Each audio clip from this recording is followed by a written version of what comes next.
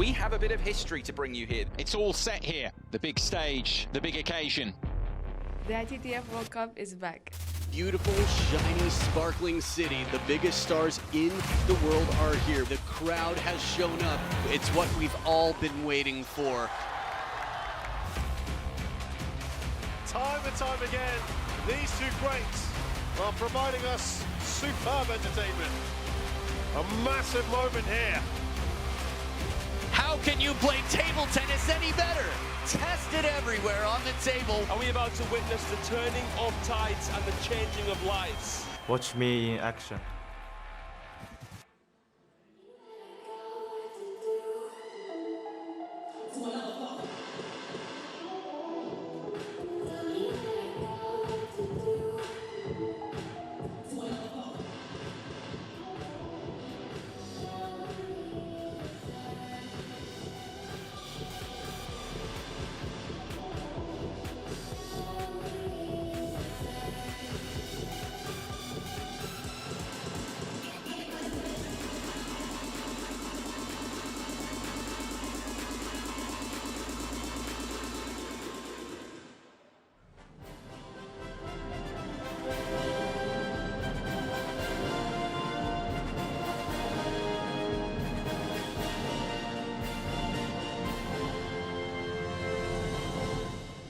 Ladies and gentlemen, the ITTF Men's and Women's World Cup Macao 2024 now begins.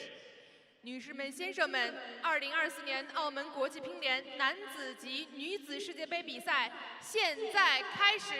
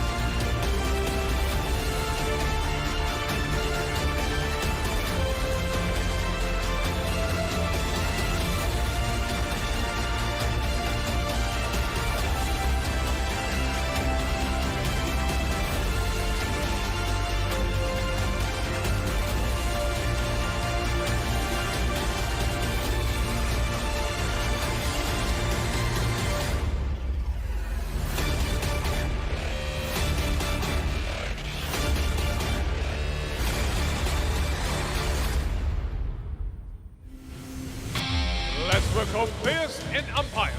First, let's welcome women players. Zheng Jian representing Singapore. 让我们首先欢迎女子世界杯运动员，来自新加坡的曾坚。An event that had a storied history, but got stopped during the pandemic, and it is back. All the best elite talent from the world of table tennis converging here for an electrifying showdown. And next, Zheng Yuping representing Korean Republic. 接下来出场的是来自韩国的申 It is the 玉 group 彬。 stages today, day one of action here in Macao, China. As we look back at the table tennis World Cup that was held annually since 1980. That was for the men's. The women started in 1996. And next, let's welcome men players. Isaac representing Singapore. 接下来欢迎男子世界杯运动员，来自新加坡的郭勇。 And here's our first match on table one. The upstart, the newbie from Singapore, who's starting to make some waves. Isaac Weck, teenager with plenty of talent. Makes his way here onto the table. And here comes Anton Karberg representing Sweden. 下一位出场的是来自瑞典 And 的 his opponent 安东 today, 卡尔伯 the 格 open。match. Very first one, Anton Sjöberg of Sweden. He too is a very, very talented player. One that will, on his day, be able to beat some of the very best in the world. Well, with me here in the commentary position, Glenn Mascarenas. Glenn, what a fantastic week of table tennis that we've got ahead of us. Absolutely, because I think it's going to be a great 7 days, a fantastic run for us. I do hope that everyone who's catching the action with us loves it just as much. What a great way to get started off with, one of those players that we know for the last couple of years coming out of Europe. He's made waves since 2014-15 as a youngster, and today regarded or respected as one of the elite of table tennis. And up against him, another youngster who's gutsy, who has big fearlessly against all opponents. And I think that's the approach that even Anton did have when he was a youngster. I do remember catching the action when he played against Hansen Dong, and that was a big one. You don't play world number 2 and without blinking, do you? And still make the comeback. He almost capped off that game. Yeah, I mean, what a talent Shalbury is, and he'll be the favourite in here. The pressure's all on him, Glenn. There's absolutely no mistake about that, isn't it? Because Isaac Kwek, as talented as he is, he's still a young man. The expectations aren't on him yet. So Shalbury will be expected to win this, and win this quite handsomely. That's the irony of all sport, isn't it? When you're an up-and-comer and you can actually play into free fall. It doesn't really matter. There's absolutely no pressure on your shoulders. And the moment you get seeded, the moment you get into that top 10, then you've got expectations, pressure as well as performance to come up with. So it's a bit tough, but more power to these two lads, and I'm really excited that we're starting off with this game.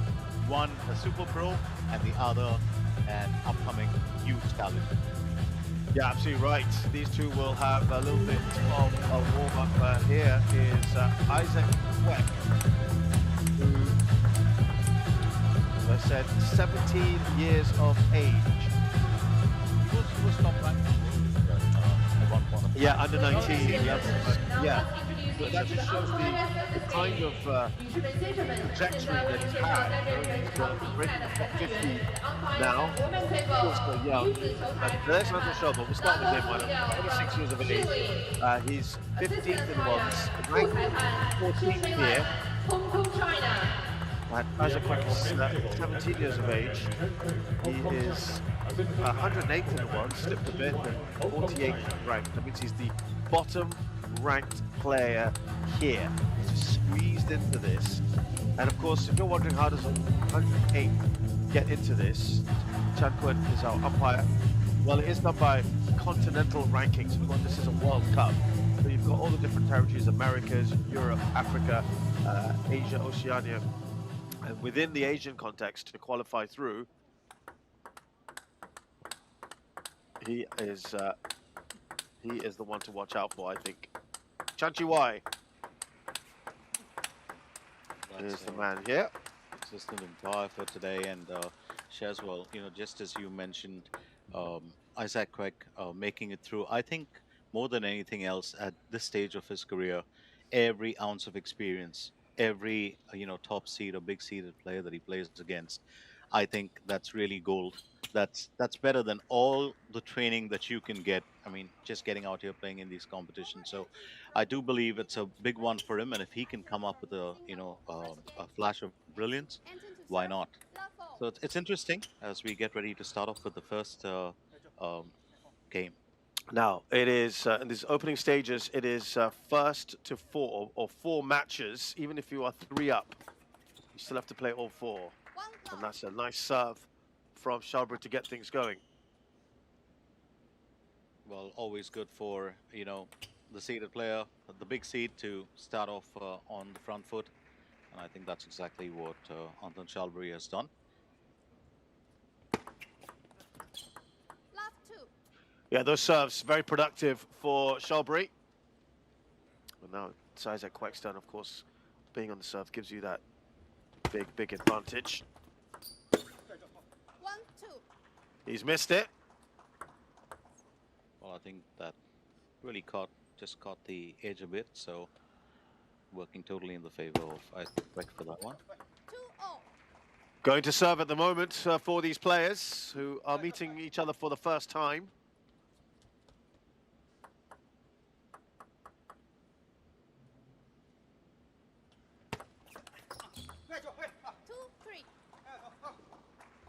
For first time, he has lost on his serve. Isaac Kwek A nice deep shot there.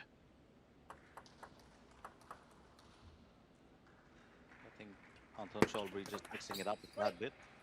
Oh, beautiful there from Isaac Kwang, just opening up his body. And he takes a 2-point lead here. Absolutely smart return there from Isaac Kwek. Well, changing direction. Just, I think he read that serve beautifully. Did struggle in those first 2 serves of the game. I think Anton Schalbury just had those down, 100% perfect. Yeah, one thing I've noticed about watching Isaac Kwek is he just does not get overawed by the situation. And it's yeah, very impressive. He just plays the game, doesn't he? And I think that's really the important bit.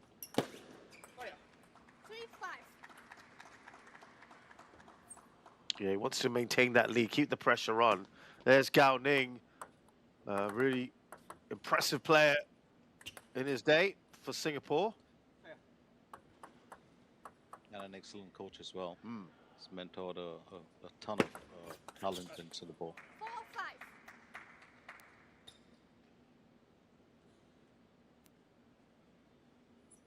So fairly good start here, I think, for both sides of the table, Shazad.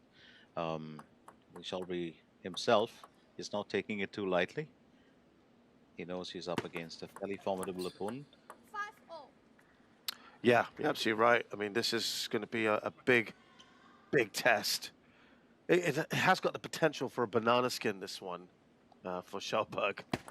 It does.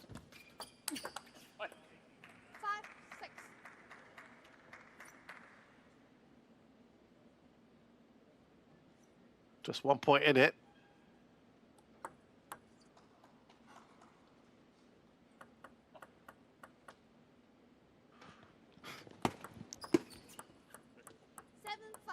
Oh, that just creeps over. That is so frustrating. And Schalbury is now a couple of points ahead. Well, I think that's 2 points, but Isaac Kwek, well, just trying to reply with that same kind of intensity that Anton's been putting into his serves, and that's really the key part.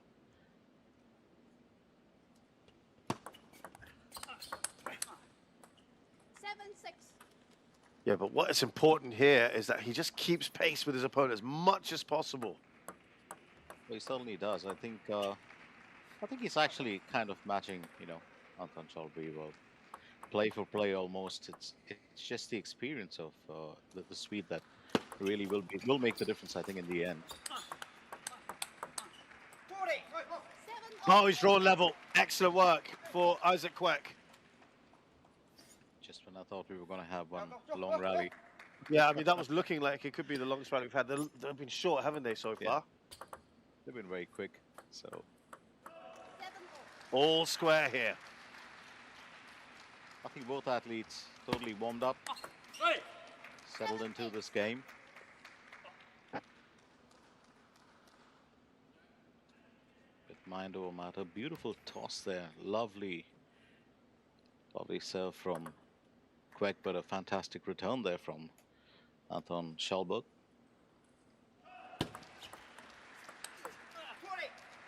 Lovely backhand there from Isaac Kwek. And again, just showing that fighting spirit of his.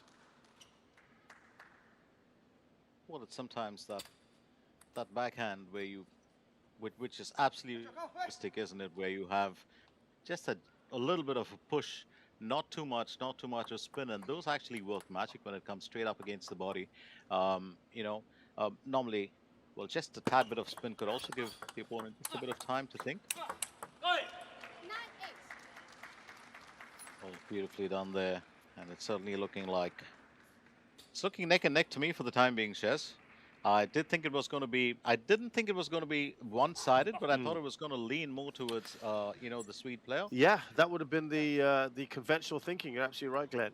But so far, Schalbury is finding it pretty tough here against a Singaporean. He is in front, though, and that was an opportunity. He knows it for Isaac Kwek. 2 game points here for Schalbury. Well, I think Isaac Kwek just stretching that a bit too much. Needed to get a bit more, I think, a tad bit of topspin on that, but just misjudging the length of the shot. 11-8.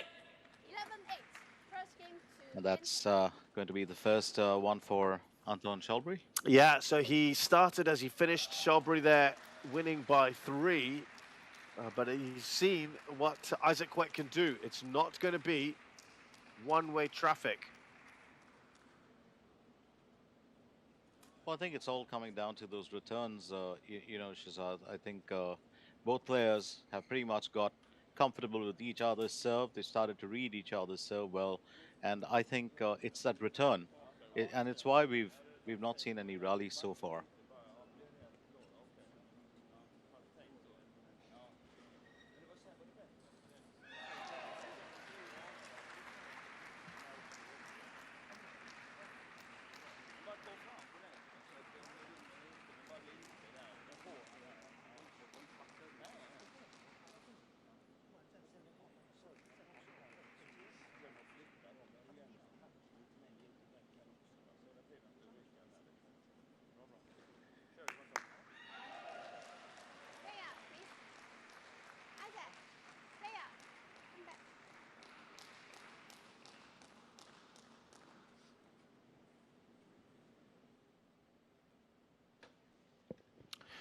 So a decent start here, really, for Anton Shelbury, but I think Isaac Kwek, there'll be enough there to encourage him, Glenn. I think so. I think that's a positive start for him. He did kind of put up a great fight there. Now, depends what he can do with the second game. And it is Isaac Kwek to start off. It just took a little bit of the pace off there, Shelbury, and that put off Isaac Kwek. I think, Glenn, it's important to remember that in the group stages, we are playing 4 matches, effectively. And therefore, there's very little margin for error. You can't really afford to lose a second in a row. That becomes tough, really tough for you. I think if you just kind of get a close view of the game and what, you know, Shelbury's been doing for the last, even what he did with the first game was, he's been drawing Isaac Kwek in. He's been drawing him into, you know, going for those shots, going in for the kill. And it's happened on 4 or 5 occasions. And, you know, Kwek has really been unable to get that ball back onto the table. So Shelbury has got a nice 3-point lead here. Excellent start for him.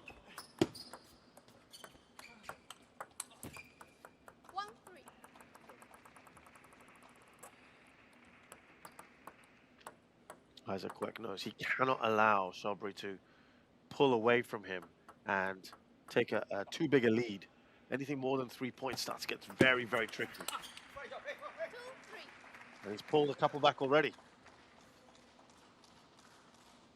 I think he's just playing, you know, Shelbury's tactic back at him, and that's what he's doing. He's just kind of trying to get him to.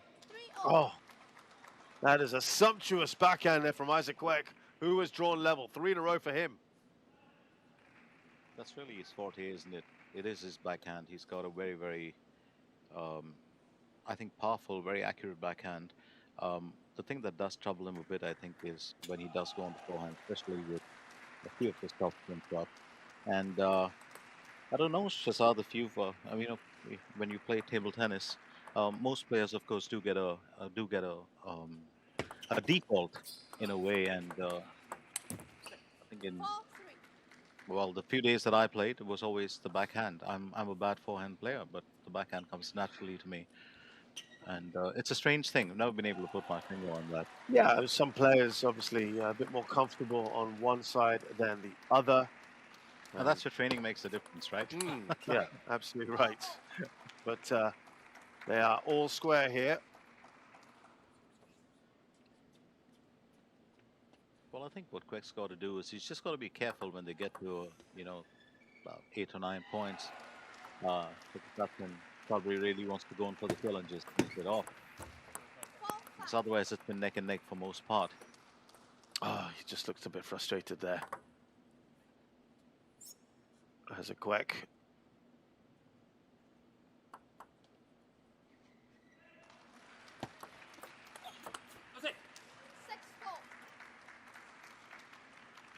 think He's just a starting tad to pull bit of away. nerves, yeah. Sorry, Glenn. Yeah. It's just a tad bit of nerves for him, I think, Shazad. And I think losing your own serve, losing 2 in a row, well, that's just kind of a bit unnerving since he's already a game down. So I think it's just nerves for Isaac Quick to be able to calm himself. 7-4.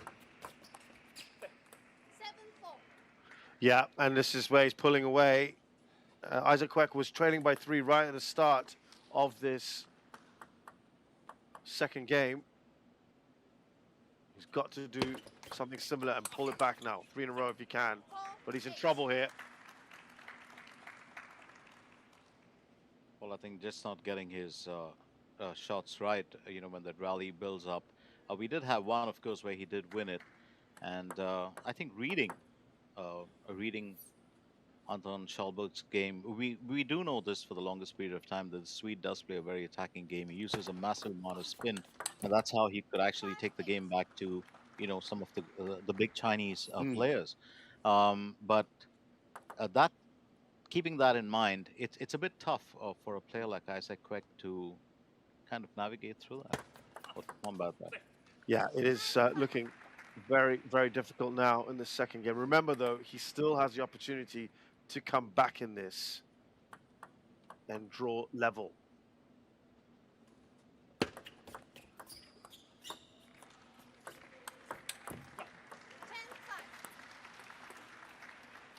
But there are 5 game points here. Schallberg's on to his second.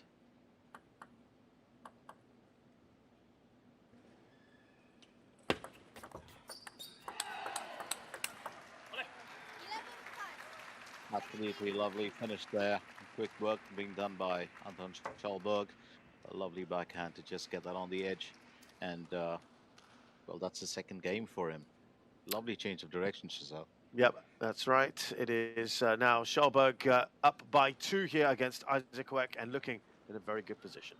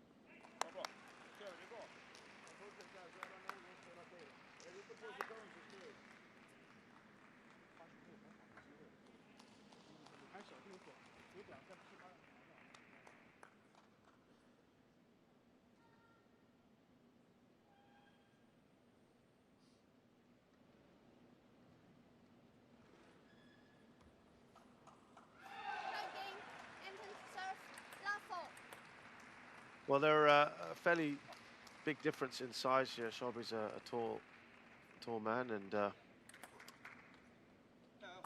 Isaac Kwek much shorter, so there's a greater reach for Schallberg.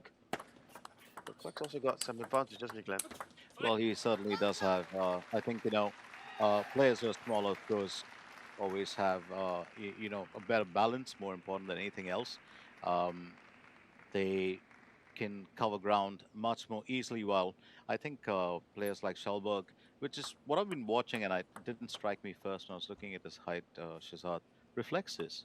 His reflexes for a tall lad are phenomenal. That's really quick as lightning. And if you look at him, the footwork's not that fancy, but his upper body, just it's like a separate part, the way he moves. He's got really, really good technique. He's very quick with his forearms and his wrist. And I think Isaac Kwek tends to use a lot more body than Schallberg does. And you're probably right about that. It's about that reach. It's about being able to, maneuver yourself without really having to move that much. Well, he's had a very, very good start. Identical start to what he had in the second game, Schallberg, and it's prompted a timeout here for Isaac Kwek.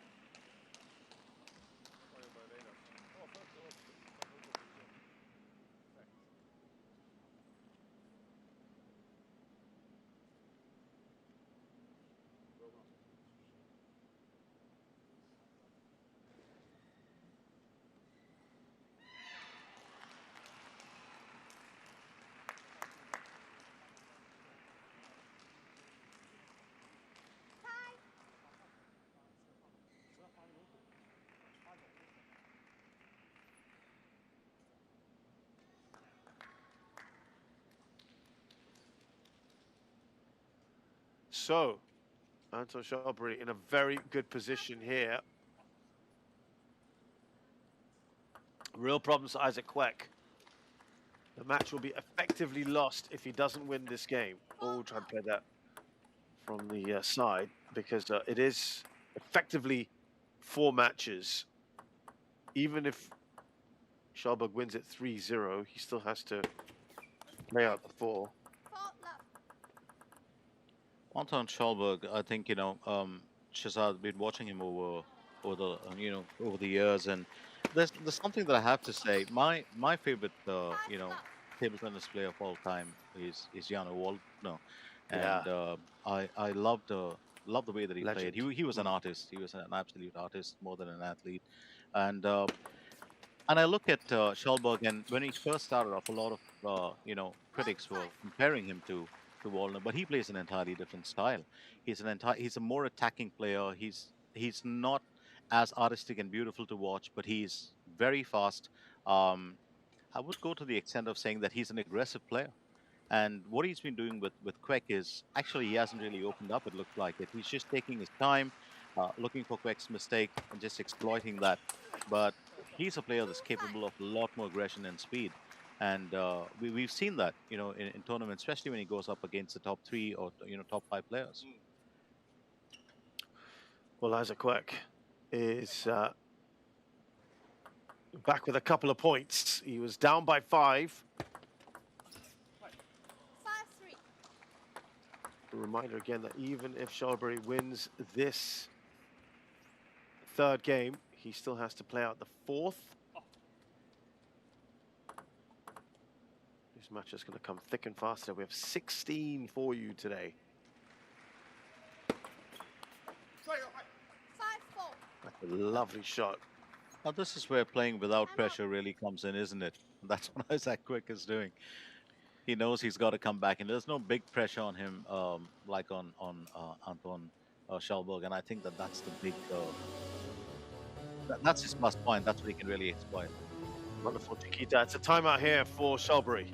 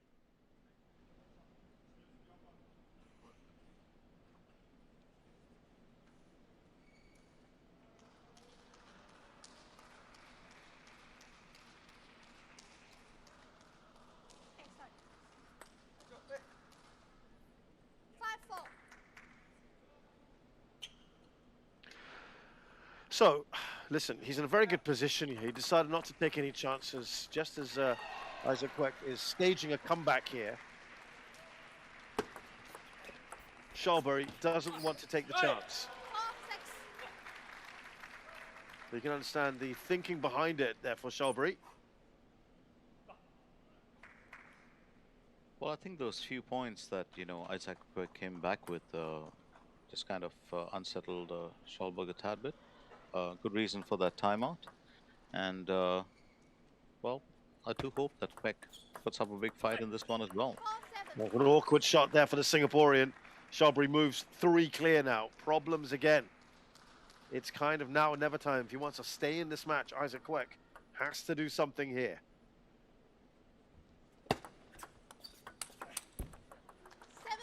That's more confident. Just in the previous point that he lost, Shazad was very unsure of his shot, and I think it's shot selection. But this one, that's oozing with confidence, isn't it? Yeah, great job there from Isaac Queck. Just gets right over the ball. Goes cross court. So Isaac Quick fighting back. 7-6. Impressive. A little shake of the head there from Shelbury. He knows. Remember, he was 5-love up in this one, which means that Isaac Kwek has won 6 of the last 8 points. Start to see the crowd filtering in here, the Galaxy Arena. Absolutely love the setup here. It's colorful, it's beautiful, it really looks like a gaming world in there. Yeah, it is a top-class venue that's held a number of WTT events over the last couple of years. And it's great to have it back. Oh, wonderful play from Isaac Kwek, who's just a point behind now. And this is exactly what we were talking about earlier, Shez, you know, being fearless, being able to take on the players, and that's what you really need to do. You just need to play the game. You can't really think of, you know, your opponent's ranking, your opponent's playing style or whatever. You just got to play the game, and I think that that's what Kwek does best. But Schalburg just getting those points in at the right time, now leads 9-7. No senior titles yet for Isaac Kwek, 17 years of age. That's better from Shelbury himself, who's won a couple of WTT titles to his name. The world number 15. I mean, we are talking about world number 15 versus world number 108. There should be no contest in theory. But to be fair to Isaac Kwek, just a few weeks ago, he was world number 55. Well, let's not forget that Schalburg's also been in the top 10. And that was pretty soon after he actually got into the junior circuit.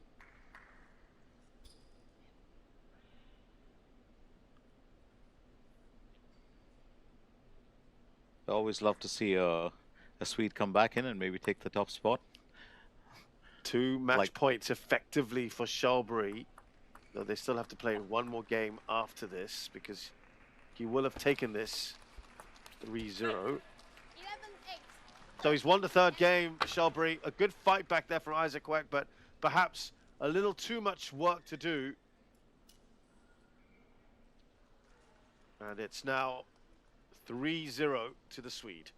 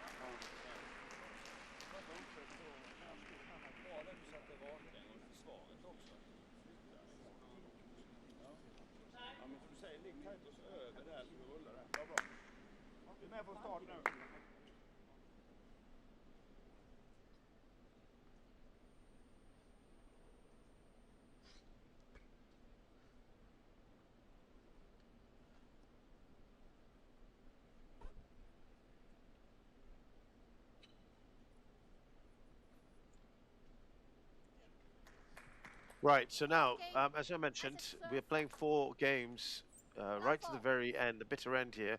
Isaac Kwek knows that he still needs to pull one back. Why not? It might make a difference a little bit later on. Last one. Well, I think we were talking about those 4 games, you know, being played out just so that you could, you know, tally where the players stand at the end of the first round. And I think that's so important. So I think Isaac Kwek's got to play his heart out here, and even if it doesn't really matter, he still has to play his heart out here for his own morale. I think that's so important. Really, I think Shazad, the difference here was just experience more than anything else, and it really was on display here. Schalburg has been in the circuit for a very long time, We do know what he's capable of. As you mentioned, he's in the top 20. He's the number 15. Isaac Kwek will have his time in the sun. Yeah, I'm firmly of that belief. I think many people do think that Kwek is going to come good and really show what he can do. He's had a couple of very good events at the Singapore Smash over the last few years, and yeah, I think people feel that he is the one to watch out for. Schalberg will just racing ahead here though with but that's what he's done, I think, in that especially in the second and the third game, he did race off to a decent start. Leads by 4 points to 1, and Isaac Kwek will draw one back in 4-2 now.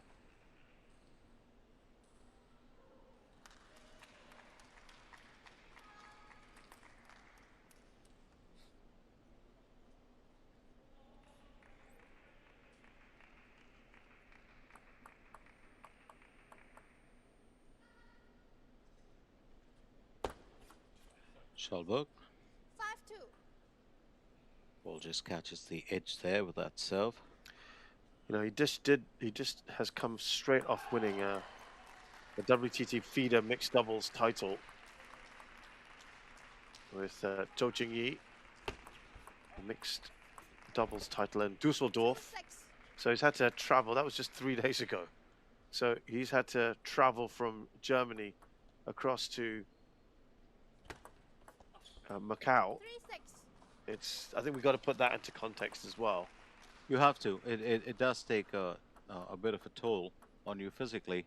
I mean, even if you're in business class or first class, and normally I don't see most athletes doing that. You just travel, like that.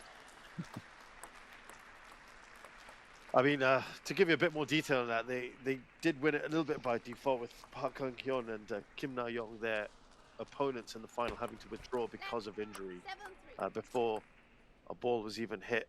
But still, that's their third WTT title together. They previously won the mixed doubles title at the Youth Contender Antalya in 2023 and the Youth Star Contender.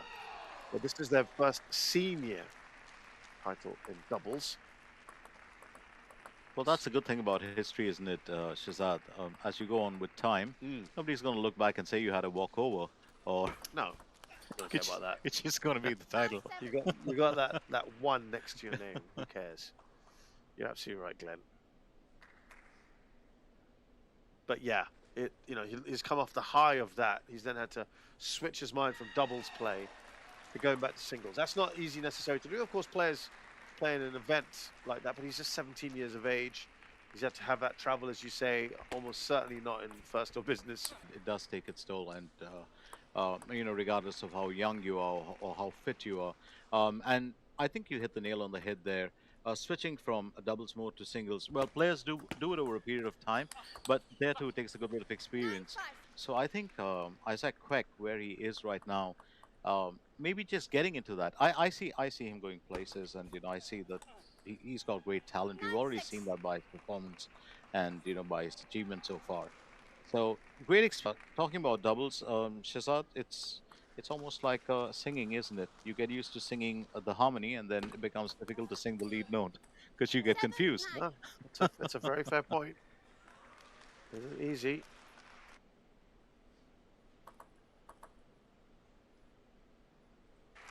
Yeah, he looks annoyed with himself.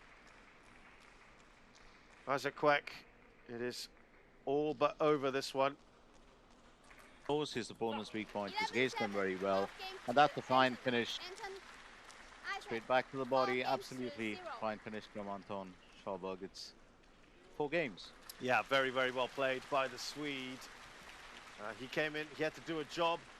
It looked like there might be some stiff opposition from Isaac Kwek, who did put up a fight at times, but the quality of Schalberg here showing right through, and he wins it. And I said at the start, he'd want to win this and win it in style, which he does. He wins it in straight games.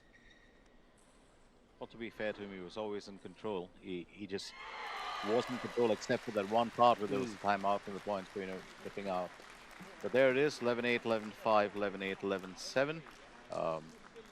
4 straight games for Anton Chobry, and it's the men's singles group 14 match number 1 done with. Ches, look at that. We just about started a while back and it's already a game over. Yep, the first match is done. We're going to move on to the second one in just a short while. Right here, the ITTF Men's World Cup Macau 2024, the Galaxy Arena. We'll be back in just a short bit.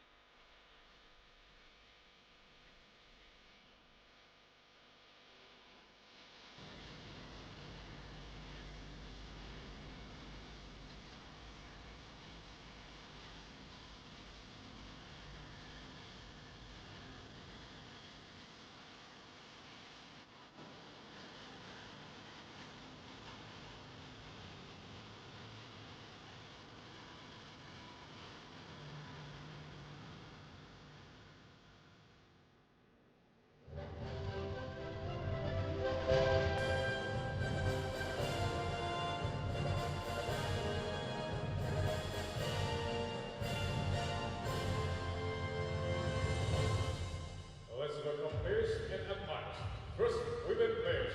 Michelle Robley representing Australia.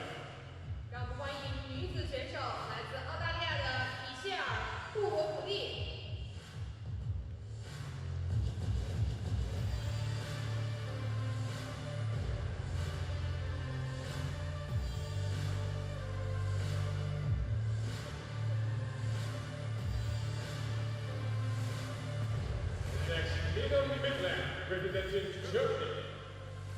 接下来欢迎来自俄国的伊娜·米特兰普。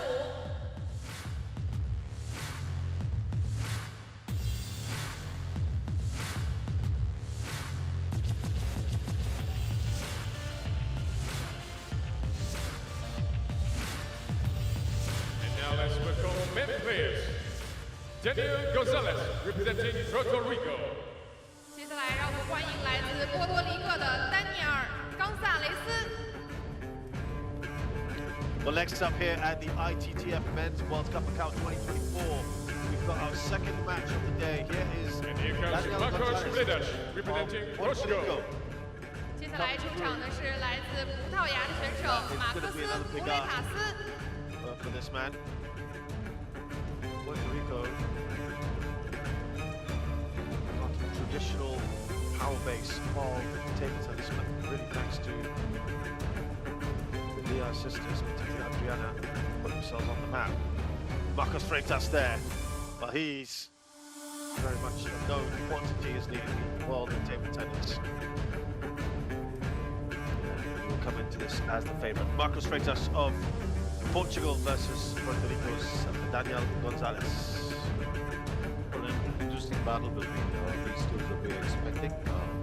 Because we do know Marcos Freitas' pedigree, and it'll be left to be seen whether Daniel Gonzalez will just extend what the Diaz sisters have been doing.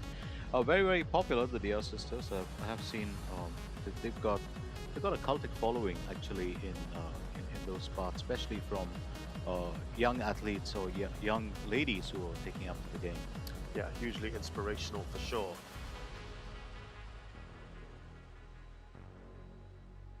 So just a reminder then that this is first to four, or effectively 4 matches played. We just had the last one where Anton Shalbury beat Isaac Kwek 4-0. So even if you're 3-0 down, Glenn, you still want to get that game, that final game if you can, because it might make a difference in the final reckoning. And that's important to remember. Especially if it's a tie, who's going to go through, probably. Yeah. I do see that. Well, interesting, yeah, the lads warm up. This is the first time. This is an important one. It's Group 15. Let's not forget, we're looking at 3 players per group, so it's going to be interesting to see who the other opponent also would be. Yeah, it is the King of Africa. What? No, Nigerian.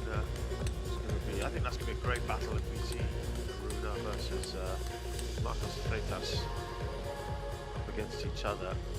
And by the way, in that earlier group with Isaac Kwek and Anton Shalbury, their third player was Kim Jong-un of Korea. Now, Freitas is 36.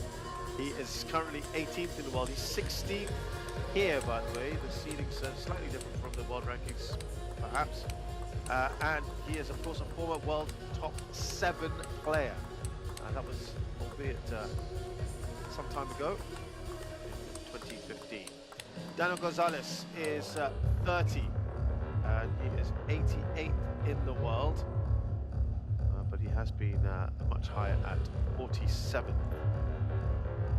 Sorry, he's seeded 47th, I should say, excuse me.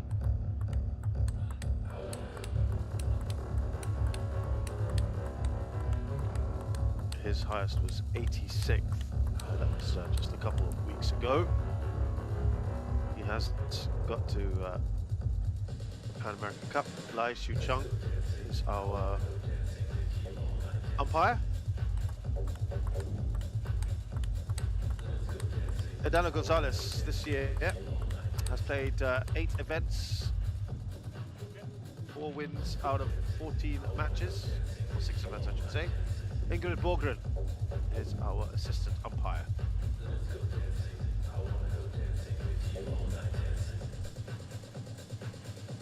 He has lost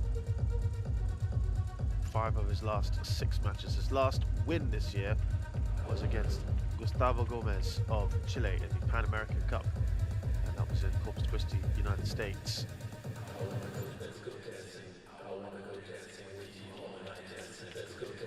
One of the things that's been getting me, of course, shares is the music. We started with one that was almost about it and then switched Straight gear edge to just serve. before the game Love could ball. start. Well, this one just gets them pumped up, doesn't it? Motivation, absolutely. Left-hander as well, should be noted. Marcos Freitas, that makes it just a little tougher for Daniel Gonzalez, One love. perhaps. He used to be playing. I was just going to say that earlier, Right-handers, Shez. yeah. It's one of the only sports in the world, one of the only that, where a left-hander actually has a very sharp advantage. It doesn't happen in lawn tennis. It doesn't happen in badminton. You don't see that many left-handers, but in table tennis, that left hand against the right hand, it's another level. As a left-hander, I am, yeah, I can totally understand that.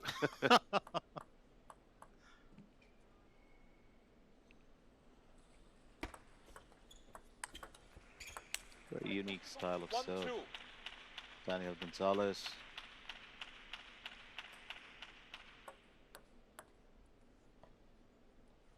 They have met once before, by the way.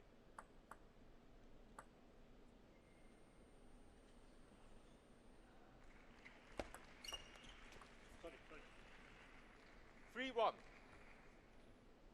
Well, how often, Shez, do you see a player rest his arm on the table and dip right down with the bat? It's almost like you're dipping into the unknown. Very interesting, Daniel Gonzalez style of serve. 4-1. Marcos Freitas keeps it simple, keeps it effective. Yeah, these two met at the WTT feeder in Portugal, 2023. Marcos Freitas won that 3-0, 11-3, 11-3, 11-4. Very, very comfortable, which is what we're probably expecting here today. Let's see what happens. 1-5. Very clinical with this finish, Marcos Freitas. So 4-point lead here over Daniel Gonzalez. Gonzalez just trying to, well, get himself back into the game.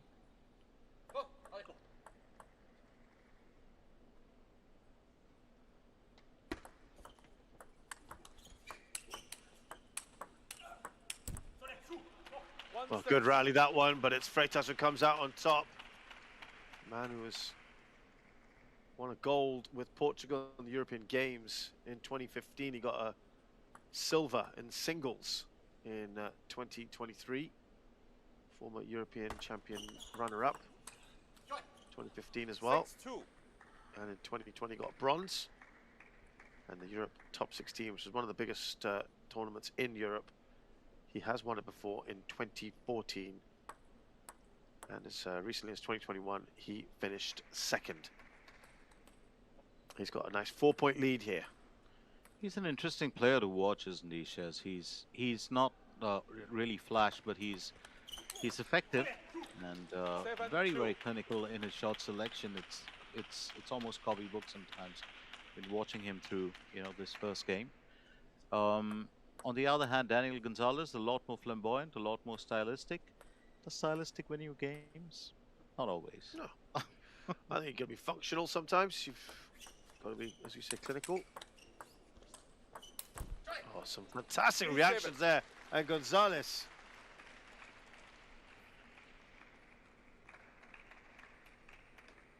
He just hung in there. Some great reactions from him. Good counter as well.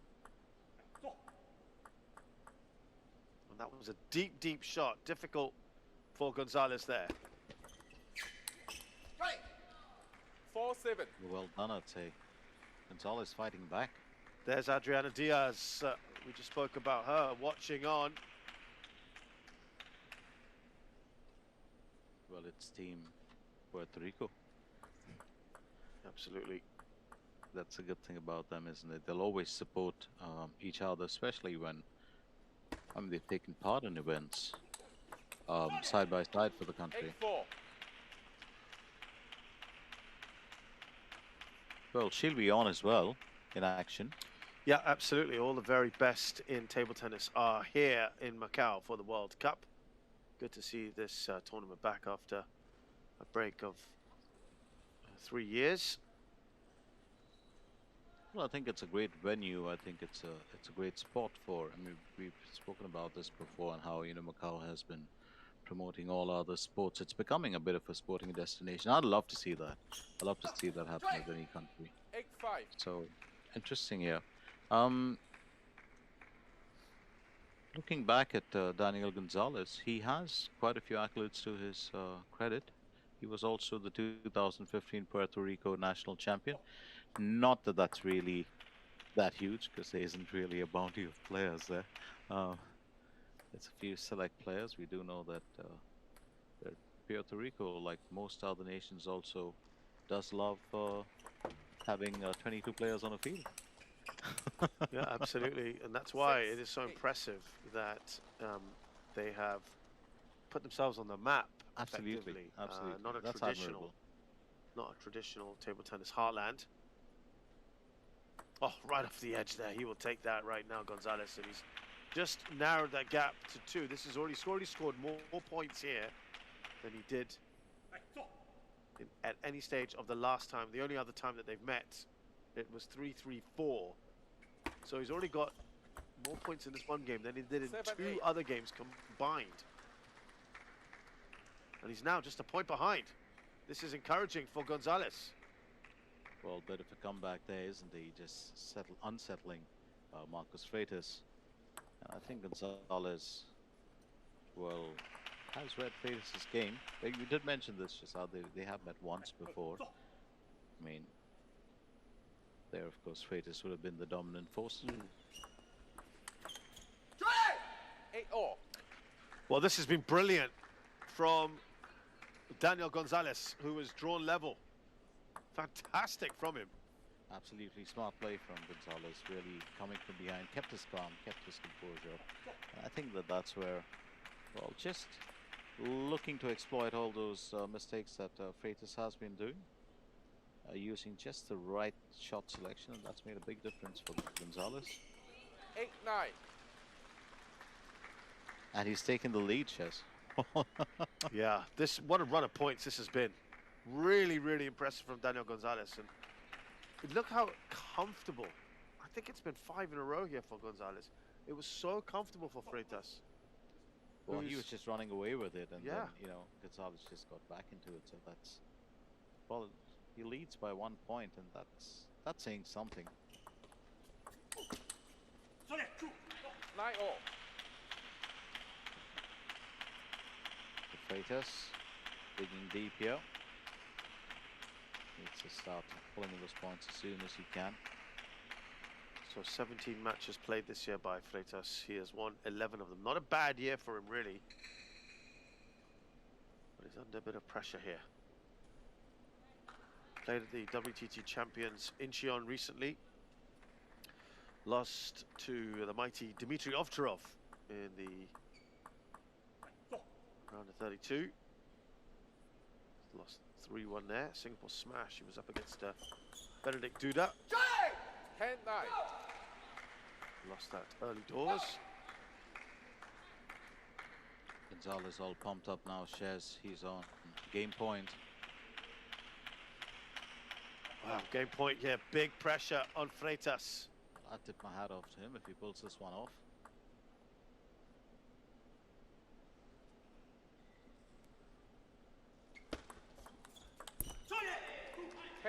He's drawn level, and we're at deuce here. We need a winner by 2 clear points. That's the first deuce of the day. It's just the first game between these sides.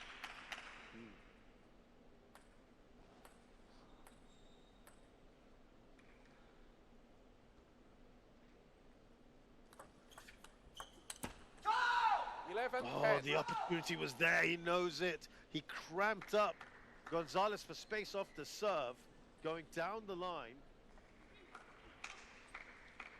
Then he had a whole table to aim at, Glenn. Adriana Diaz, feet sensing another chance here for Gonzalez. Oh, it's a beautiful backhand, isn't it? Absolutely. Freitas just putting him totally in a difficult position to return that. I think great shot selection from Freitas. Was in control of this one just entirely.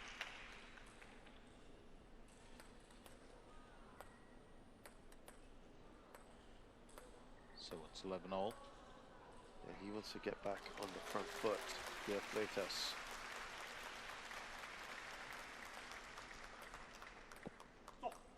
He needs to put the pressure on and himself, get onto game point if he can.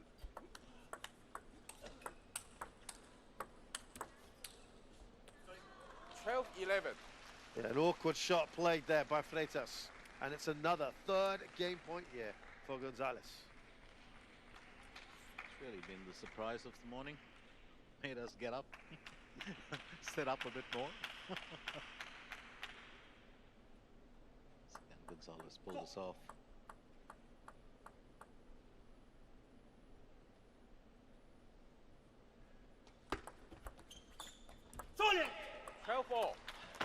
For the third time, Freitas has saved game point.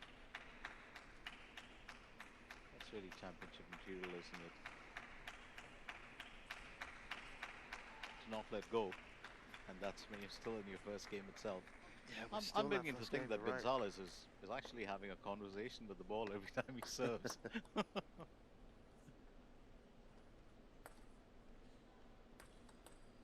Remember, he was absolutely cruising to something like 8-4. Yeah, I think Freitas just ran away with the points initially, and Gonzalez just creeped back in literally. 12-13. And for the first time, it is Freitas in front here with a game point. Now, can he convert?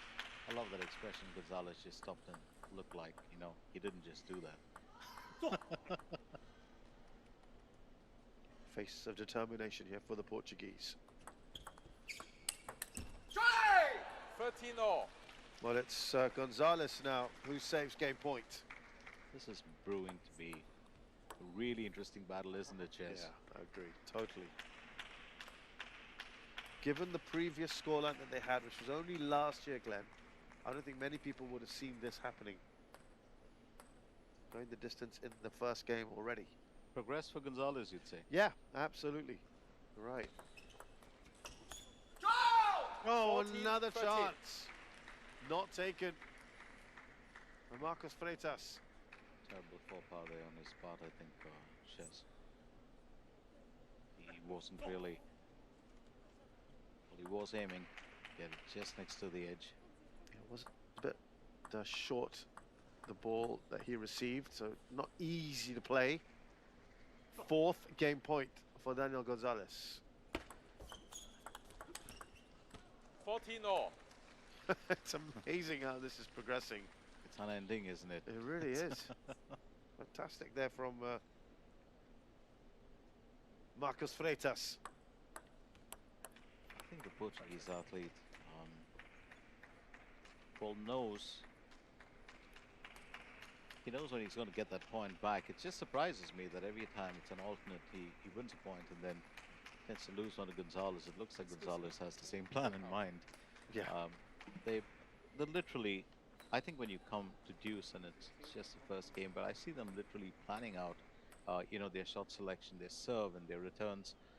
And well, keeping in mind the fact that it's a single every time, it makes a difference as compared to a regular dual serve. So Freitas back again there. Yeah, his second game point now, Marcos Freitas. A lovely finish from him. A reply from Gonzalez for that previous skill.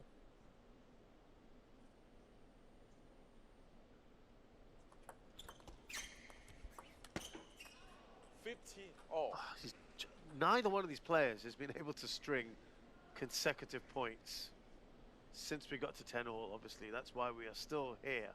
You need to win by 2 clear points. I was about to say that's why the game's still on, isn't it? Incredible. They're fighting tooth and nail, these two. Low towers. 6 on. Really good watch this.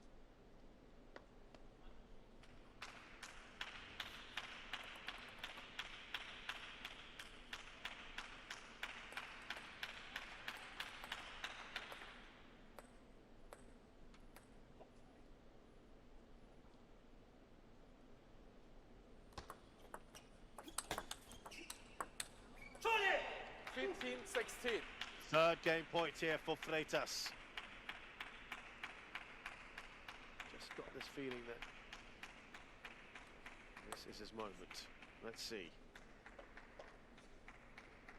Well, that acceleration on that previous shot is absolutely marvelous. You saw the difference between the two shots, played similarly, but that one just whipped through, didn't it? And just caught Gonzalez off guard. 17-15. And there you go. Again.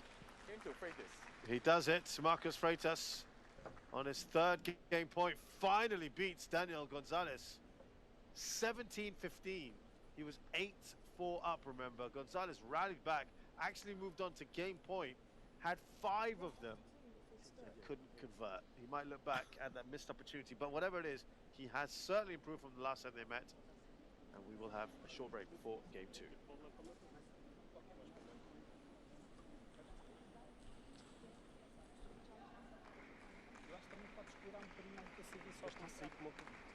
Ao início saíam todos. Não, mas está mesmo bem, percebes? Por isso é que viste os dois primeiros. Mas podes também. É que está vindo daqui para lá. Mas podes também às vezes ser. E só queria muita cor. Ou também em linha também, às vezes. Fizeste um. E fiz 2, 3. Foi bom. É bom fazer as. Porque recebe sem direita, não recebe esquerda. E depois é assim, está sempre à espera de um invertido também por baixo. Por isso é que ele está aí. Mudar um bocadinho, às vezes também um bocadinho mais. Mas quando mais por cima, mais por cima. Está bem, mas depois experimentas a bola a seguir. Ok? Sai! Como tem não se metes na primeira bola, bora lá, lutar, anda. Sempre concentrado, Marcos, bora.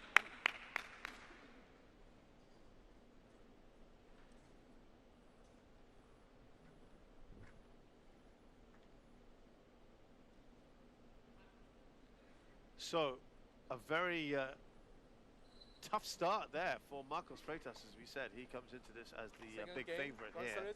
To serve, love 4. But he was pushed all the way. In fact, I think Gonzalez might look at that with a bit of disappointment. Well, I think he certainly would, Shez, but it will also give him a bit of a morale booster coming into the second game. And as he serves, as I mentioned this earlier, of course, very unique, Daniel Gonzalez. He's a bit of a flamboyant player. He's got a very different serving style. Been very keen on really finding out, how he's developed that. It's the same as Shazad, I think, in our sport days, when you used to play active professional cricket as well, besides all other multi-sports, you develop certain styles of bowling, batting, even playing tennis. Love 2. And I think Gonzalez, really quite an artistic player to watch. He's quite the entertainment package. I think he's got good shot selection. He's got stylistic play. Freitas, for my money, is just a workhorse. Yeah, he's look how far back he was pushed. Marcos Freitas there. And Gonzalez really taking the initiative. 1-2. Very much a front foot player.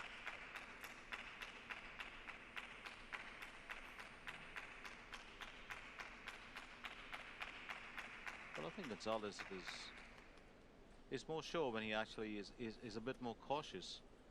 It's only when he actually gets going with a free hand, goes in for the smash or for the kill, that's when Freitas actually does get the better of him. It's happened in the last few games, or the last game, sorry.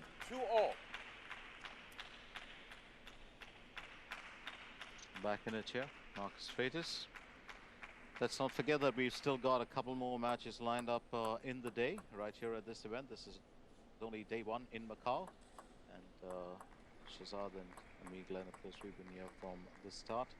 Just to keep you in the loop, we've got our very, very close friends, Des Cockle and John Pike, covering the women's event at the same time. So we'll be taking you through this action right till the end. Of course, Shez and Miyako will be with you right till the last day. Isn't that so, Shez? Yep, looking forward to all that fantastic You action. just love Macau. It's just an excuse to be here, isn't it? Yeah, great place. Macau. 3-all. It's had some fantastic events in the last few years.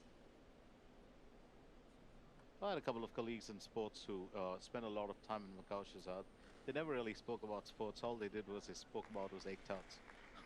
Yep, very well known here in these parts. 3-all at the moment. These two battling it out. It has been very, very tight. I think it's fairly neck and neck, and I'm actually loving this, Shez. But this early in the day. I thought we'd see this a bit later. Yeah, I mean, it's look, a tight affair. Most people would have had Marcus Freitas winning this comfortably. Just like in the end, we did see that with Anton Schalberg, didn't we, against Isaac Queck, where it kind of went to the form book. It was a bit of a tight start. Isaac Queck was keeping pace with Schalberg, but then the quality saw him through. Freitas here 3-5. He's having quite the battle in his hands. A lovely serve, that one. But Gonzalez is certainly showing what he can do. I don't think Freitas is really expecting what he's facing right now.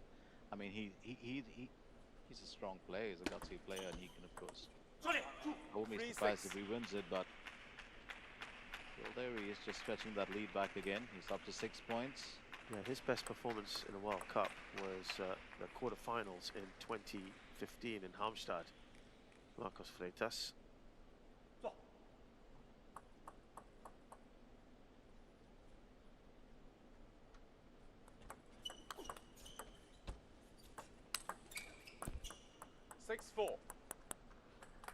Daniel Gonzalez, this is his first World Cup.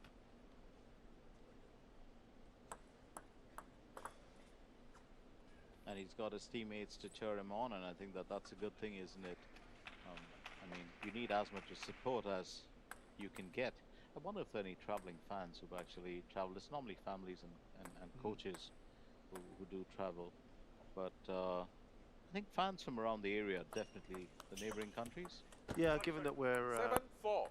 effectively in China, there's always table tennis fans, isn't there? This is such a massive sport in this part of the world, and with some of the names that are enough, of course, we're going to have the likes of Fan Zhendong and Ma Long here on this table today alone. Tomokazu Harimoto. 5-7. They're certainly going to be very, very excited to see them. Of course, the Women's World Cup, as you mentioned just a short while ago, is happening on the other table as well at the same time. So, yep, the very best in the sport. That's the beauty of having the World Cup come back, is to have all these names in action. Freitas here up by 2. Now he'll be remembering that he was in this sort of position in the last game, Glenn, and he kind of let that go, the initiative, didn't he? I think this one's been a tad bit closer, though, because Gonzalez has been very sticky in the second game. He's kind of, stayed or played tag to what Freitas has been doing. Freitas, of course, with that 2-point lead, which could be just enough for him to win the game eventually, but right now, Daniel Gonzalez, I think, charming the audience here today. 5-8. Oh, that's beautiful play. Absolutely good speed there from Marcus Freitas, and pinpoint accuracy to get that ball just away from Gonzalez, making Gonzalez stretch for it, but there was never a doubt that he would reach it. So here it is, Freitas on 8, Daniel Gonzalez on 5.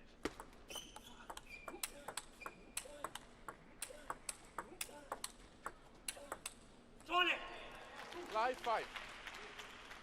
Yeah, he's pulling away now.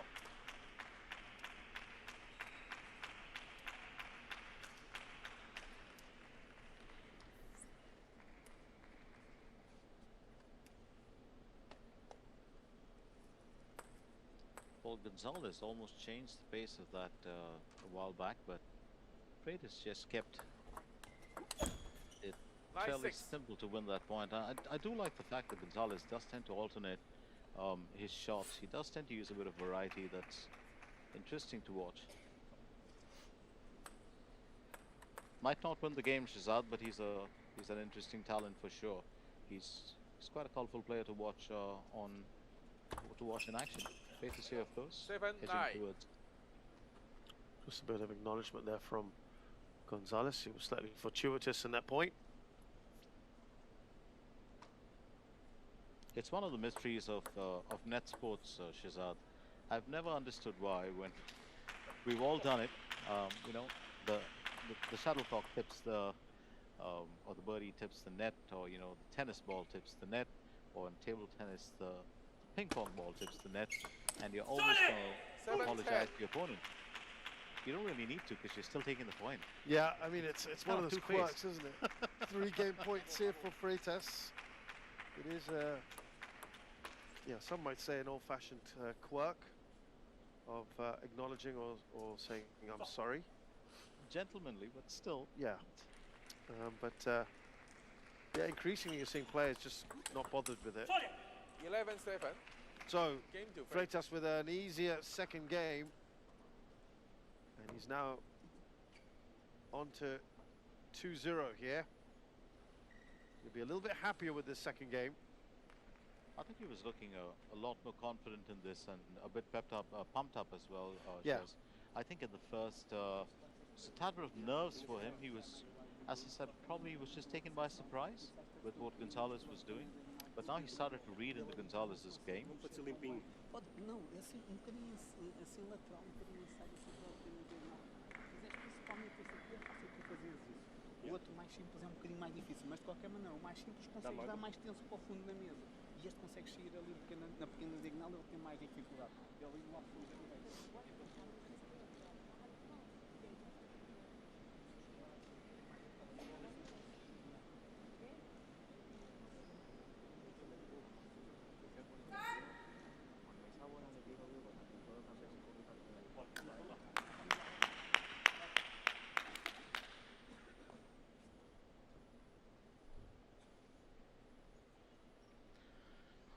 We're just trying to figure out, she's out with Adriana Diaz. Is she the one in charge here? Is she the one coaching, you know, Daniel Gonzalez? Because it could be. She's a fantastic athlete. I think she's at that stage where she could, you know, impart a lot in terms of mentoring as well as in terms of, you know, getting players to train. But I have to say this: Daniel Gonzalez himself, if you look it up on the internet, has tons of training videos where he does really coaching, and that's interesting. He has training tips, and some of them are really effective, quite useful if you ask me. One love. Well, he's got to coach himself out of a situation here. He's down by two. Absolutely. And needs to draw on all that experience here to try and pull himself back into this match.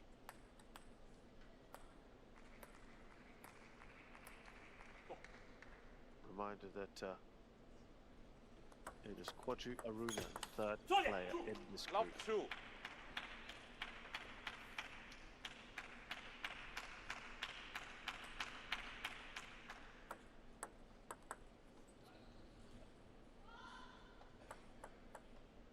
Well, Freitas, I do love it when he does change his serve up a bit.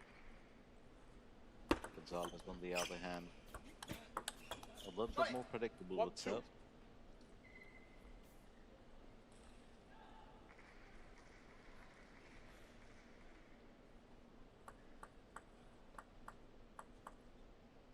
But we did mention this earlier, and I think Shez just ran through this. You have 4 games that will be played out, and that's compulsory in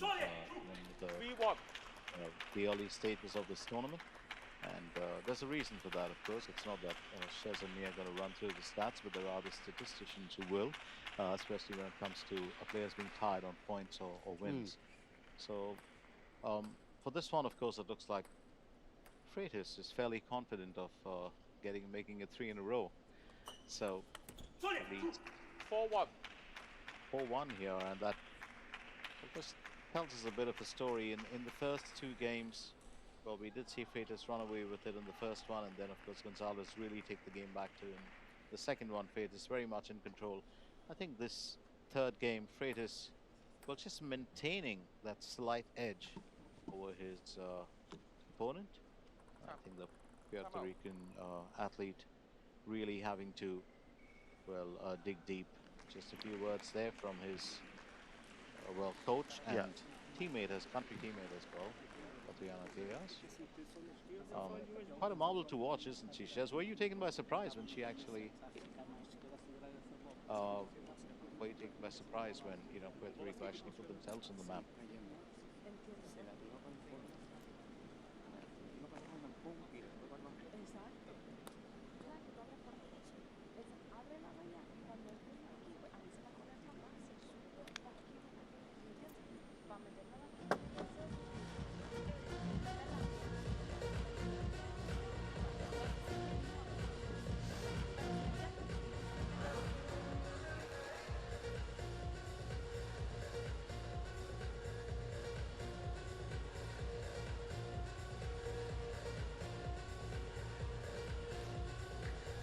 Time.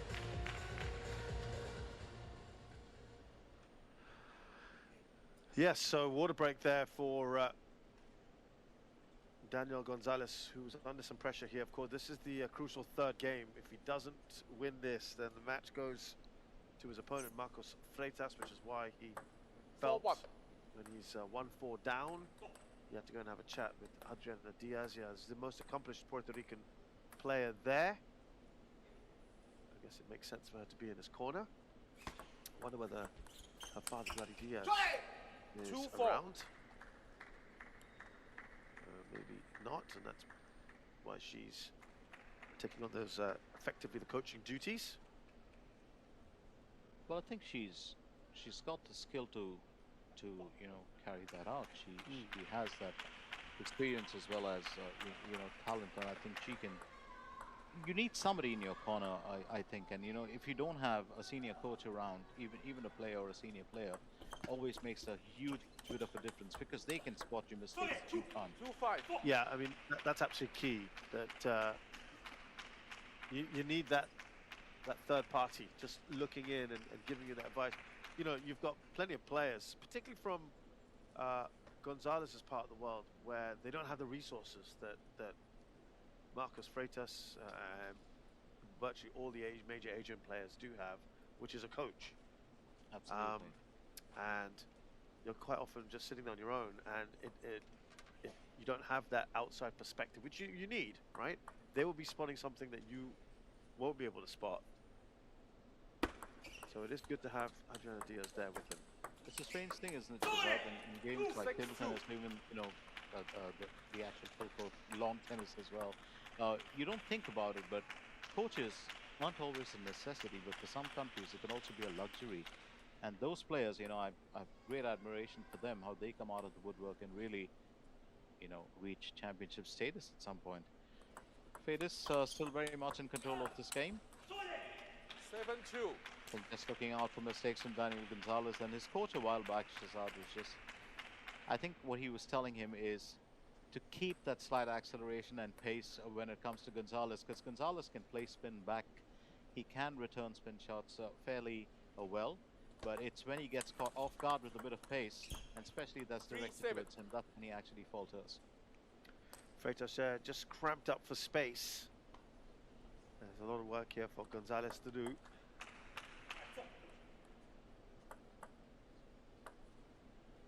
I've enjoyed watching him in action, actually. Daniel Gonzalez has been, as I said, he's an interesting player to watch. Comes up with gems like that. She knew the camera was on Adriana Diaz. Just a dry smile.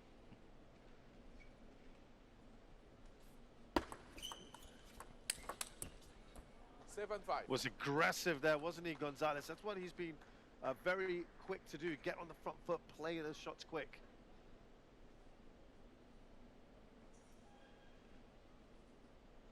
Not really leaving his opponent much time to think and react. Just 2 points in it. Are we going to see another Gonzalez comeback here, like we did in game 1? 7-5, that's interesting. Gonzalez also has that never say die attitude, but of course it's Freitas to serve. And he'll be keen on extending his lead back again. 7-6. Well, Shazad, if we did notice that Freitas excellent there with the serve, and once again Gonzalez just he can return those spin serves and shots, and the more the spin, he has a great return, you know, for them. It's the pace that does catch him off guard, but it's 7-6 Gonzalez fighting back, and Freitas, I think, just a bit frustrated that he didn't get that one in.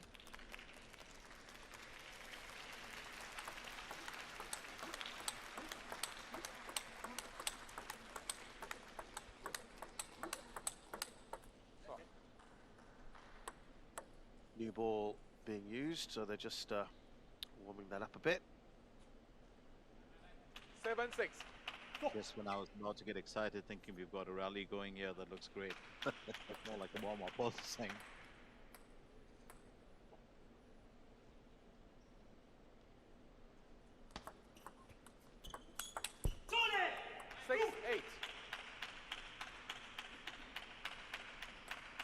We sort of heard a bit of a shout there.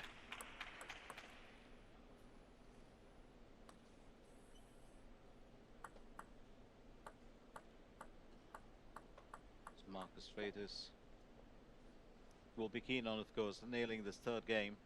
Gonzalez just trying to stop him in his back. 6-9. We'll almost have that together. Well, the net can sometimes work in your favor or against you. That's exactly what happened this time around for Danny Gonzalez. Almost had that together.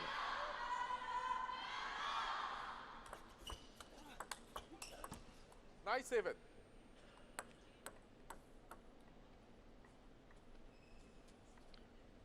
You know what's the great part about this game, Shez? I think Freitas might win it. There's no doubt about it. Gonzalez has made him sweat for it. No, you're right. He has. It's not been the one-way traffic that many might have suspected it would be. You're actually spot on there. 10-7. So, game point here for Marcus Freitas. And he could... Well, I'll be surprised if he doesn't want to go on for a 11-7. There it is. So Freitas has taken the match effectively by winning the third game 11-7. So it's 3-0 now, the lead. It's an unassailable one. But of course, still have to play the fourth one out.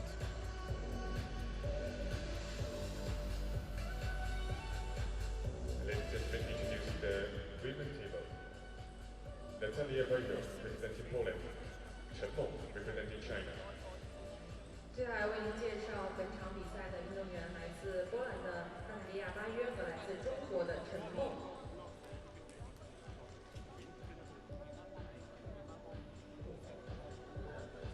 Ladies and gentlemen, now let's introduce you to the umpires of this game. 女士们、先生们，现在为您介绍在那边超比赛的裁判员 umpire at women table 女子足球台主裁判。前裁判 Hong Kong China, assistant umpire 副裁判 Lagos Nijal Chile. Vamos sempre concentrado, Marcos, bora. Vai, vamos.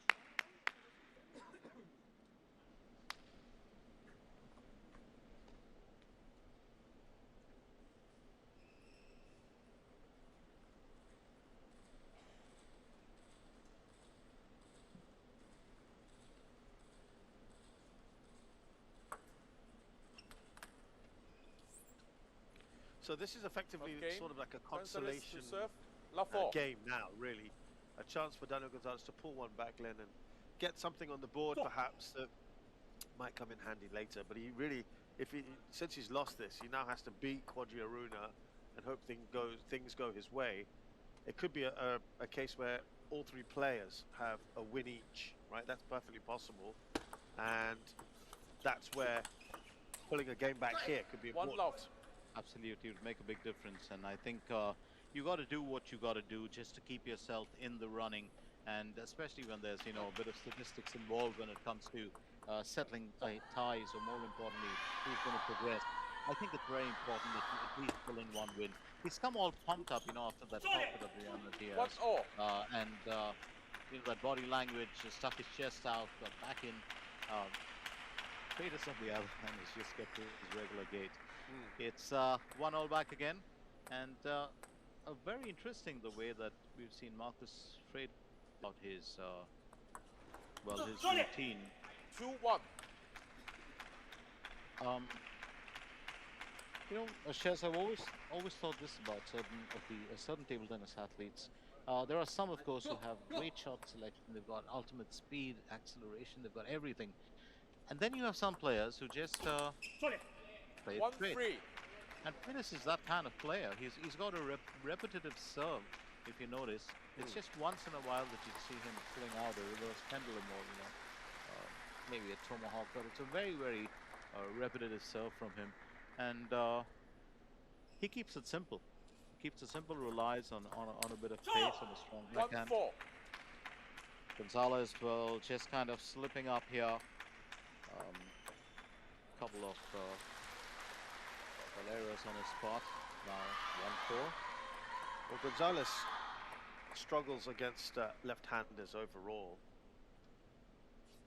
Around a 33% win rate against 5-1. lefties. So that's perhaps a little Achilles heel for him. He's now trailing by 4 here.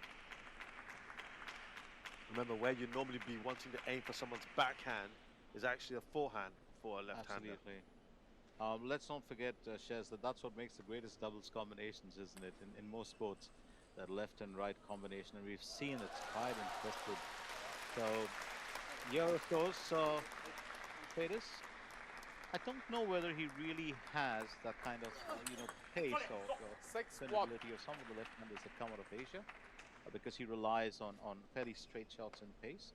At the same time, Gonzalez, who uses a lot more variety in his shot selection, has actually struggled against Freitas at certain parts. Then I think proof of that is current score back again at 6-1. Yeah, right, leading by 5. And make that 6. It looks like the writing's on the wall here.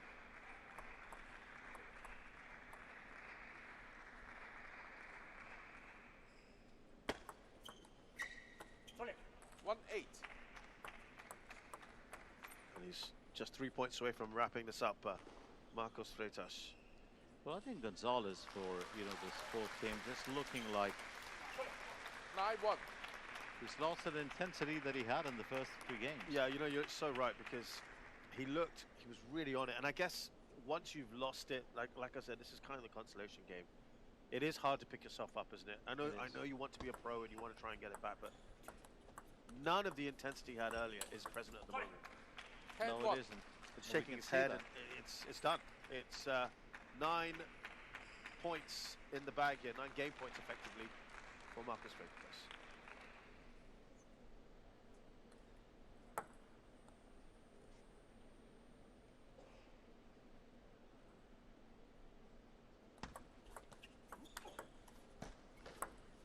The game is 4-0.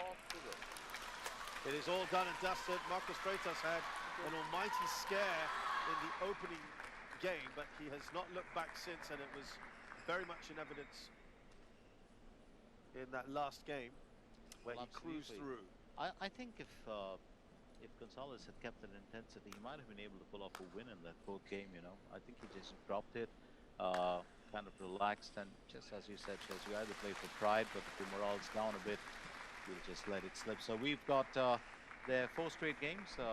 Freitas winning it 17-15. That was the big game, wasn't it? And then 11-7, 11-7, 11-1 for that first game, Chaz. I mean, much as I'd love to see a replay of it, I'm just glad it's done. Yep, 4-0 to Marcos Freitas, and he is top of the group at the moment. Guadiruna still to play in this group. So we'll be back very shortly for the 3rd match of the day. Ahmed Saleh of Egypt will take on Germany's Dang Cho.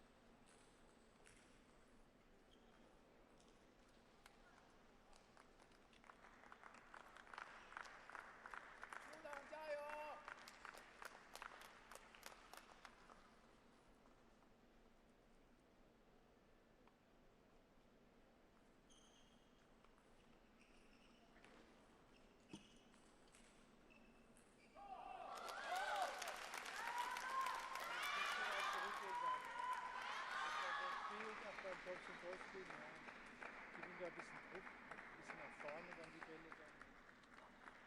Schauen, was passiert dann bei Jan auch. Wenn er mal einfach aufgeht.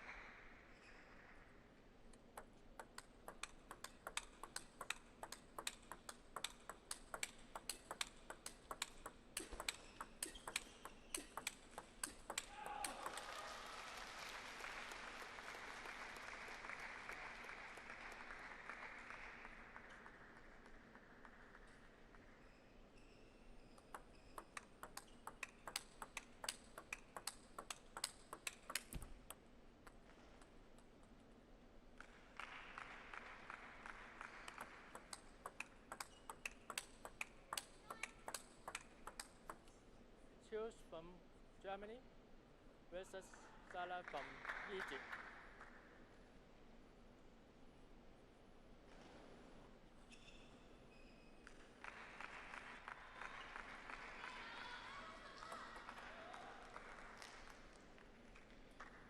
First game, Salah should serve. Love ball.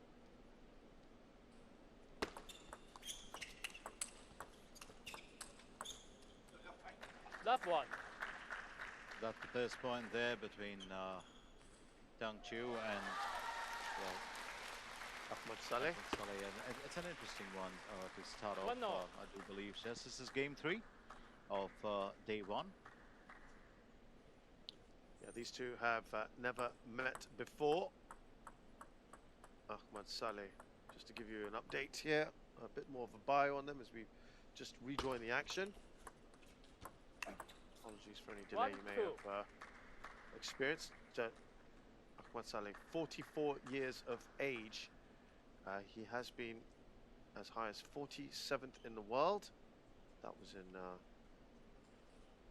2022. And he is currently 58th in the world. Well, we saw our first left-hander in the previous game, Shez, and with Marcus Freitas, and here we have, of course, the first player with that pen-holder grip, very unusual for a German-born national player, the first German-born national player to have a pen-hold grip, and that, of course, that two-sided penhole grip, which we were just chatting about a while back, so popularized and perfected by Hugo Liang.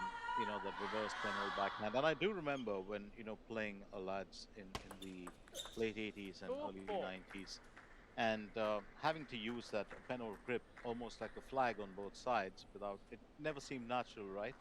Yeah, So it's tough. only a matter of time before somebody came up with that. I think that's genius, absolute genius. Yeah, it kind of revived it in a way because people felt it was a little one-dimensional or just difficult to maneuver around. And it's amazing that we have two amazing players that are penhole players at the moment in the men's game. Dang Cho is one of them, of course. He is currently 10th in the world. The other one is the fantastic Felix Lebrun.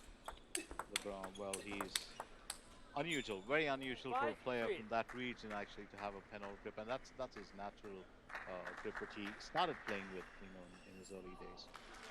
You're right, Ches. It's a dying art actually, the penhole grip. At one point of time, it was considered to be stylistic, but I think players like Dang Chu use it to their advantage. It's an advantage for them to have that grip. Yeah, I'd agree with that. So unusual as well, isn't it, for other players to face? But listen, Ahmed Saleh here, he'll be delighted with this at the moment. He is in front. Well, he's a seasoned lad, isn't he? Yeah. I think he's perfect for a good period of time. 3-7. And the longevity, I mean, you do have, of course, players that go on into their 40s, but Ahmed Saleh, hats off to him to the Egyptian athlete. He's fit, and to maintain that level of fitness isn't the easiest in table tennis. A lot of people think it's just a simple game, isn't it? But you really have to be fit. It's 3-8. as you can go through a table tennis game without a warm-up and you come off looking like a swollen beast. That's quite painful. I'll tell you what, right now, Dang Cho is looking at this and thinking, what is going on? Trailing by 5. Nice streak. Well, I think a couple of errors on his part actually. Yeah, absolutely. This is quite spectacular. I think of all the 3 matches we've had, many would have said this one is quite possibly going to be the most one-sided, on paper at least. Ahmed Saleh, he's inching to his game point. This is a man who single-handedly dragged Germany into the finals of the World Team Championships a couple of years ago. 9-4. Marvelous play there from Dang Chu. And yet now he is struggling. Well, just took the pace off that ball, generating a bit of topspin. Absolutely wonderful play.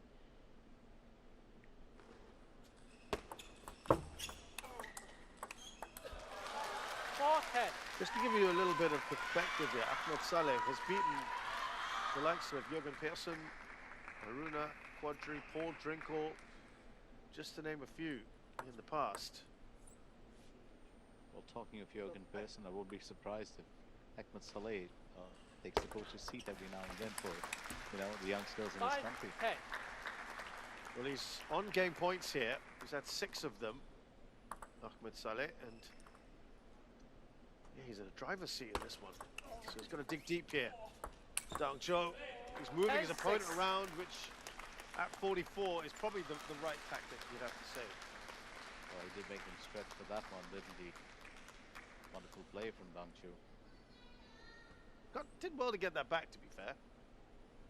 But it was always a big ask. He is fit, Ches. 44, he is fit. There's no doubt about it.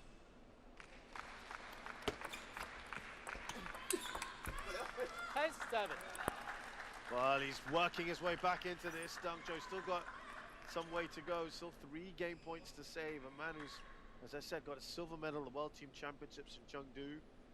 Who's won the European Championships in 2022. 8-10. Europe top 16. He came 2nd last year in Montreux. Which is 2 points behind now, Ches. Yeah, 4 in a row he's won, Glenn. 8-10. This is a bit, kind of reminds me a bit of the Gonzalez Freitas first game that went to 17-15.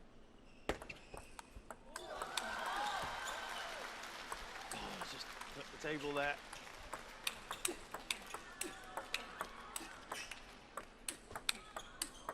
What a rally this is turning out to be. Oh, and Saleh takes it. 11. Oh, we have a first game to Salah. real upset here in terms of a game result. Ahmed Saleh. What a perfect finish to that first game. Just that rally was absolutely delightful.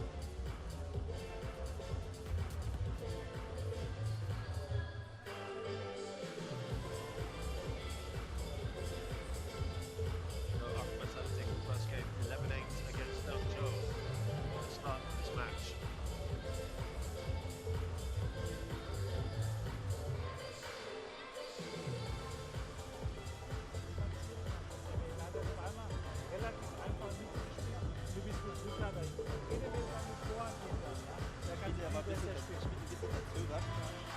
Aber die waren hier in Mitte gewesen. Immer kannst du sicher mit Vorhand nehmen. Dann hast du zum Schluss auch viel mehr mit Vorhand gespielt.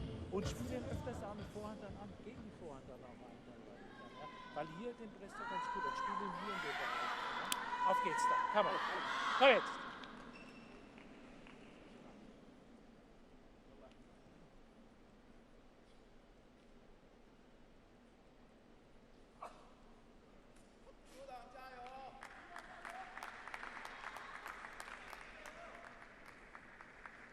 Game.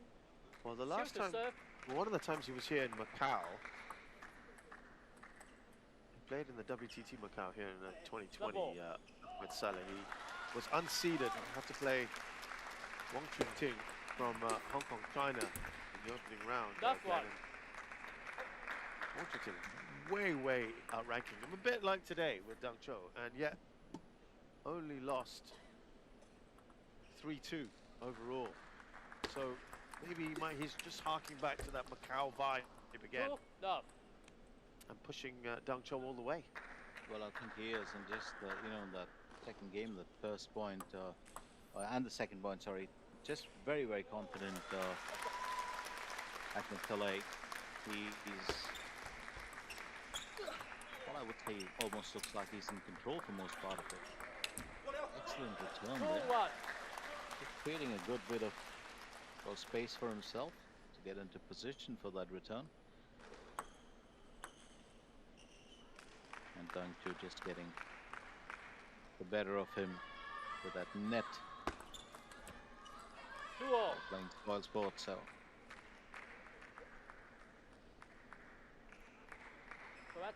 Well, as much as we're saying that Ahmed Saleh will be, you know, he won't have played many penhold players. Similarly, Dang Zhou will also be thinking, well, I haven't played too many players from this region either, Africa.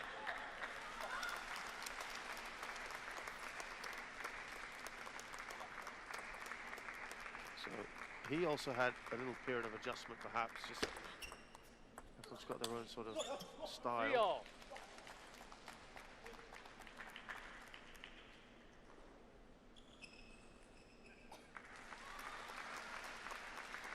So a foul break after 6 points.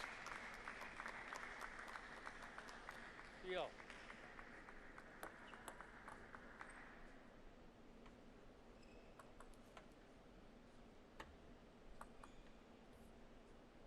definitely one of the things to keep in mind with these lads. So, look at his difference there. Thank you. 27. To a lot of the other players who are currently in the circuit. Well, this is the interesting thing because there aren't that many African players. Quadrirun is one that obviously sticks out. Omar Assar is another. There aren't that many African players really in the top of the tree in table tennis, and yet someone like a top 10 player like Dang Zhou has only got 50% win rate against African players. Now, to be fair, some of those matches that he lost could have happened a bit early in his career before he got to where he is now. But yeah, there's a bit of an unknown quality here for him. think but it feels like he's sort of getting into the rhythm. 6-3. Sorry, Ned, yes, you were saying. He absolutely is. I think it goes hand of with territory, doesn't it, Chelsea? You look at a lot of the Chinese players. I mean, players who do come out of China, players from China who played for other countries. And then if you look at players like Dang Chu, who's definitely got his roots also coming from China, although he's a German-born player and a German national. But you look at their style of play, and they tend to kind of read each other's game quite well. But in the 80s and 90s, when European players were coming out, all over the place, and table tennis was getting that much of attention, a lot of the Chinese players were taken by surprise, not because they couldn't fend them off, but because it was a different style of play. Yeah. And that similarity was just not there. So I think that's where it could be a tad bit unknown.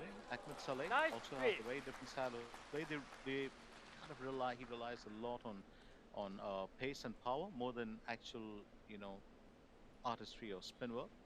It keeps it to a minimal, only with his serve, but his shot selection is normally more towards pace, and he's won the first game through that. But in the second game, yeah, it's the other way, isn't it? The score's kind of reversed, and he's got 7 game points now. Dang Chu just mixing it up, and that's where the advantage lies, I guess. So first game point for Dang Chu.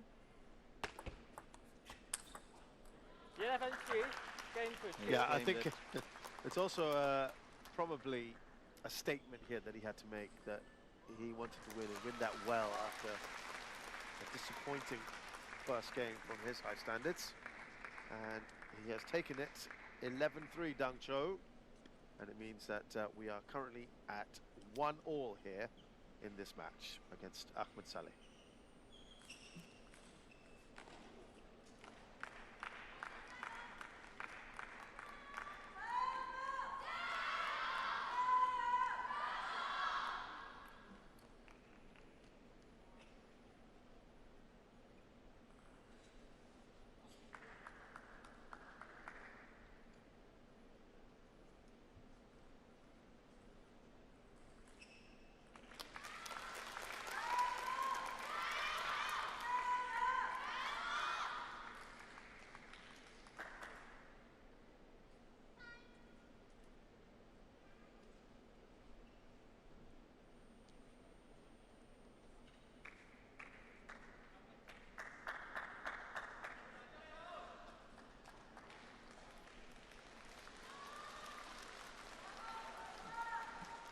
First game. Salah should serve. The shots there in between the game of Dang Chu spinning the ball between his fingers. Left one. Now Saleh's just got to get back to what he was doing well in the first game and kind of draw a line through that second one, Glenn. Cool, love. So you think that Dang Chu's got to get back to doing what he did in the first game, which was taking it a fair bit easy. He's changed the entire approach around. I think just pulling out every single world trick that he's got in the hat. And I think that's just taken Ahmed Saleh by surprise. But having said that, Saleh, of course, winning 1 point here. It's now 2-1. Dang Chu still serving. 1-3. Jörg Roskopf there earlier, the coach for Dang Chu, who will be not best pleased that Ahmed Saleh took a game off him.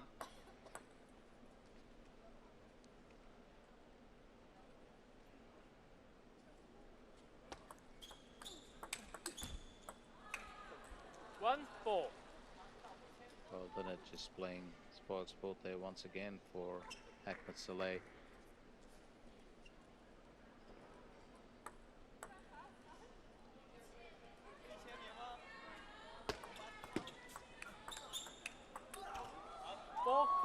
Lovely work on the backhand there from Saleh, who really needed that point to keep himself in the hunt.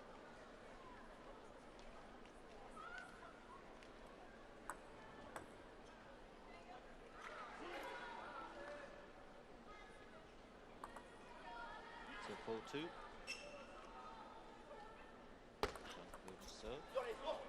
5-2.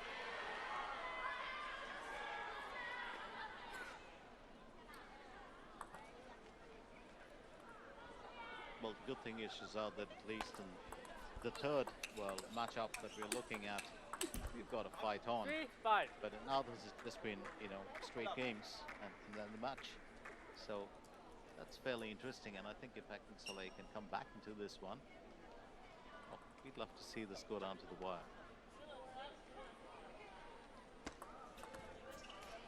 4-5. Well, he's certainly trying to do that, isn't he, Ahmed Saleh? Only a point behind now. That jab from Dong Cho just, well, a bit impulsive, and he knows it.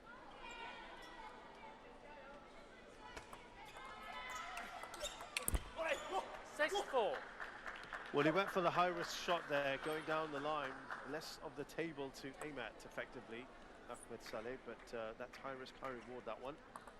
Didn't work out for him in this instance.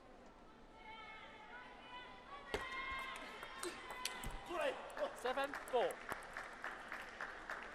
Just drawing Ahmed Saleh into an error there, Dong Cho. Well, this is where he starts separating himself from, well, his opponent. There's a great bit of confidence, excellent footwork from him. 4-8. Good aggression there from Dong Cho, who leads by 4 now and probably a little bit more comfortable with the situation.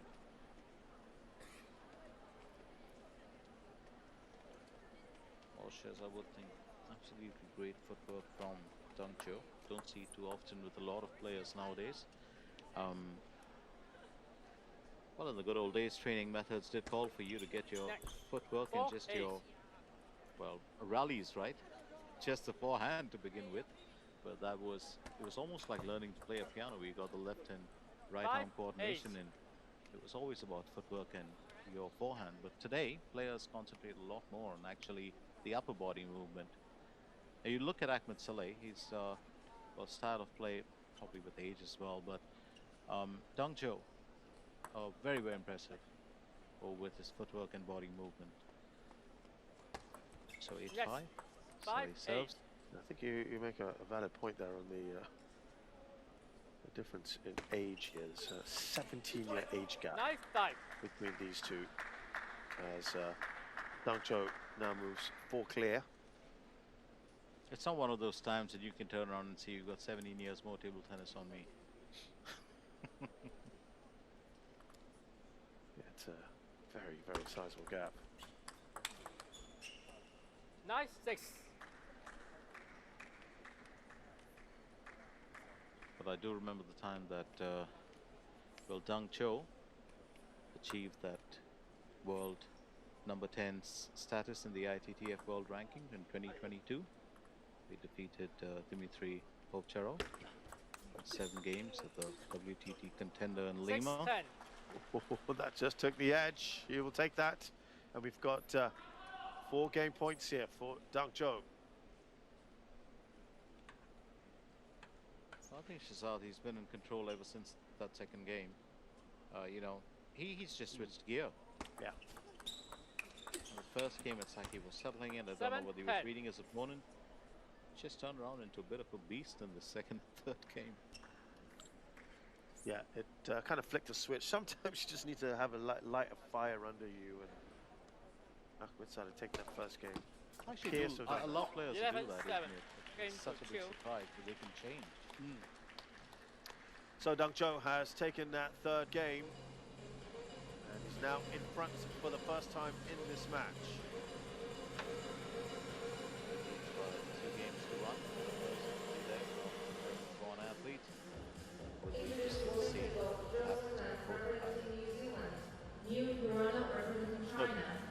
Dong Cho wins game 3, 11-7, and is up 2-1 Ahmed Saleh.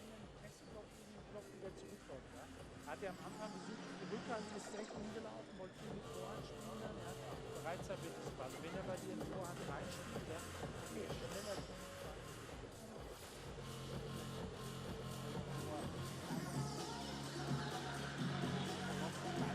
The umpire 主裁判裴慧明 China, assistant umpire 副裁判陈秋霞 China.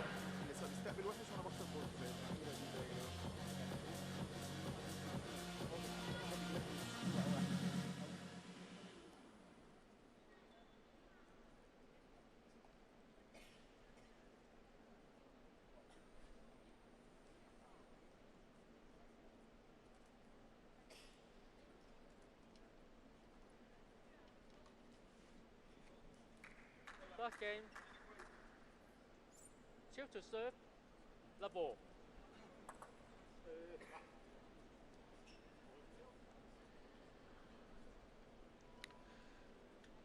So into this fourth game we go here. Dang Cho looking, I'm sure, to just try and wrap this up. Remember, he's still in the hunt here, Ahmed Saleh. He wins this, he takes valuable points off Dang Cho. It ends up 2-all. They effectively draw this match. We've seen a lot of firsts in today's event, and I'd like to see that as well, Shez. We've seen the left-hander, we've seen a penholder grip, we've seen, well, a player who, you know, lost to his opponent previously in a very easy manner, come back with a big fight here this time. So, and especially referring to Daniel Gonzalez and Marcus Freitas in their previous game.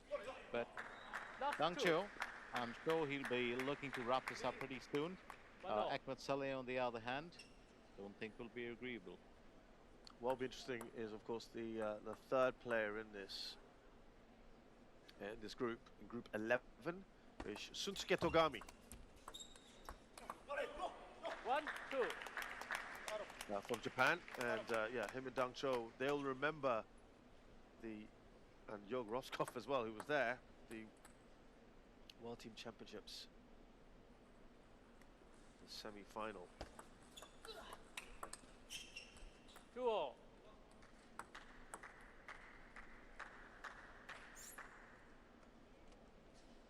But I think Ahmed Saleh just a bit more determination in this fourth game. I think those earlier two games just slipped away very easily through his fingers. Dang Cho just dominating them entirely.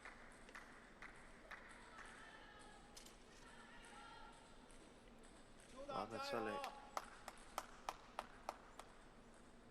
doing well here in this fourth game.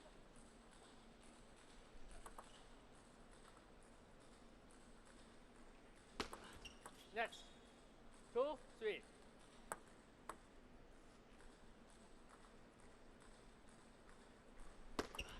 Next.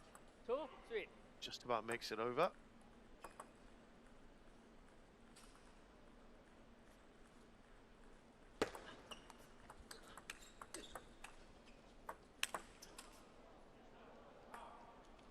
Oh, doesn't quite make it over. Oh, fabulous return earlier, but Dang Cho there just with a very clear smash. No way to get past that.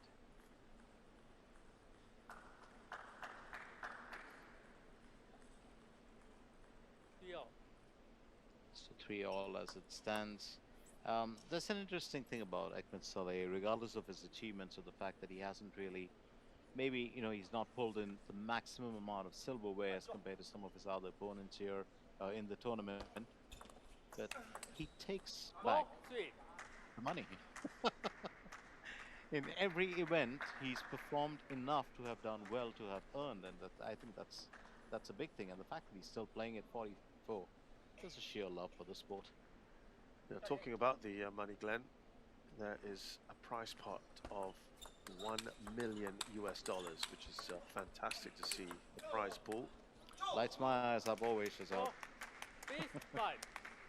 Really fantastic to see that here for the World Cup.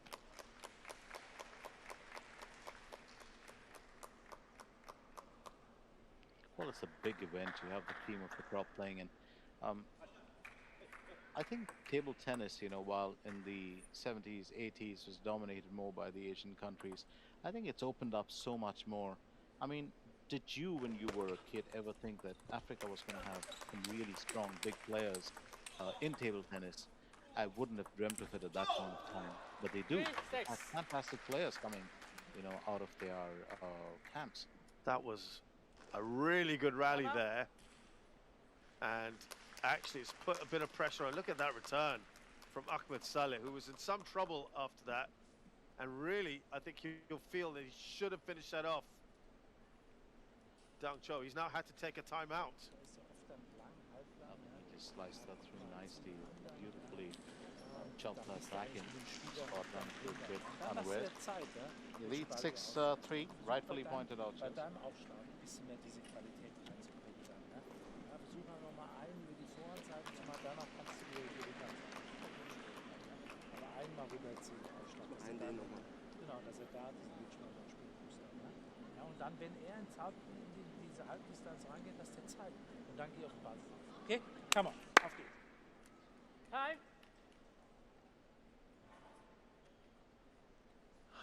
I think Jörg Rotzkopf is again going to have to really push Dangcho through the message that you can't be giving Ahmed Saleh openings like this.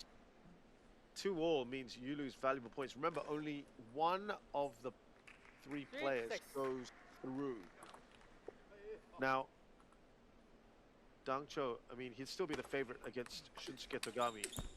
Togami on his day, 7-3. and we've seen it in the past, can be anyone.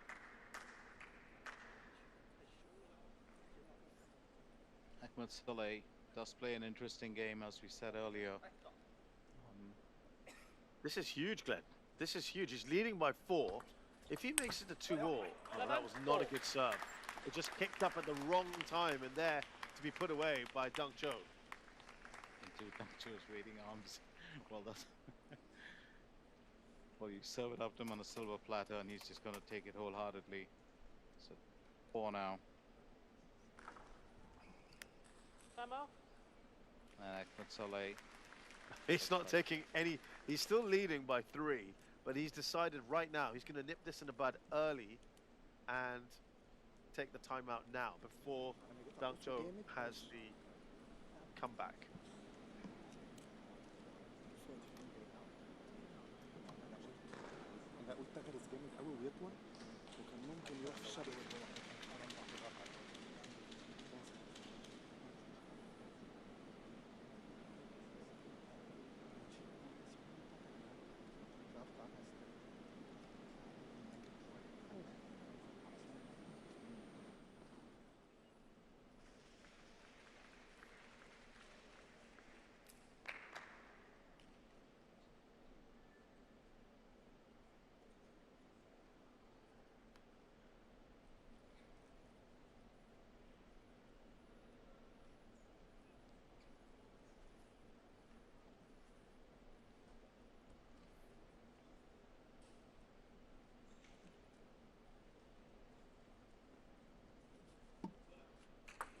Seven, 4. The 7-4 is where we resume after that quick timeout by Ahmed Saleh. 8-4. Well, that was a dismissive backhand from Saleh. This would be a tremendous result for him. You're absolutely right about that earlier, Shez, when you did mention that he wanted to nip it in the bud. Well, he's kept that serve very tight. I think he was just kind of faltering a tad bit earlier, but 8-4, he's got a chance here. 5-8. You saw Dangcho staging a bit of a comeback when he was down in the first game. He didn't have quite enough on him to win it. He needs to dig deep here. It's going to come down to him having to beat Shunsuke Togami. 9-5. But remember, they could also tie that one. They could also draw that 2-all. And if then it's Togami up in the air. Right. If Togami, everyone you know, plays could out a draw. who knows? You cannot risk it. It's 9-5. Saleh to serve. Oh, beautifully done. Absolutely simple. Just that change of direction at the right time. Copybook table tennis there, if you ask me. Just a slight push from Ahmed Saleh. And game point here. 6-10. Dangcho still holding on. 4 game points for Saleh. He is under massive pressure.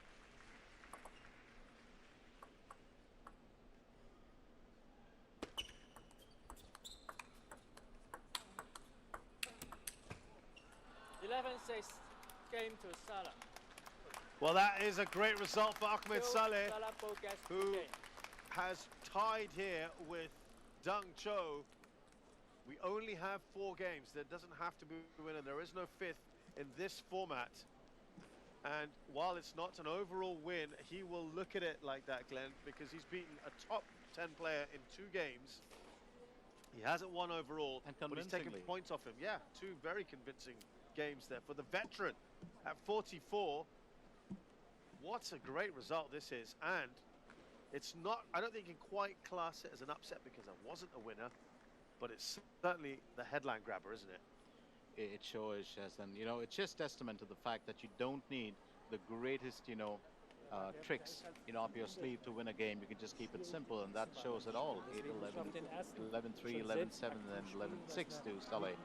What a result, Shazad. Yeah, fantastic. 2-all it ends. It means now that Dang Zhou really has to beat his opponent, Shunsuke Togami. 36 points to 32. That's how close it was. Only 4 points difference between the two, and that might just give him the edge a little bit later on. But keep an eye on this group 11. Guten Aufschlag, guten ersten Ball, zack. Das 2-3 Mal pro Satz.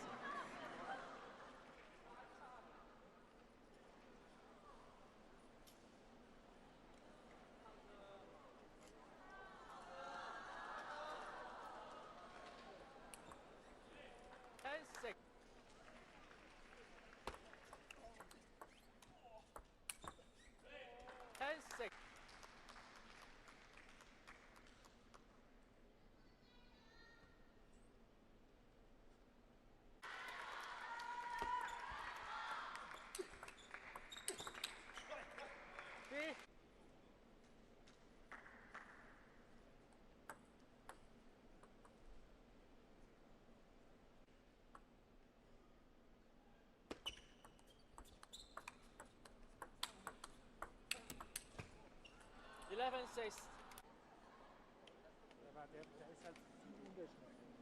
Es ist schwierig, den nächsten Ball dann zu spielen.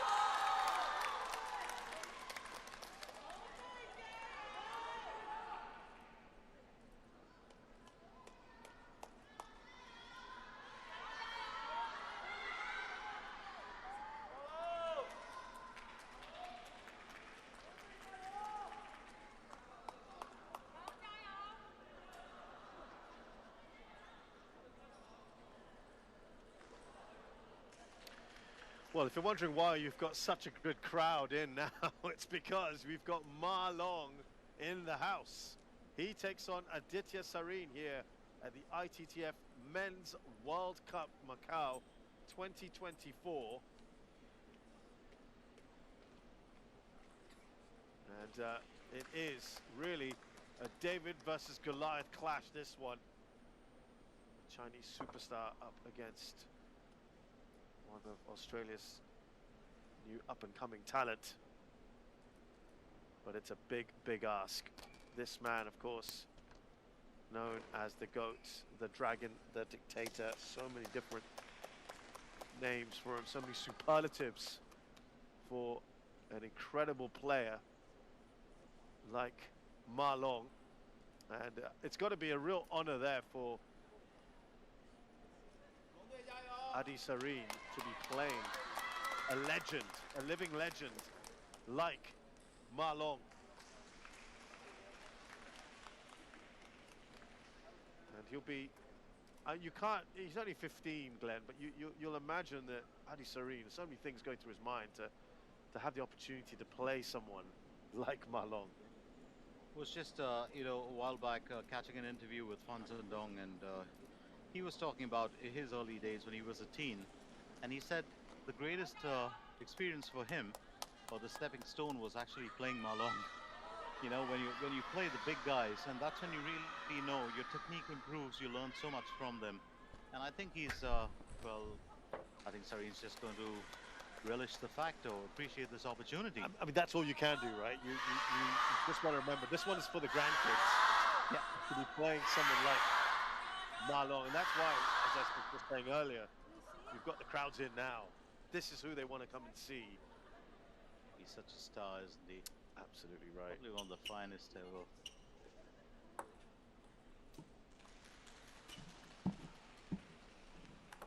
It's really a David and Goliath syndrome here, isn't it? It is. Just looks like it really is. I'm really talking about size as well. Sareen just, you know, so much more nimble, so much more, well, smaller, I'd say.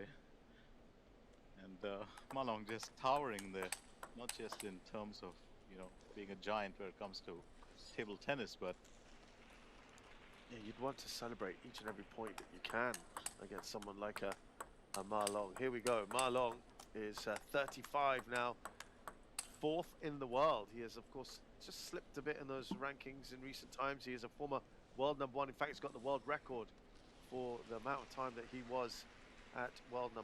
34 consecutive months. He held it for 64 months as well, which is a record. That was huge, wasn't it? Absolutely huge. And this man has won everything there is to win pretty much in table tennis. Aditya Sareen is just 15. Now, he's 45th in the world. You'd be wondering how a 15-year-old can be so high up the rankings. It also is based on performances in your region. So because he does so well there, that helps pump up the ranking. But there is going to be a massive gulf between them. There's no doubt about it. Ingrid Borgren is our umpire for this one. And Ma Long, yeah, he's won Olympic golds twice, 2016 and 2020. Big question of whether he will be playing in the singles at these coming games in France. Lai Shu Chung is our umpire here. It's interesting when you talk about it, you know, Shez, when you win everything that has to be won, when you've got all the accolades, you've got all the achievements, you've got records in terms of, you know, your longevity as a world #1. What more is really left, you know, in the bag for you? And I think that's a very interesting question for a player like Ma Long, you know, who can still hold his own and is still pretty much at the top of his game. But you're right. I think just in recent times, a slight fall from his, you know, top performances. And there are other players, of course, who are coming up, and that's bound to happen. Yeah, he's mentioned it, Ma Long, not so long ago, that the kind of what drove him in the past isn't necessarily doing it now. He wants to spend more time with his family. He's in the twilight of his career. He made no bones about it at the World Championships last year in Durban. A very emotional speech, impressively done in both Mandarin and English. But make no mistake, he is going to be ruthless. Every point he scores here is going to be cheered on by this crowd. And you had the chance to actually, you know, encounter him of Yeah, him as well. lovely Chaz. guy. Really, really friendly. And I'd say of the big players out there, the big three, effectively, Wang Chuqin and Fan Zhendong and himself, he is probably the most personable of them.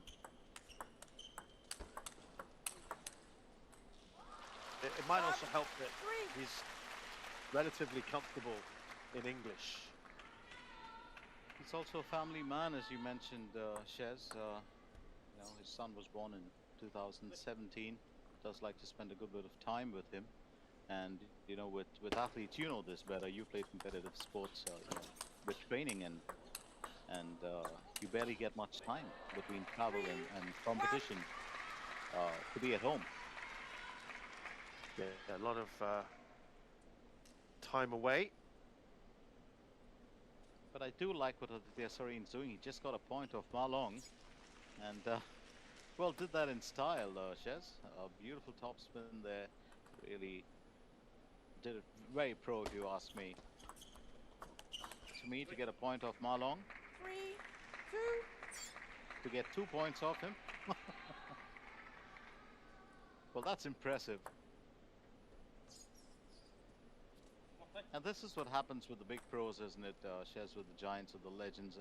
I can't really call him a legend and, you know, kind of make him age, but they play every single opponent with the same degree of respect. It's not that, you know, you have players in the top 5 who command a different kind of respect from them. And I think Aditya Sareen has got the benefit of that. And Sareen himself is actually playing this game like he would play any other opponent. And I think that's the approach when you're playing a player like Ma Long. So 4-2, Ma Long to serve. The result might be predictable, but I think what happens in these games and what Aditya Sareen does is the important part, yes. Aditya Sareen to serve.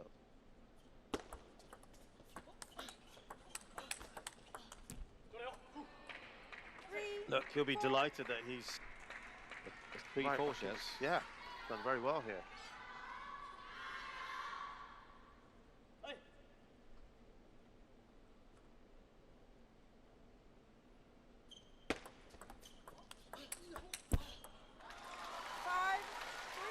Well, those of you who recall, China being pushed all the way by Korea in the recent World Team Championships in February in the semi-finals, and they almost lost it. And they were under real pressure there. So were the women's team as well. And that was about as close as it's been in recent times. Ma Long lost his match, I remember. If you remember in the early days when Ma Long was coming up the ranks before he became, you know, the huge player that he is, Chelsea was always known for that extremely powerful forehand.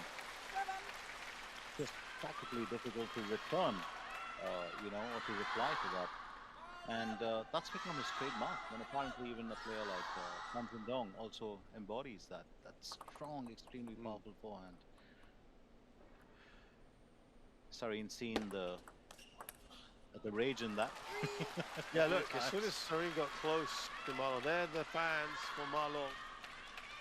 You just saw Ma just accelerate. He now leads by 5. It was interesting to see with the rankings now they've come up that there's been a bit of a shake-up at the top. That was kind of confirmed at the Singapore, just after the Singapore smash. Wang Chuqin moved to world #1. It's the longest he's held world #1 since then. Ahead of Fan Zhendong by some almost 2,000 points. Yang Zhengkun has overtaken Ma Long as well, and that's a big move. Ma Long's been inside the top 3 forever, it feels like. And it's good to see Felix Lebrun there, just flying the flag for Europe. That's the top 5 that we're looking at, cream of the crop, and they're all here. They're all here, exactly. Lin Wenru as well from Chinese Taipei is also there. 5 points he leads by Ma Long. And of course we've got the Saudi Smash coming up in just under a month from now. fact, 3 weeks from now we'll have that event happening for the first time in Saudi Arabia, and of course that's the second ever smash we've had after Singapore, and that'll be a great opportunity for some of these players to gain points and move up the rankings. 6 game points here for Ma Long, which he wraps up. Very comfortable here for Ma Long in the first game against Adi Sareen. Now they'll be pleased with that. We'll expect this to be clinical and ruthless. Well, I think there's a bit of compassion there, Shiz. I think he has given Sareen a bit of space to play his game.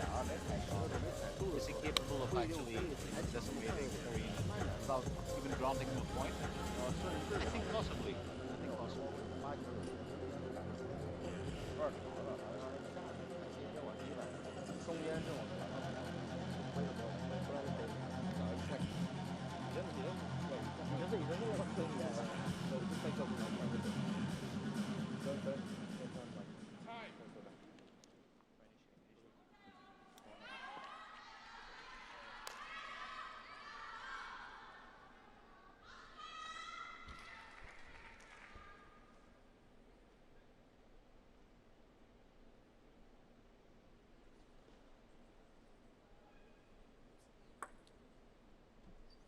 Second game, Sareen to serve, love all.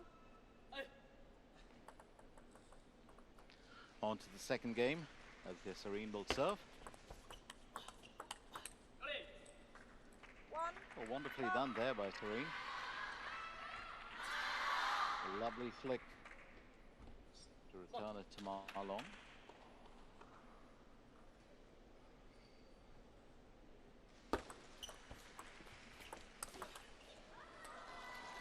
Absolutely phenomenal play from Ma Long.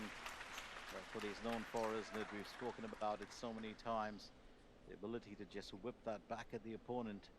So much of acceleration in there just makes it difficult to return. 1-all.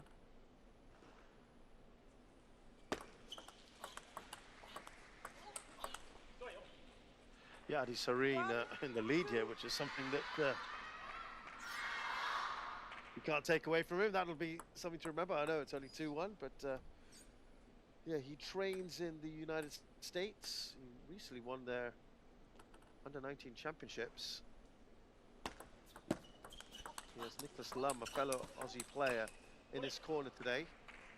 That's impressive play from Sareen. Great start to this second game.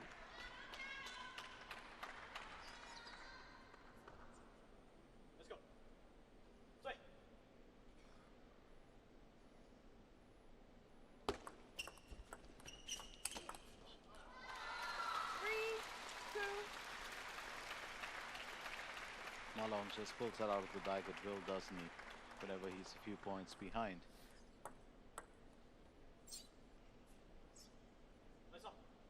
It's probably the weakest link that I ever had, Shazad. I could never play that shot.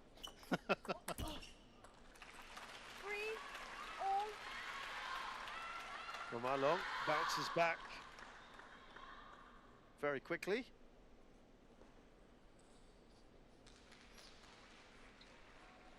I think for many of these players, just to be on the same table as Ma Long is, it's got to be intimidating somewhere in there. And of course, you can't show that. You can't look like you're overawed by the situation. You can't play him as a fan. No. There's no doubt about it. You're absolutely right. 4-3. Some of my fellow table tennis commentators have had the opportunity to play against some of these greats of the game, and that's different because it's not in competition. Absolutely. And it's just a knock around. And yeah, I think there, of course, you can fanboy, fangirl it if you want, but in these moments, just got to be as professional as you can. But look, the quality of this player. He may be, as I said, in the twilight, he may be number 4 in the world now, but there's no doubting what he brings to the table. There was this period where just no one could touch Ma Long. Well, that's so true, isn't it? Especially during his reign as the world #1, and it's rightfully said. You know, there's any piece written about him online or in print, and it's always mentioned, considered one of the greatest of all time, or probably the greatest. And I think there's a lot of weight behind that statement. It's just his achievements, his style of play, his dedication to the sport itself. The Serene, well, still staying close. It's now 6-4. This is a lot closer than the previous game was. I mean, this man has a more than 86% win rate of matches played, more than 550, almost 600 matches. I mean, that is just absolutely incredible. It really is. 7-4. That's a lot of playing time for the wrist and the forearm, Chess. Yeah, I mean, look, it takes a toll. He's had his fair share of injuries. But it's that discipline, isn't it? It's fantastic discipline that keeps players like this going for it. 5-7. Beautiful bit of spin there, just putting a tad bit of backspin to make it 5-7. I think just caught a tad bit unawares was Ma Long. I do like the way this is going, Shez. I think whether, win or lose, it doesn't really matter. I think Aditya Serene has got a few talking points from this game. Yeah, I'd agree with you on that. I think, as much as we've talked about how it would be approaching this match, you're going to gain a lot out of it, right? He will not have played many players better than this in the past. So to have this experience in so many ways is going to be invaluable. 9-5.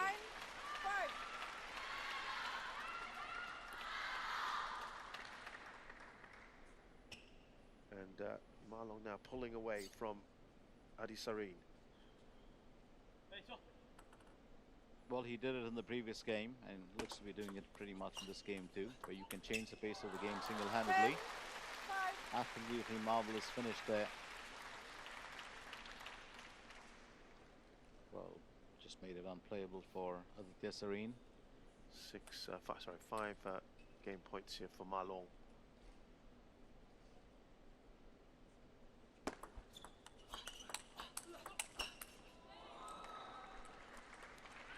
That's where Serene does shine. He's good with the quick rallies.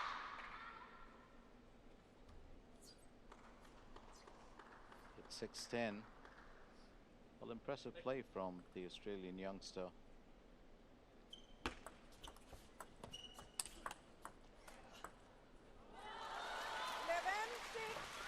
Absolutely lovely finish, Ma Long. Well, just generating that right amount of spin. Totally caught the Serene off guard. So it's 2 games to Ma Long. A great start here for Ma Long.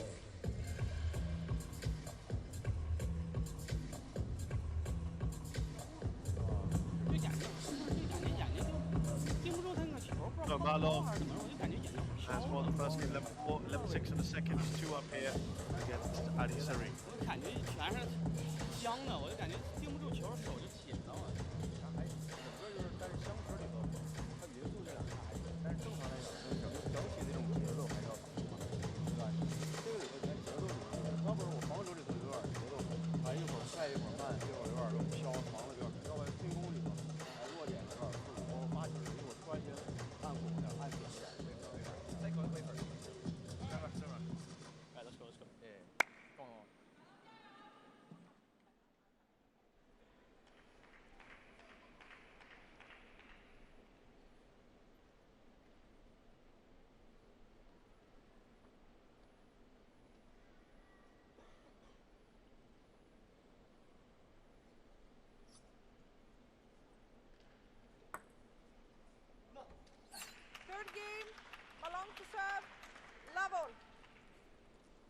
So Ma Long into this third game here against Adi Serene. He's pretty much cruised through the first 2, Glenn. He's been he hasn't really had to work too hard just yet. I think this has been more a test and a challenge for Aditya Serene. I think great experience, as we pointed that out earlier.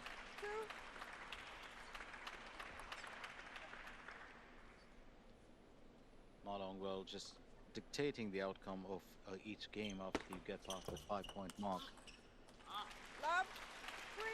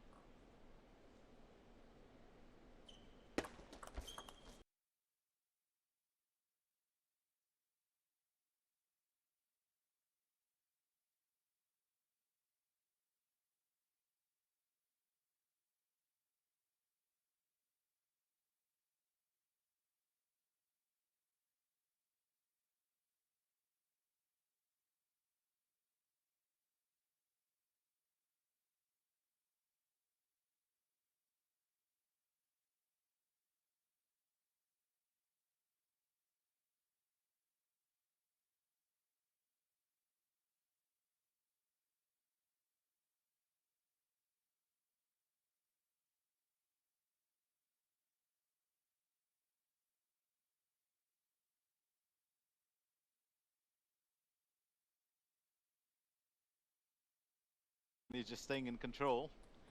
No more compassion. No.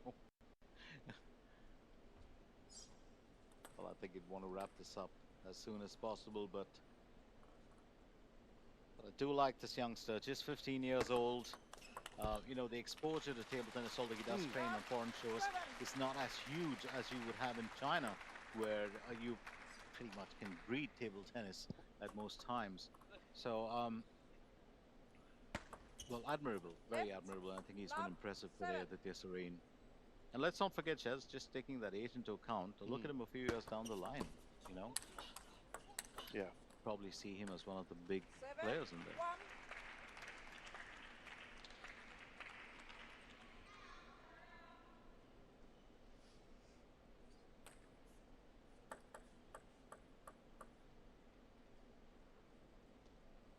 And that's the first point in this, well, third game for the Serene.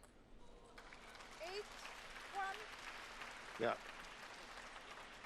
There's often talk about a so-called mercy point when a player looks like he's going to bagel or donut someone, and just to give them that point. I'm not saying that that's necessarily what the case is here from Marlon. Some players don't appreciate that either. They just, if you're going to beat me 11, just beat me 11. I don't need the sympathy point, as it were. But yeah, I'm not sure that's necessarily what's happened in this instance. Well, if you look at those 9 points that Marlong's won in this, about 7 have been, or 6 from unforced errors were the Serene. 9. And that's what top players do. They draw you into it, don't they? They just they'll let you make the mistakes.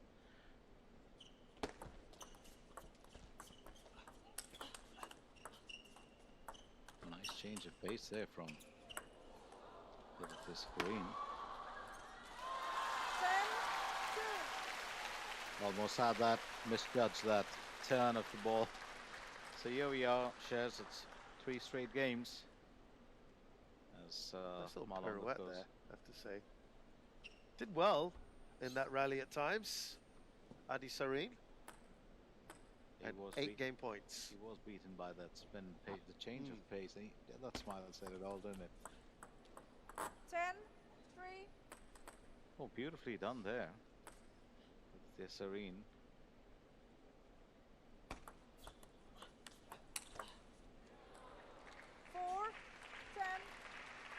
And still fighting fit.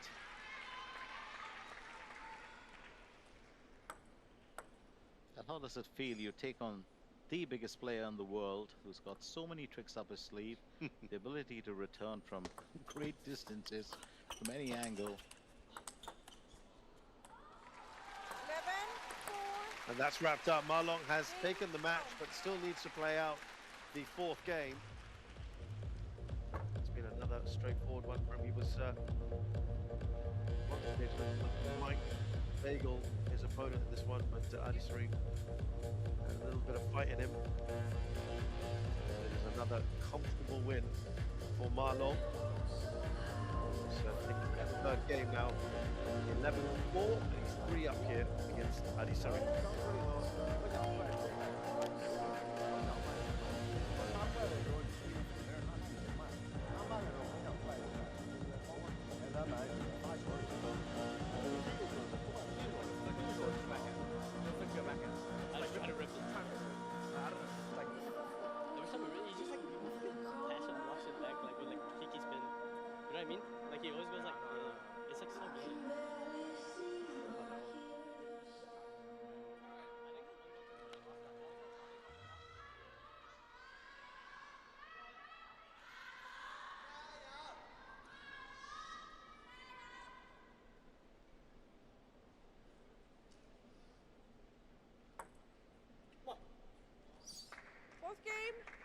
to serve. Love all.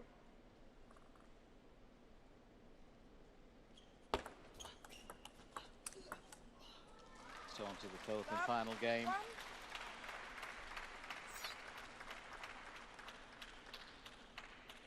Serene serving.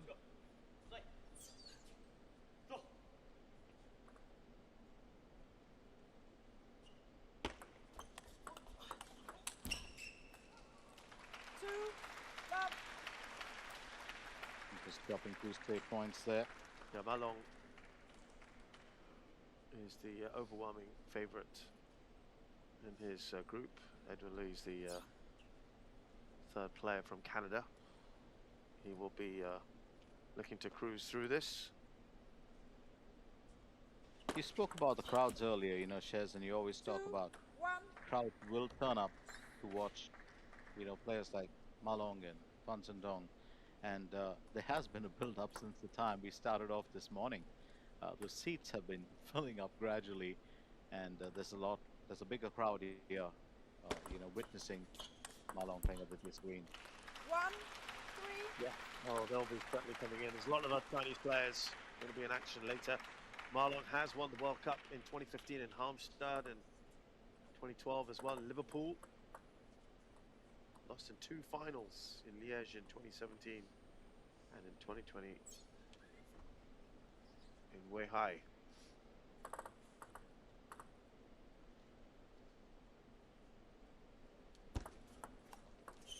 Never failed to get at least to the semi-final. 4.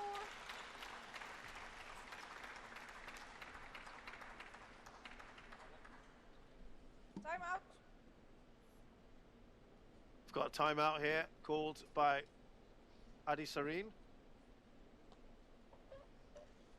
Trailing here in the third. Let's see, in the fourth rather. Let's see if we can hear anything now. Because I don't like the ball just goes like all the way there.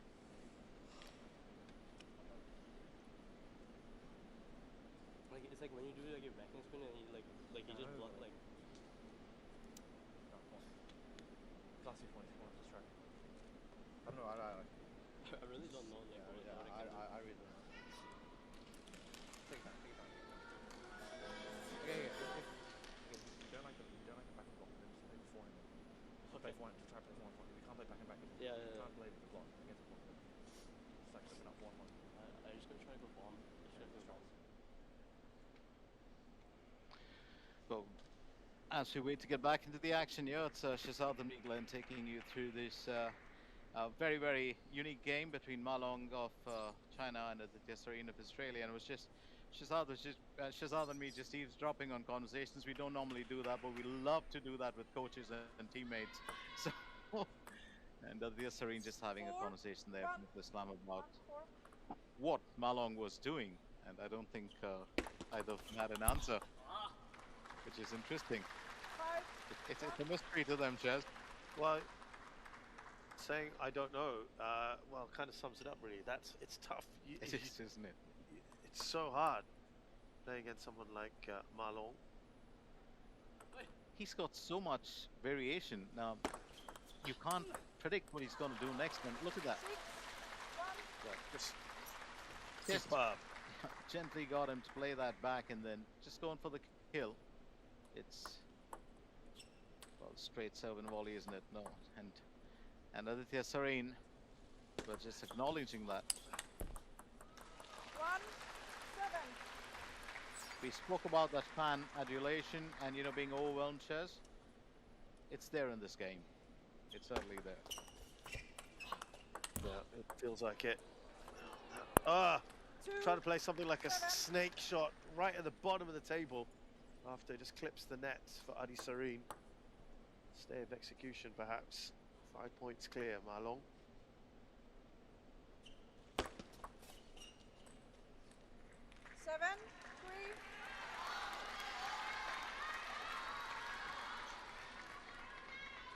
So Adi Sareen not giving up on his ability to pull a few points every now and then from Malong. Well, you've seen him in action before, Shez, Adi Sareen, and How much do you think he's progressed as a player? Yeah, I think there's a lot of potential with Andy Serene. He was impressed with him at the World Team Championships recently in Busan, where I first saw him, and one of my fellow commentators, Barbara Way, who's American, has seen him play in the States where he's based, also says there's a lot to be excited about. Look at that. I mean, he plays a blinding backhand only to be bettered by Marlon. There's only a few players who could play a shot like that off what is a superb backhand.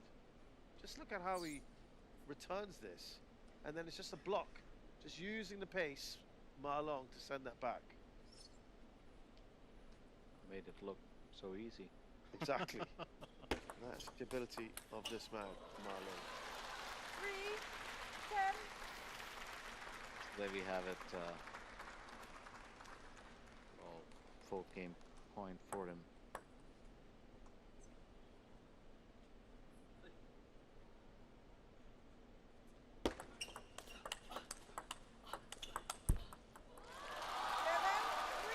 So he wraps it up, Marlon, very, very comfortably overall. What an experience it's been for Addis. I mean, he came in here as the underdog. Marlon, the overwhelming favourite, and saw it through. He was just too good on the day, but this will be quite the experience, as we said. Well, he's taken more than 1 point from Marlon. Matter of fact, he led at 1 point of time, and that's something to talk about. Marlon, of course, just changing the pace of game at will, changing the course of the game at will. So it's 4 straight games won by Marlon, and it's also going to be time for us to take a breather after this, but very quickly let's wrap up the scores for you. There it is, 11-4, 11-6, 11-4, 11-3. Marlon winning this 4-0 over Young. Yeah, 44 points to 17. Marlon has beaten Andy Serene very, very comfortably. We will take a short break, and the next round of matches will be happening in, well, less than 10 minutes from now. Stay with us here with ITTF Men's World Cup Macau 2020.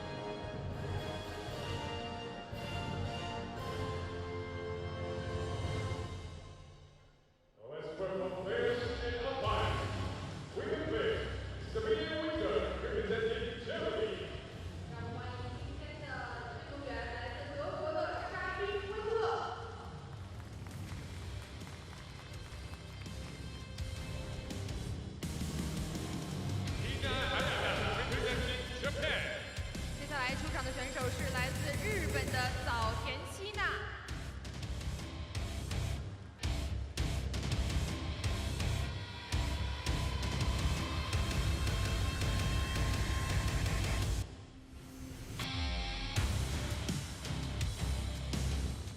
Men players, Andrei Gachi representing Croatia. 来自克罗地亚的选手安德烈·加奇尼。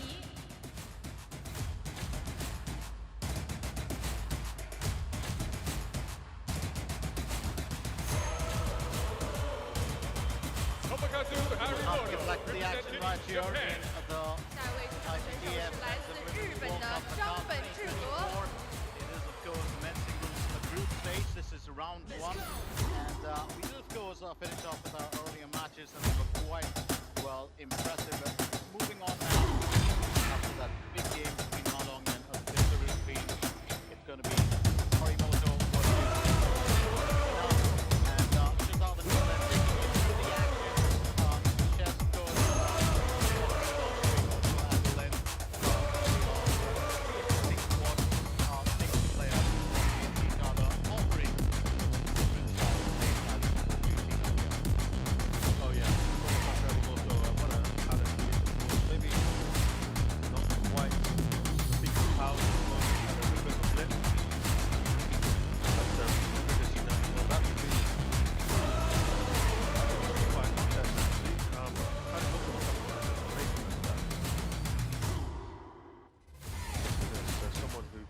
certainly cause an upset or two along the way. So let's see what happens here in this match that will go to 4 games. 4 games, we've got 4 matches in this session. Of course, we are looking at group 10. Remember, there's a couple of groups, of course, that we've spoken about. It's very interesting because in this group, of course, we do have another player, which will be interesting to see. And I was just running the Shizal and saying, you know, why don't we normally have these groups? But the grouping, of course, is so important because those 4 games played, those mandatory 4 games in this round between players, is taken into account when there's 5 progress, and only 1 is progressed from the 3. So no trades in there except for player progressing higher rounds. So time for us, of course, to look at this, as we mentioned earlier, Tomokazu Harimoto, and of course his opponent Andres Casino.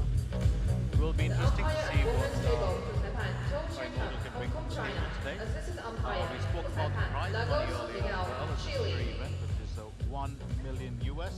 So if you were of that impression where you thought at some point of time that it was only golf that paid you, think again.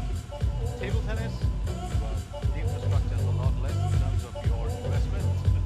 Well, maybe for coaches, but in terms of equipment, less. It's still great prize money. Tomokazu Harimoto gets himself ready eventually.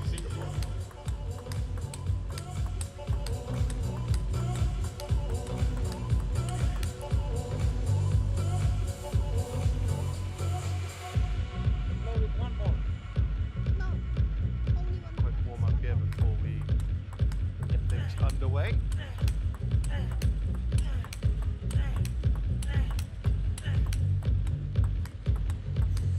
Then 7-year-old Andrea,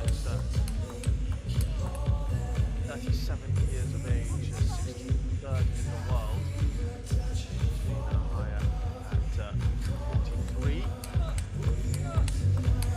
Let's work that out for us against Tomokazu Harimoto.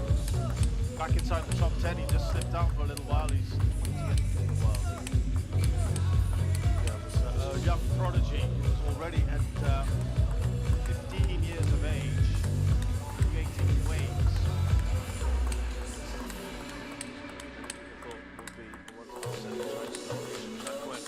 Is our umpire.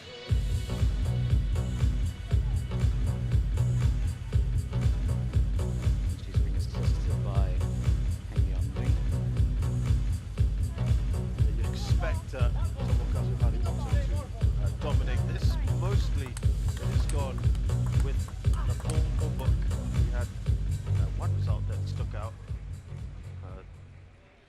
stood out, I should say, excuse me, and that was Ahmed Saleh taking points off the dunk show. They shared a result in the end.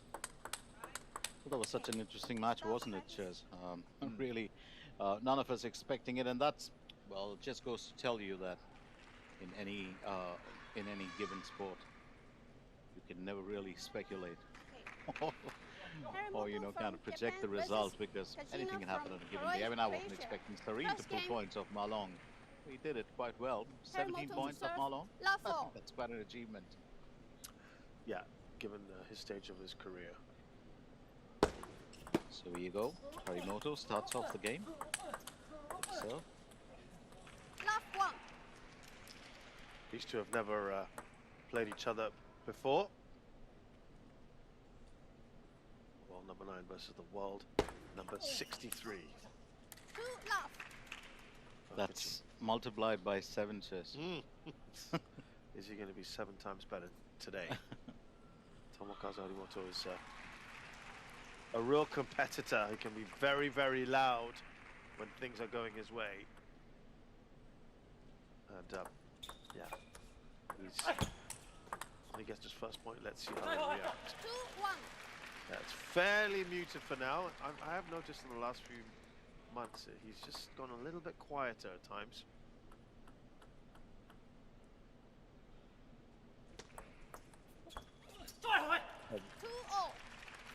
No state of Zen here today, Shaz. Yeah, of Chinese parentage, Tomokazu Harimoto, his parents came from China. I think his mom represented China, in fact, and they settled in Japan, where he was born. And of course, his sister as well now, creating waves. Miwa Harimoto. And they're now both regarded as mainstays of the Japanese team. He's a Sendai native. That's right.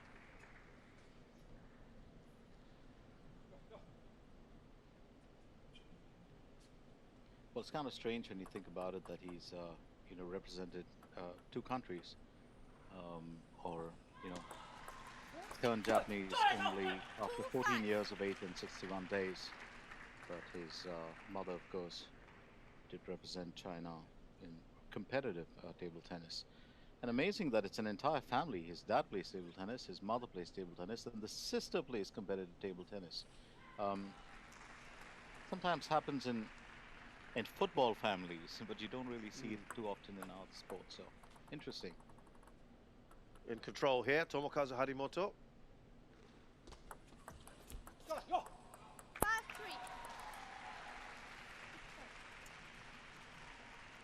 He's got to take his opportunities whenever they present themselves.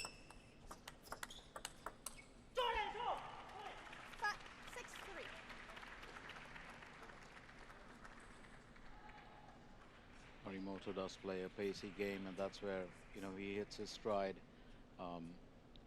Casino, of course, does have an awesome, very awesome backspin that he can use, but that's given the space to do it. I don't think Harimoto is allowing him too much freedom, so. He's had a couple of memorable wins in his career. Lee Sang-soo, Aruna Quadri. Aruna rather, and Omar Asar, Satya Nanasekaran, and I think one that Vladimir Samsonov back in the day. And more recently, Truls Morgaard. Just, not long after he was runner-up at the World Championships. So he's certainly got the ability.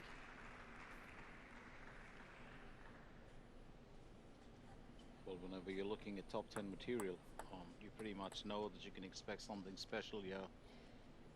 Harimoto bringing on that pace factor. He's got aggression and speed.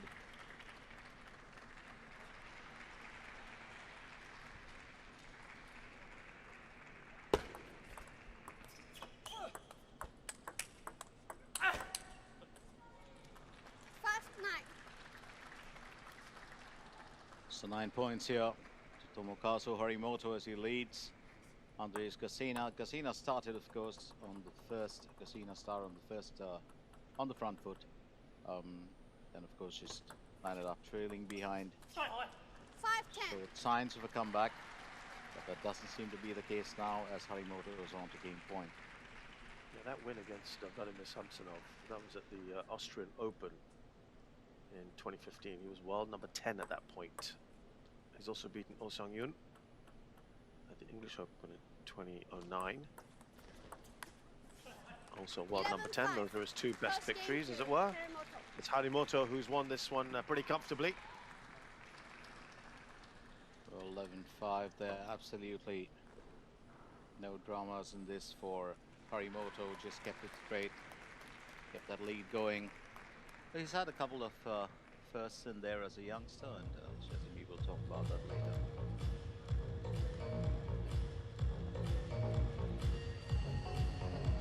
So 11-5 to Tomokazu Harimoto. There's the game.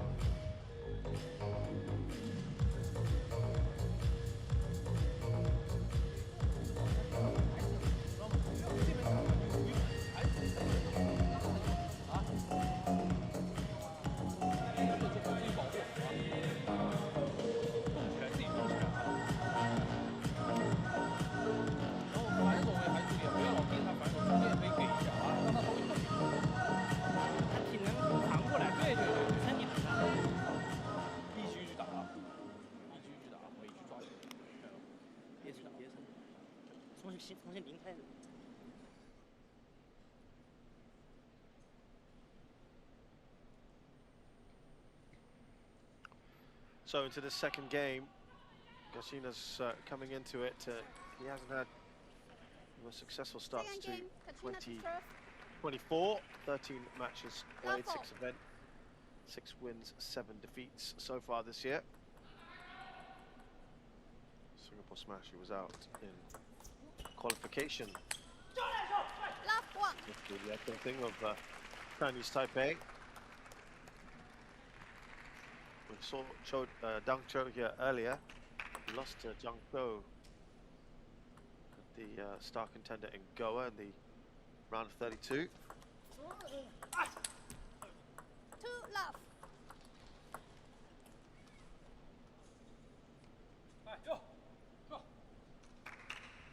Harimoto just endorsing his authority, getting this map up. 2-1. Started off fairly strong. Gassina will have to take what he gets. But having said that, well, it could be an interesting battle between the two, especially if Gassina can, well, come up with a few maverick shots. 1-3. And we've got to remember that Gassina's back in the day, he was 18th in the world in 2016. So we know the kind of ability that he has got. Man who's won European Championships golds before in doubles in 2011. Also won a silver in the 2009 Mediterranean Games singles. 1-4. Well, I think he's just having a tough time against Harimoto, and that's more to do with, well, just Harimoto's return of serve. It's been so perfect.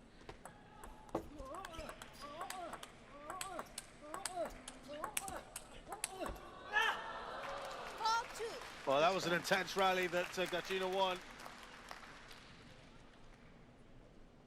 Definitely a morale booster for him. Gassina does, well, shine whenever he gets a chance to go up with his forehand. For his part, Tomokazu Harimoto has got an Olympic bronze, the team event from the home games in 2020 when Tokyo hosted it. That took the edge. 5-2. World Championships, 2 silvers in 2021 and 22 in mixed doubles. Got a bronze in Chengdu a couple of years ago. World Cup, he's won a silver in singles. World Cup finals, sorry, WTT Cup finals, he's won silvers twice in 21 and 22. 2-6.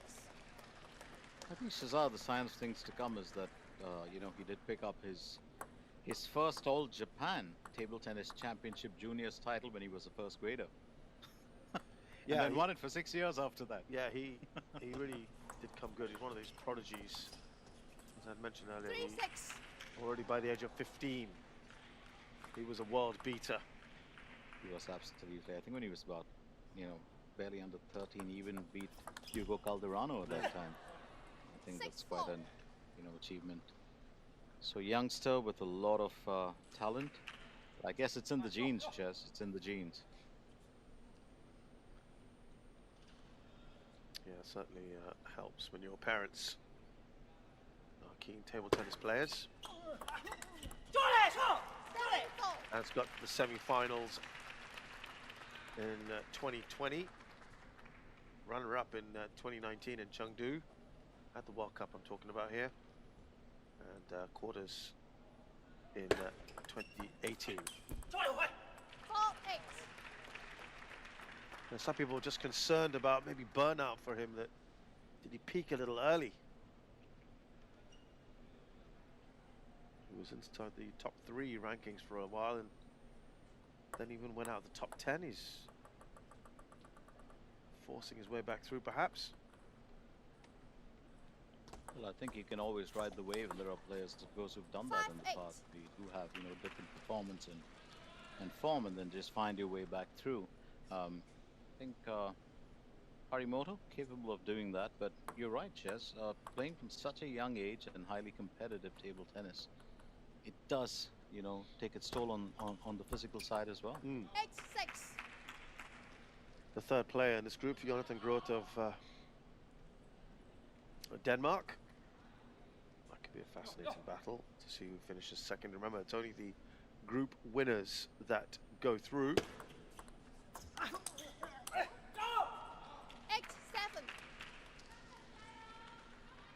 Well, this is better from Gashina. Casino's just fighting back in this second game. First one, of course, totally dominated by Tomokazu Harimoto.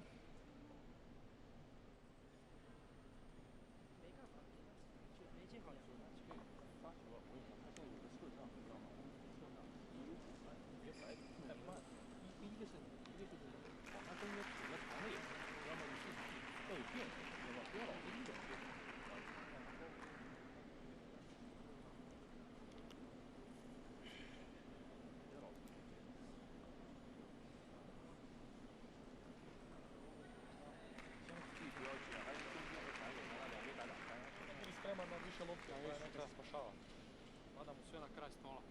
Treba mu ući i onda iskočiti. Treba stalno igra po beka. I pazi, ako serva izađe, da, treba, ako uđeš dobrim spinom sada, ako on preuzme svaka čast. Da. A da, ma treba samo dobar spin.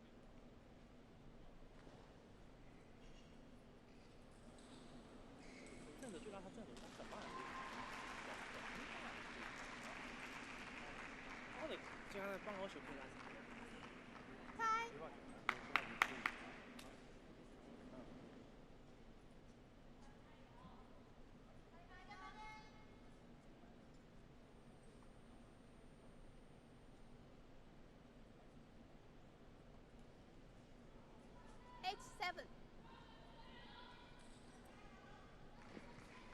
So it's actually a lot closer in the second game. Just the 1 point in it. I think the reason for that timeout as well from Harimoto. I think, you know, he lost a few successive points. 7-9.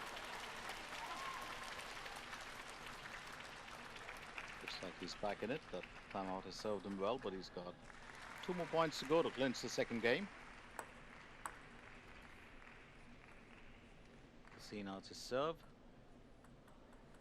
Croatian athlete, well, just as Shazad did inform you, has won medals in the past. 7-10. There you go. There's a bit more of that noise that you hear from Harimoto. He's got 3 game points now. Maybe that's what happened in the timeout, Chaz. He went back to his coach and said, "What am I doing wrong?" And the coach said, "Well, your volume's down today." Need a bit more from you. 11-7. Tried to play the fanning shot there, Gashina, and Tomokazu Harimoto wraps up the second game. I think the timeout did him some good. Not done well there.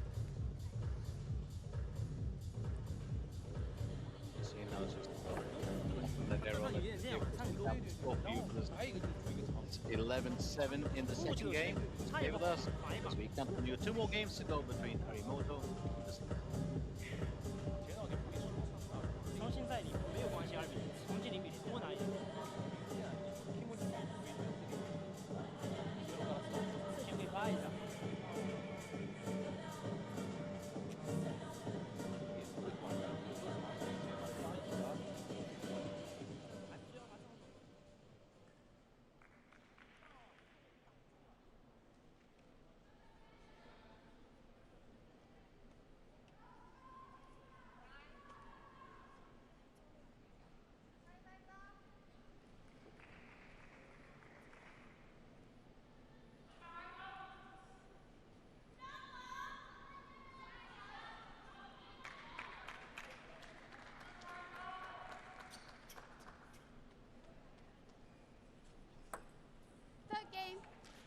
So now third game, the equation here, Glenn, of course, is that Gasina's got to do something here. He's got to pull one back, otherwise the match is effectively over.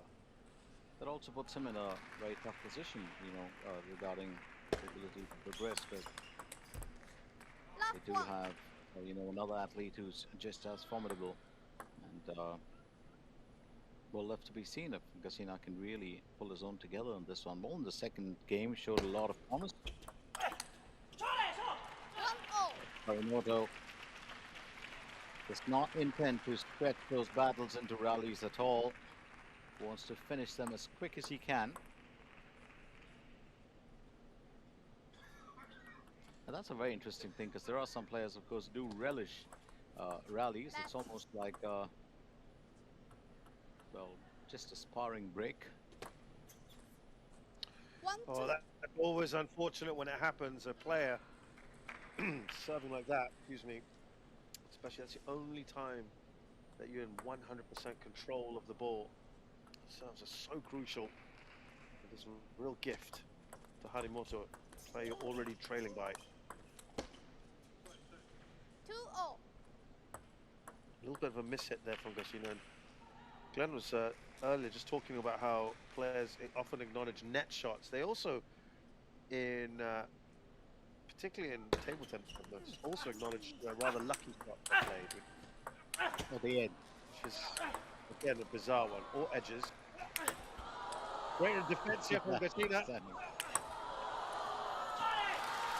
Almost had it together. Almost had it together. Well, so wishing they got that back in. Just misdirected that one. Wonderful player from Gasina. And Harimoto just claiming that.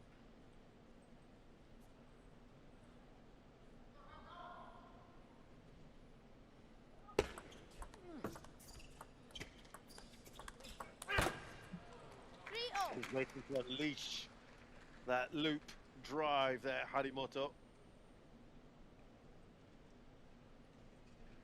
Just pushing for a little while here, waiting for his opportunity, and it came, but just snatched at it. So errors at both sides of that table. Sina level with Harimoto on 3. Have a reserve. 4-3. Was attempting the reverse pendulum there, but that just hit the net.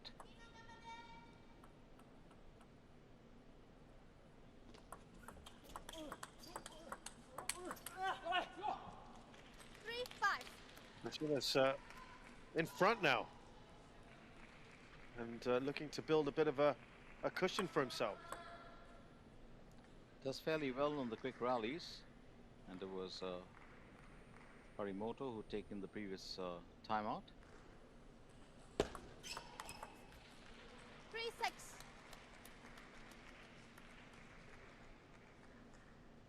So quite a lead there now for Andres Gasina. It is 3-6. Having said that, don't put anything past Harimoto. 6-4. He's back up to 6-4 now, just 2 points adrift from his Croatian opponent. Remember, this is the crucial game for Gashina to try and stay in this.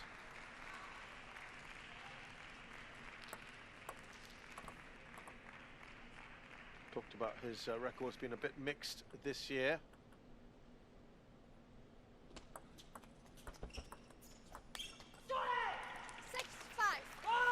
Louder and louder it's getting. For Tomokazu Harimoto, who's played 20 matches this year, won 14, lost 6, which is, by all accounts, not bad. 70% of his matches he's won, but you'd think it could be a little bit better.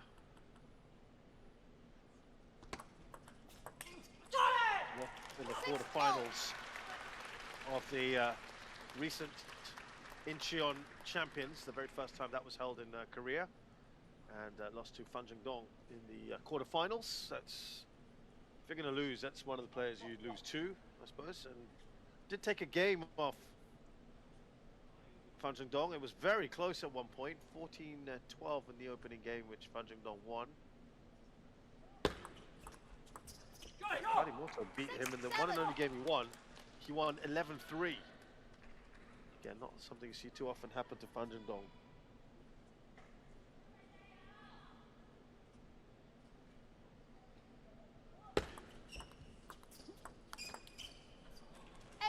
But just caught off guard there. Gashina getting it straight through to Harimoto directly.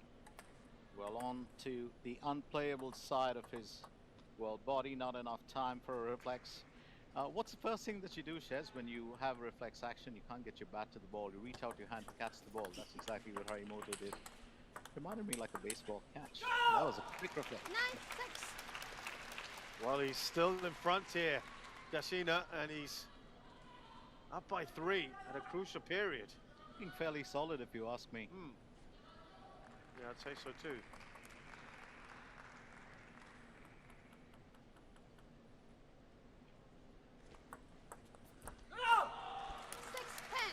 Four game points for Gashina. That is some moves coming in from Andres Gashina. He's trailing right through in the earlier 2 games. 7-10. One saved.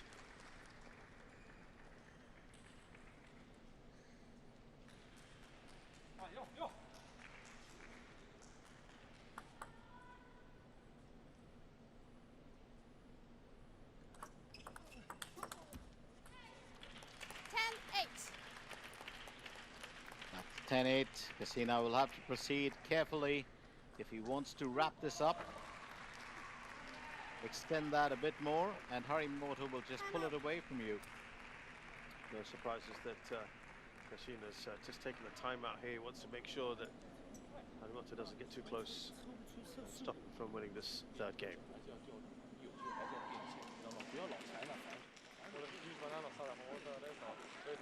Neću ovo na gore. Ili ravno ili ovu. Ili ravno. Možda mogu kako će ovu ravno ću staviti na gore.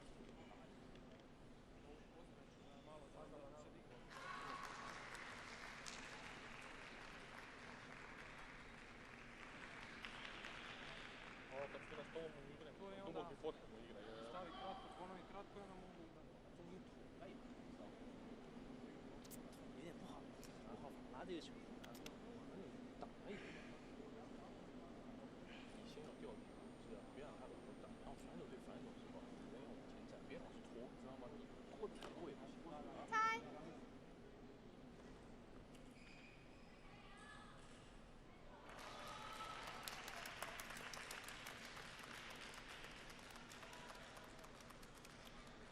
So, a pivotal moment in this 3rd game. Andre Gashina could 10-8.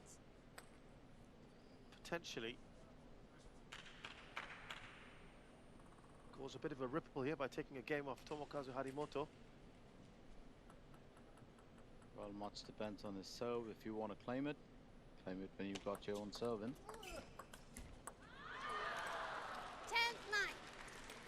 10-9. A little bit of luck there.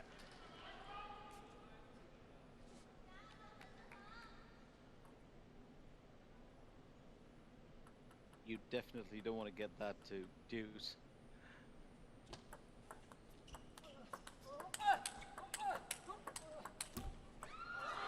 Oh, a little bit more luck.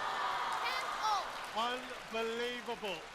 Tomokazu Harimoto, he looked in some serious trouble. And Gachino was putting him under real pressure here. There clips the net. Does it again, Glenn. I mean, that's twice. Can't do anything about that. Now, that's got to be a problem. I think Gachino knows that, you know, as long as he was leading, it was pretty okay. 10-11. You got a deuce, and you're just going to let Harimoto 3 points in a row. claim it. Absolutely, 3 points in a row. And he was under real pressure, wasn't he? He was. He was. Now, if he wins this, I think you're going to hear that Harimoto roar come out, given the circumstances that he was in. Well, you don't cheer when something like that happens, but that's a poor serve again. Second time it's happened to Gachino. But the match is effectively won now by Tomokazu Harimoto. And we will move to a fourth shortly. So there we have the score, 11-5, 11-7, and this one a lot closer with not back to 10. 多次我也是害处，前天到搬出太空，老子搬出去。这个我觉得拉一拉，让他们打开一点啊，还是要调整啊，反正你不要老是绝，有时候偶尔他不快的时候，拔一个可以，你不要老是这样，要么你还该出手然后就出手，第二就是说两边调整啊。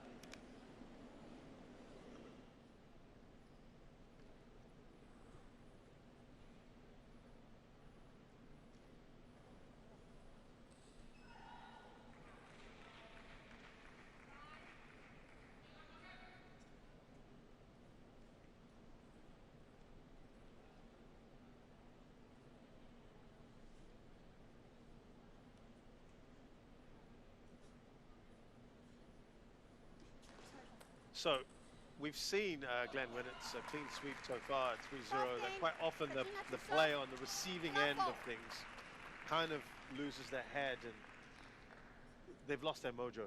And the fourth game is a very, very straightforward one. But he knows that he'll want to stay in this Benedict Duda. You just never know, right? What's going to happen in this event. So, interesting here as far as, well, almost taking away game was concerned, and I think if Gachino had taken that game from Harimoto, I think he would have just been able to, well, maybe attempt to take another game, and he could have shared the points just like, you know, Ahmed Saleh did earlier, you know, with his event. But here it is, of course, Tomokazu Harimoto just claiming, you know, 3 straight games, now leads by 2 points. Last 3. Let's make that 1 point. Gachino, of course, sorry, who's leading now by 3 points. And Tomokazu Harimoto, well, one of those players who can, you know, well, lag behind by quite a bit. And then can, well, just equalize and then win that particular game. He's done that in the past.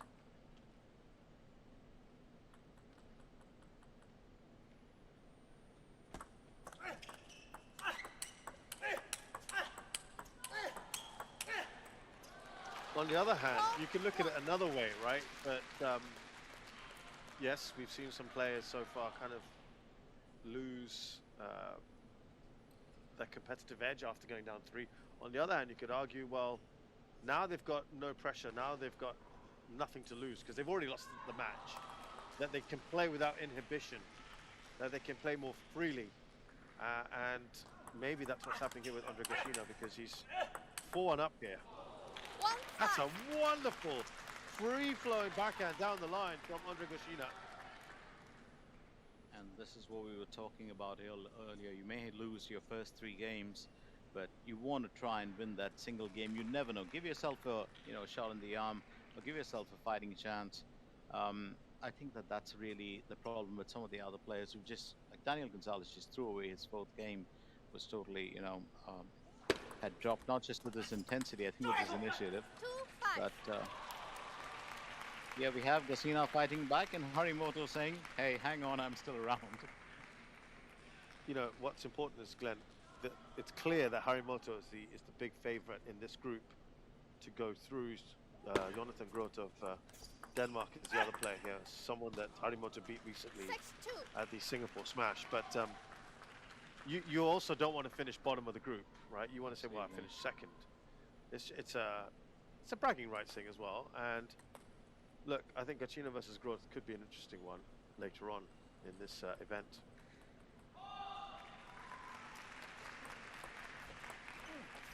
Picture there for Andres Gachina. But he's got a couple of mates who've tagged along to support him, which is a good thing. Yeah, this will leave a little sour taste in the mouth for Tomokazu Harimoto if he doesn't take this. A win's a win, of course, but he'll be someone expected to win comfortably. So it's now, well, 3-7. Gachina again has the fighting chance, but after the previous game, I'm not putting anything past Tomokazu Harimoto. Always got the ability to.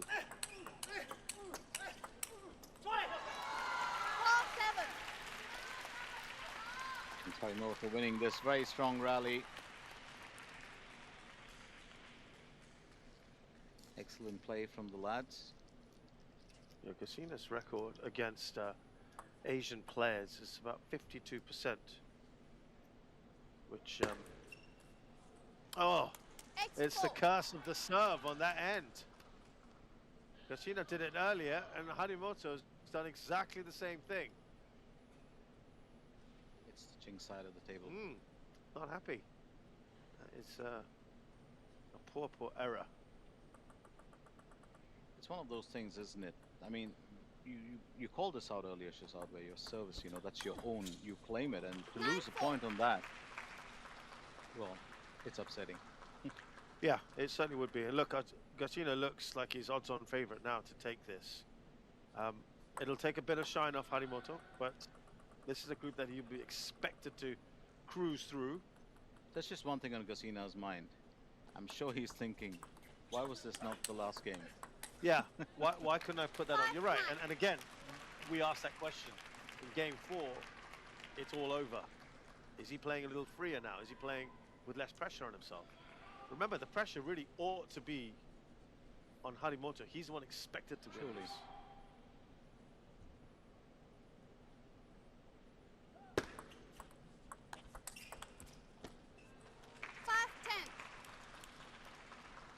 That's game point for him, so. Yep, 5 game point for Gachina.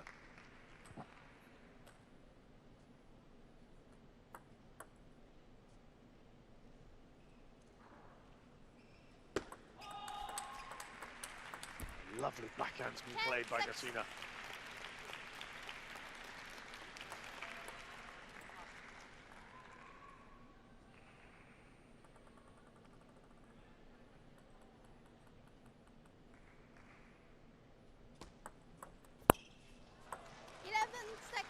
So Andre Gachina has taken the 4th game, one that's relatively inconsequential.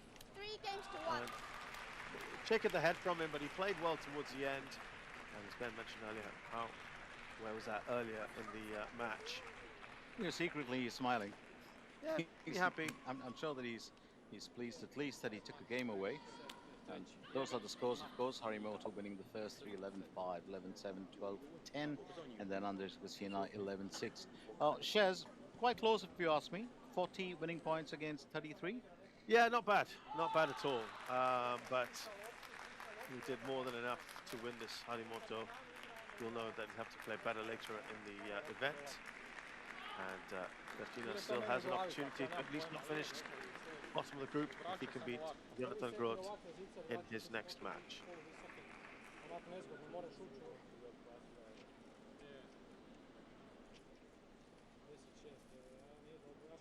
pomislio daj sad ne može gubiti. Da. Nisam loše odigrao. Nije finiti, da.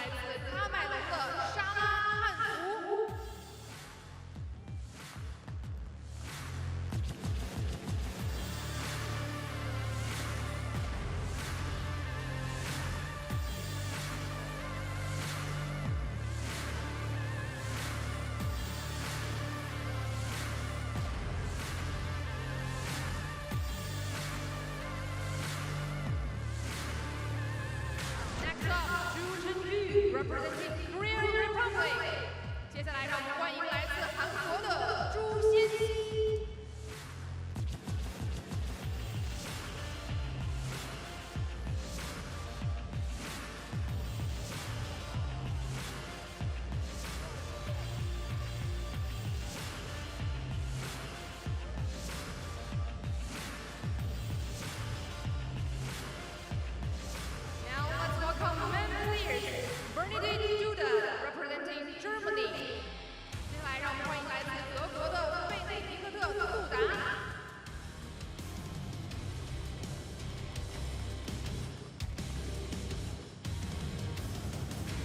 Welcome back to the ITTF Men's World Cup Macau 2022. We're into our second match of this session. Here goes Fan Zhendong representing China. 接下来让我们欢迎来自中国的樊振东。Fans are here to see one of the greatest players around as well, in Fan Zhendong of China.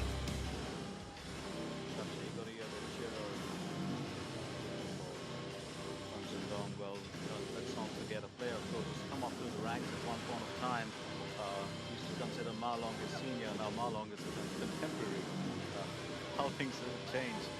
And so fascinating to watch these two actually train, you know. It's almost like watching a competitive game. Just training and helping each other. Yeah, big news, of course, recently that Wang Chuqin had usurped Fan Zhendong from the #1 spot. For that, not too long ago. We'll come into this again as the favourite Fan Zhendong.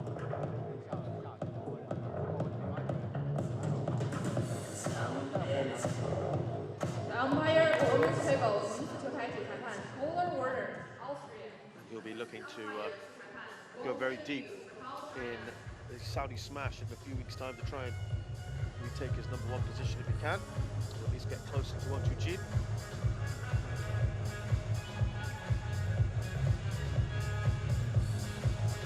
It's quite interesting, Shazad, that we've had quite a few big guns here in the early part of the day. Yeah, it's good. Fans have had a real range of players and stars coming up later today.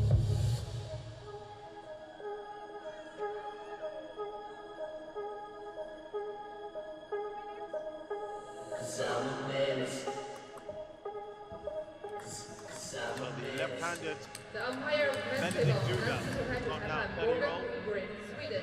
Assistant umpire 主裁判 Chen Ji-wan, Hong Kong, China.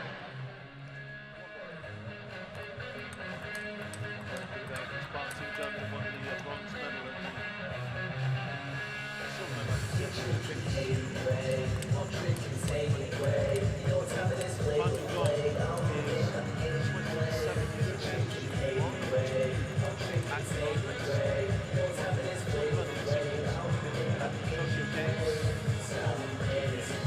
Well, world champion at the moment, German. It's our umpire.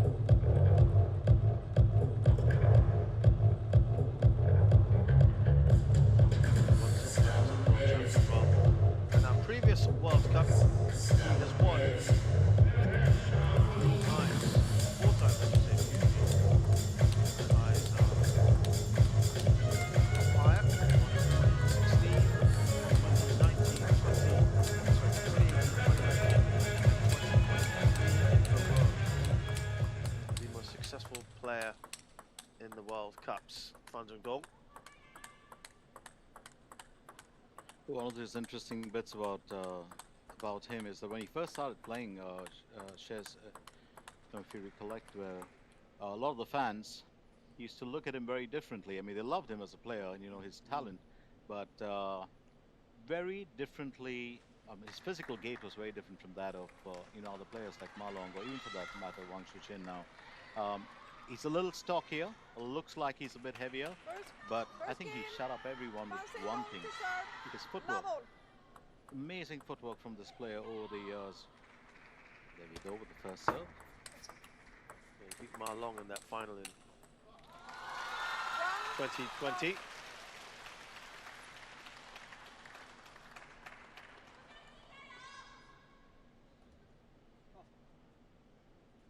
Duda's a fairly tall lad, isn't he? Interesting to see how he takes this game to Fan Zhendong. It's important to mention as well that these two have met 5 times previously. Fan Zhendong has never lost to Benedict Duda. In fact, in all their 5 matches, Fan Zhendong has only lost 2 games to him. It's a shocker, isn't it?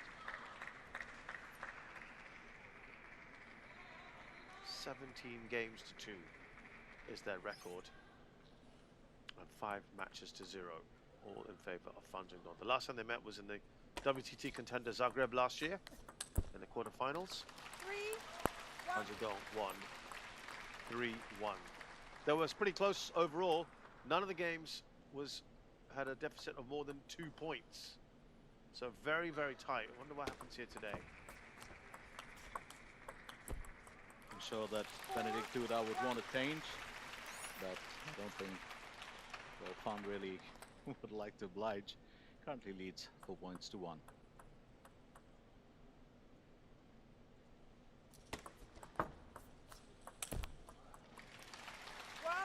The Fan Zhendong has an overall win rate of 86% in his career.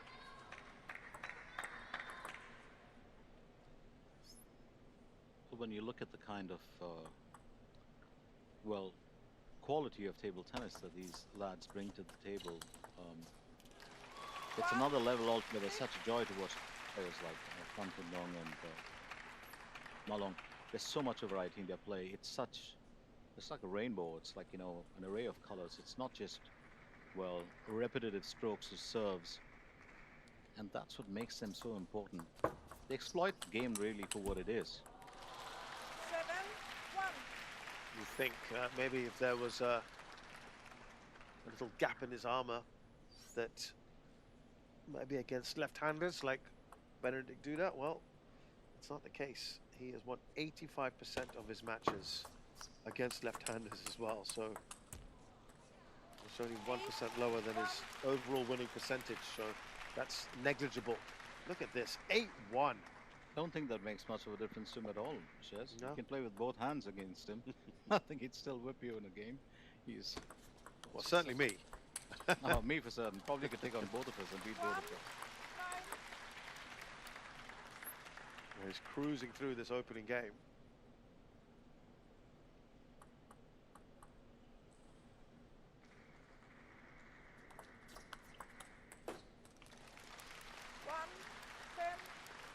Absolutely no reply there from Benedict Duda.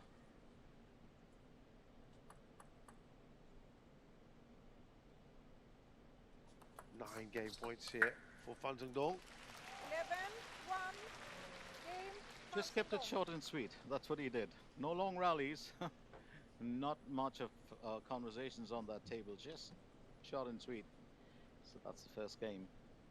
Yeah, good work there from Fan Zhendong, who takes the opening game 11-1 against Benedict Duda to take a 1-0 lead in this match.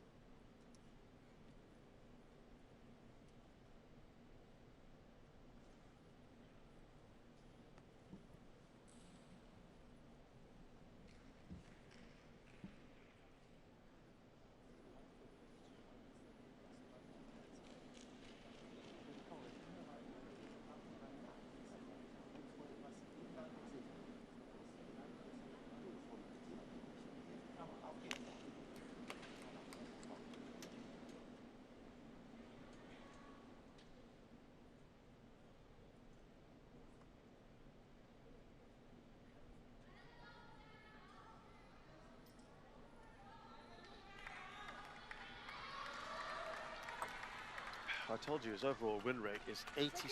Fan Zhendong. It's a whopping 94% against foreigners, non-Chinese players. Though, in recent times, he he has looked a little bit more vulnerable against non-Chinese players.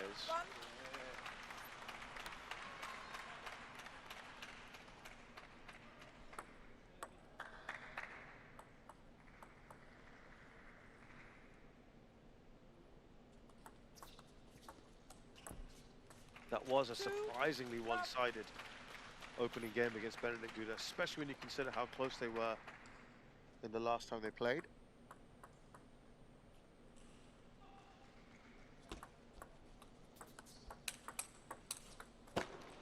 Oh, right off the edge there for the German.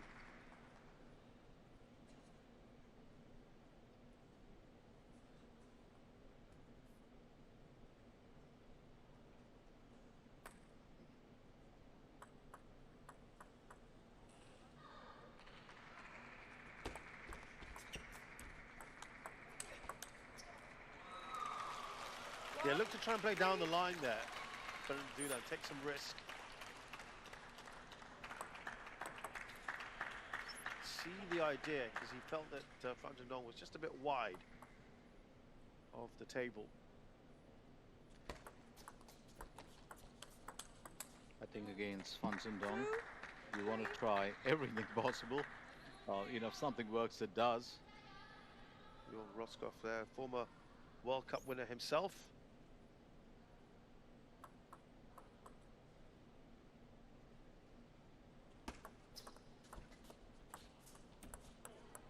Yeah, he won it in 1998. Not a Chinese player in sight inside the top 3 for the men.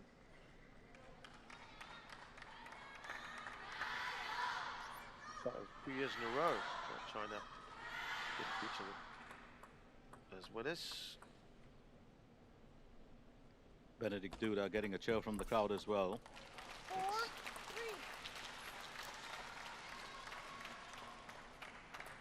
Last non-Chinese winner we had in the World Cup was Dmitry Ovcharov in 2017. It was Germany 1-2. Timo Boll came second. Ma Long was third that year. 4-all.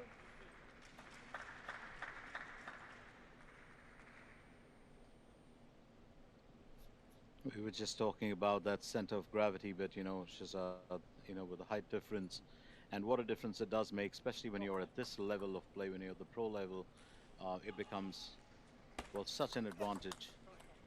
When you're playing a player who's a lot taller, look at Benedict Duda.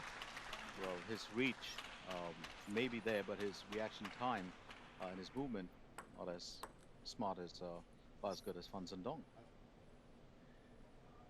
Yeah, this is a very different feel to the second game. Benedict Duda is proving to be much more adept here. Oh, what a rally and a great winner there. Really fabulous play from Duda. It's had a wake-up call from his coach for certain. Feels like that, doesn't it?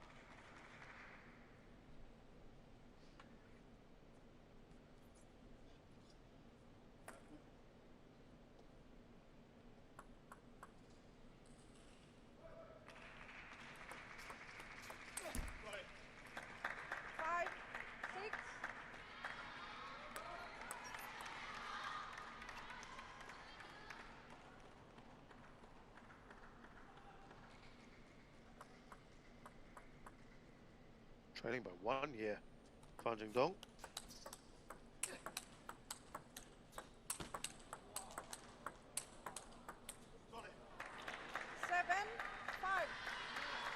Duda taking the lead in this game. That's been fairly impressive. Yeah.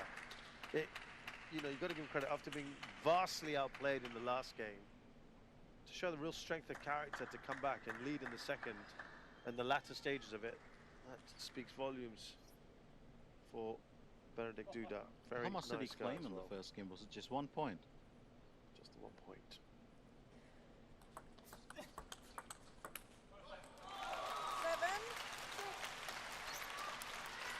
And Zhendong just forcing an error from his opponent. I think that's just got him back in the point swing.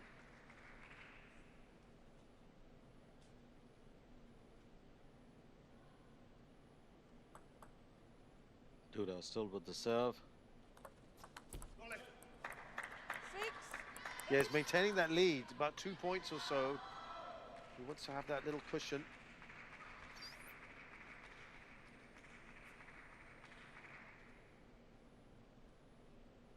You sometimes think when you're up against, you know, these really sharp players like Fan Zhendong, you don't need a cushion, you need a bolster. You need something to bolster your confidence, that's for sure. But he's increased his lead to 3 here. Excellent work from Duda. Always great to see a fight back and not a one-sided game, which it promised to be after that first one.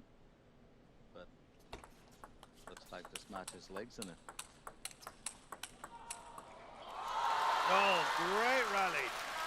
One in which Fan Zhendong wins. Duda took a bit of an edge. Definitely living life on the edge in this one. Fan Zhendong will be happy to claim that, there's no doubt about it.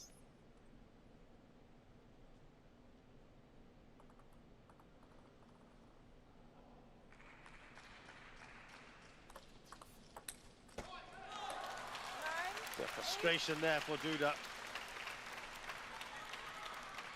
Could sense that from him. Has to keep his composure for this one, especially when you're in the lead. And it's Duda who's just taking the timeout now.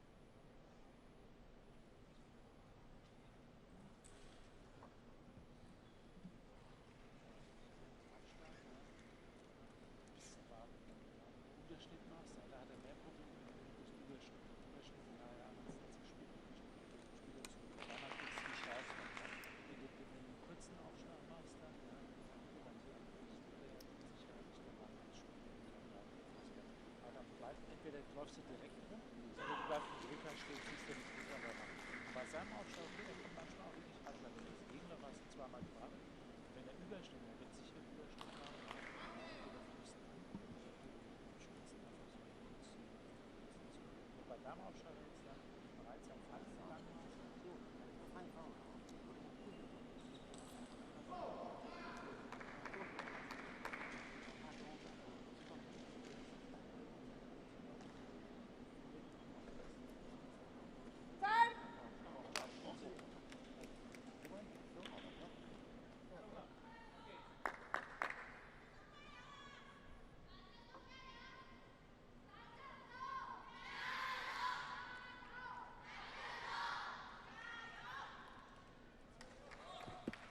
So kind of a pivotal moment here, Glenn, in the second game, sorry.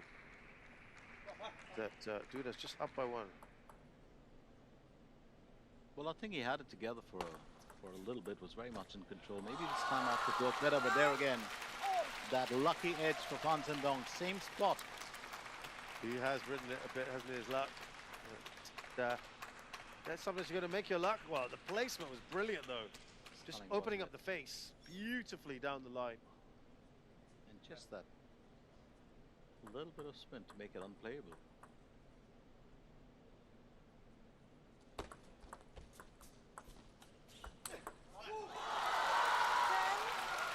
Played down the line, an absolute winner there from Fan Zhendong, and he's turned the tables. Now leads 10-9. Boy, he's got to serve, and if he can claim it, that would be the second straight game, but he's had to earn this one if he wins it.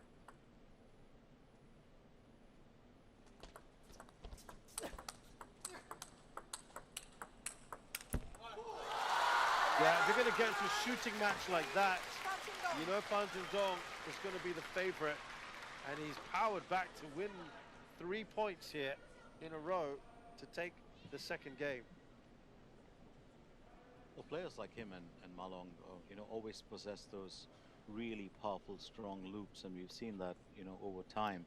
And you're so right about that. If you kind of, you know, offer that to them on a silver platter, you're just drawing, just playing them to their strength. 11-1, 11-9. Fan Zhendong is up by 2 against Benedict Duda.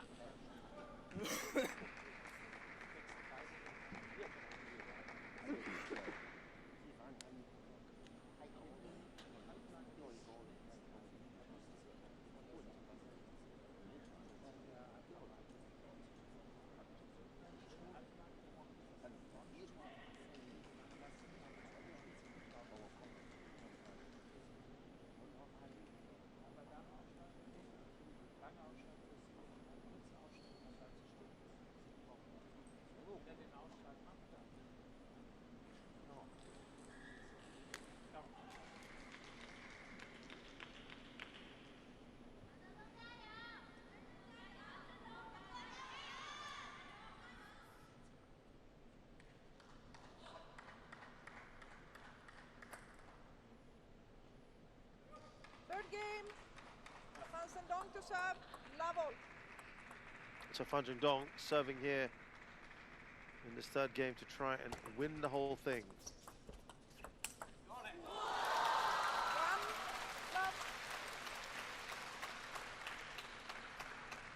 Well, he's come back with intent, there's no doubt about it. What I do love about that second game was, you know, Benedict Duda just, well, forcing Fan Dong to dig a bit deep, forcing him to earn, well, that victory, and not just handing it to him on a silver platter like he did in that first game.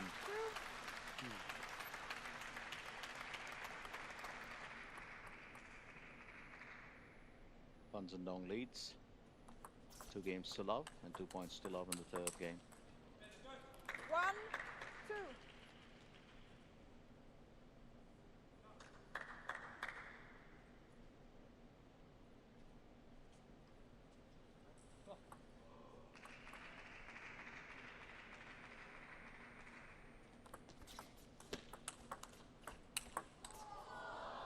Oh, can it make it better? It does. Incredible, but he's missed it on the next shot there, Fan Dong. I didn't think he was going to make that shot back. Have a look at this again. Oh, that's fine handler, isn't it? So well done. Well, I think if it was within reach of that, he would have made that second shot too. That would have been something. Got it. 2, 3.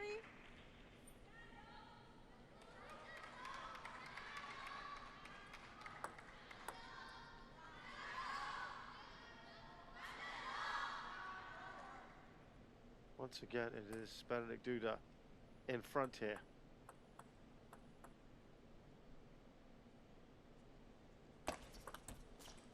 Oh, that was a great long serve. Really kicking up there on Duda.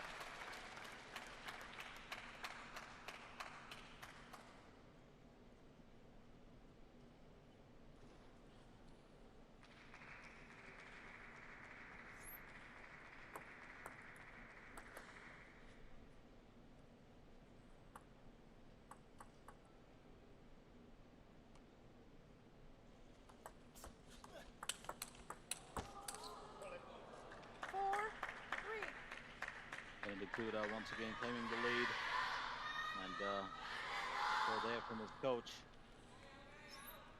I do love his fighting spirit. Yo, Rotzkoff also enjoying that. Now, real close battle today so far here in the Men's World Cup on the opening day, and that was a fantastic result for Ahmed Saleh, who drew overall, or tied, if you will, against Dang Cho. That would be the headline so far. 2-2 that one ended. 3, 6.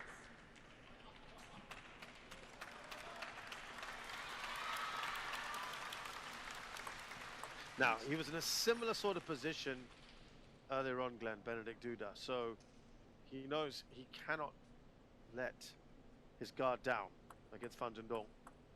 Well, definitely not when you're two games behind, because then you're just going to let it slip through. It's all done.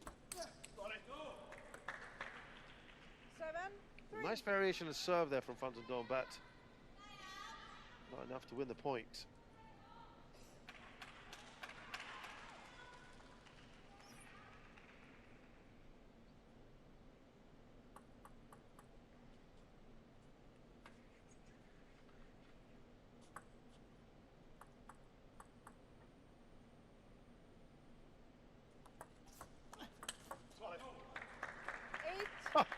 How about that for a dismissive backhand from Benedict Duda? That was sharp, wasn't it? Tell you what, it's now 5 points clear. He, in theory, is the favourite to win this game. 2-1 down. That just gives him a little boost, doesn't it, going into the fourth? It does. Well, I'd love to see him claim this game, because if he can do that, he can actually aim for the fourth game, keep himself in the running, you know, for progress to the next stage.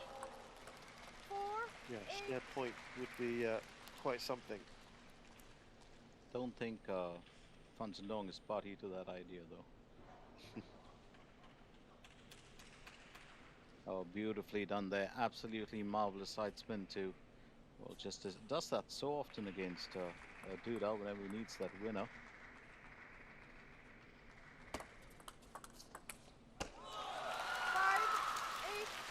Well, the fans really trying to do their part to get behind him.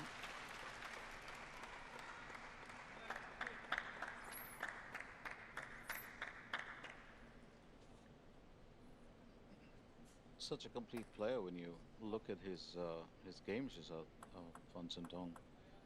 Very impressive with. He's got speed in there. He's got a massive amount of spin. And there, that says it all. It's now 8-6. Yeah, there's a lot going for him. Fan Zhendong.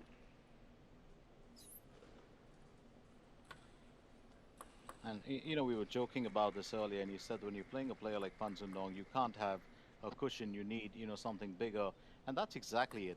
You're looking at, you know, a difference of 5 points, and you just go ahead and nullify that in no time.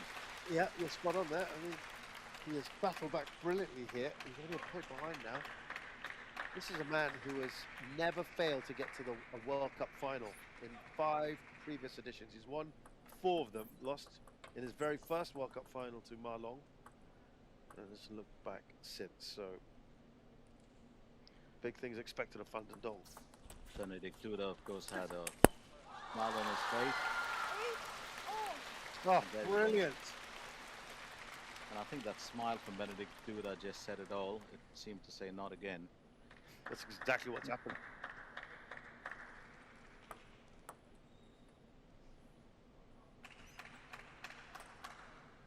Well, not the best move for, you know, the German athlete. He, well, did have a strong fight in that second game. Strong fight in the third game as well. Led in both the second and the third game, but if he does lose this, jeopardize his chances of, you know, going through to the next stage. Of course, taken for granted, the fan favorite would be Fan Zhendong for this, from this group.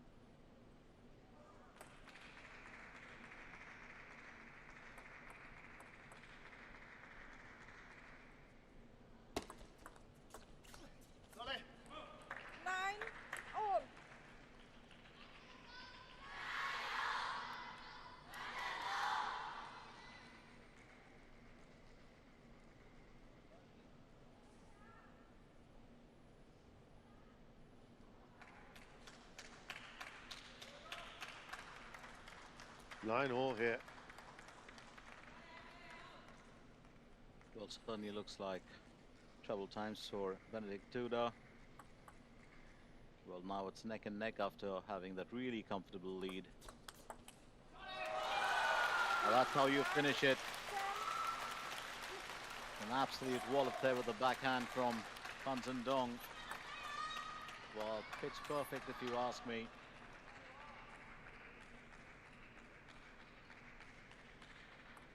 So a chance to, well, finish this game off. Unless Duda can force a deuce out of this. 10 all. Well, he's just... Yes, he does. Yeah.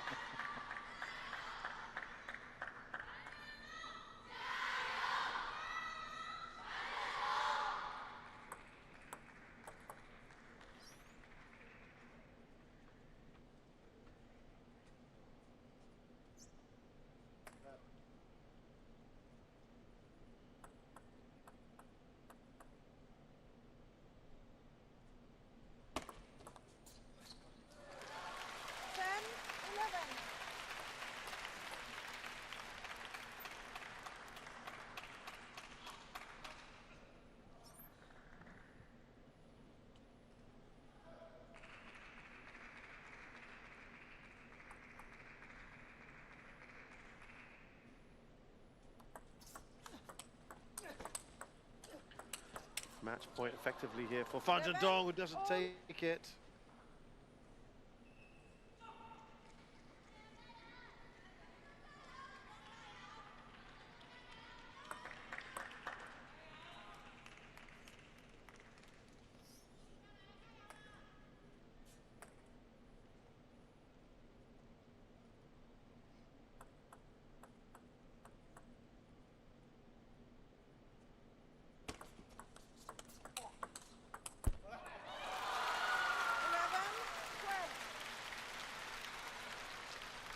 He's back to game point.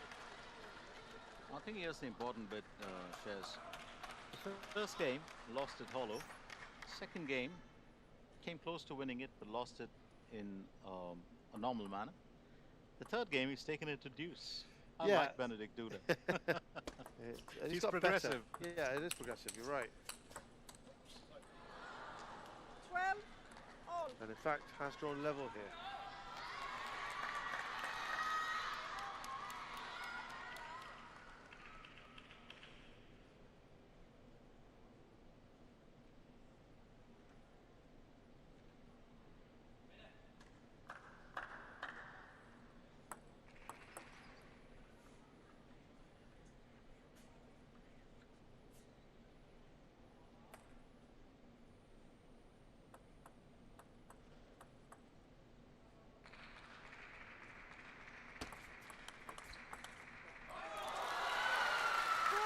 Having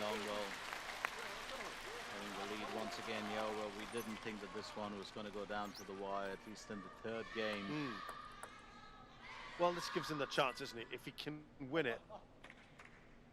Still got to save game point here, though.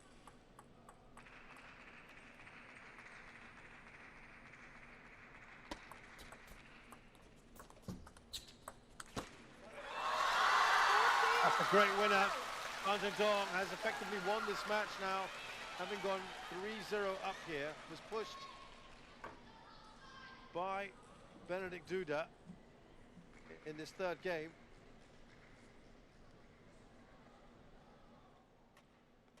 Well, absolutely marvelous backhand there. Just, well, a tad bit of spin generated.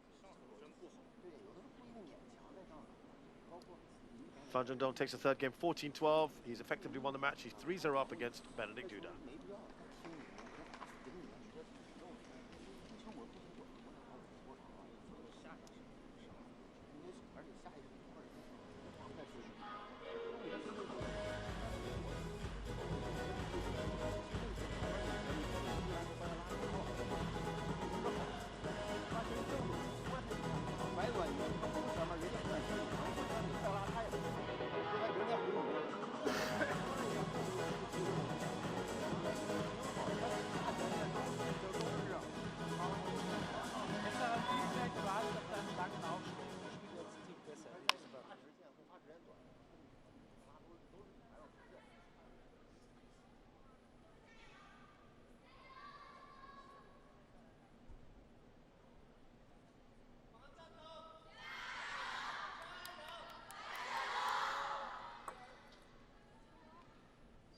Game, do that to serve, level. So now this is about Benedict Duda looking to just try and get a game back out of this if he can.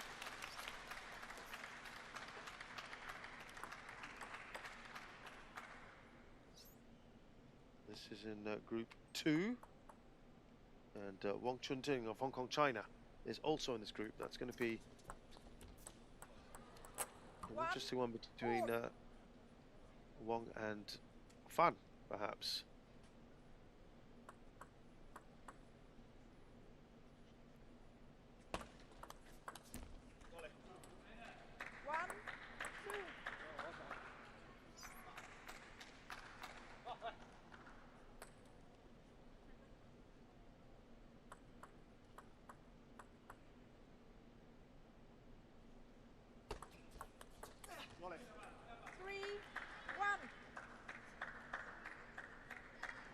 Benedict Duda, well, claiming the lead early on in this fourth game. I think that's a very, very interesting bit. He's given us 4 different starts, shares, and 4 entirely different games. I mean, by the end of this, we'll know how this one pans out. Just narrowly missing out on finding the surface there. A bit tough for Benedict Duda. It's 3-2 now.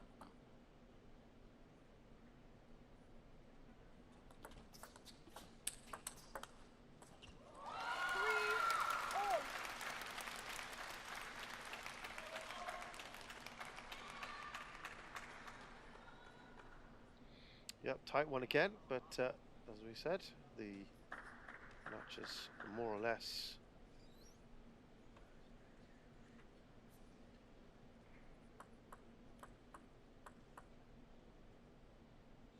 done and dusted. 3,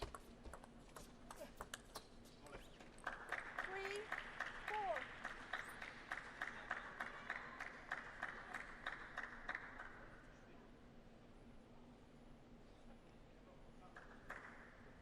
Still a strong fight from Benedict Duda. And Fan Zhendong to serve at 3-4.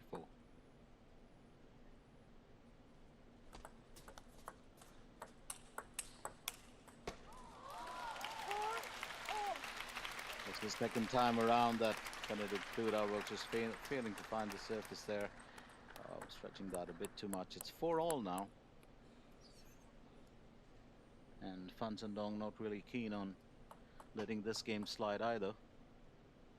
Yep, it's that ruthless spirit that you see from the Chinese players. 4, 5.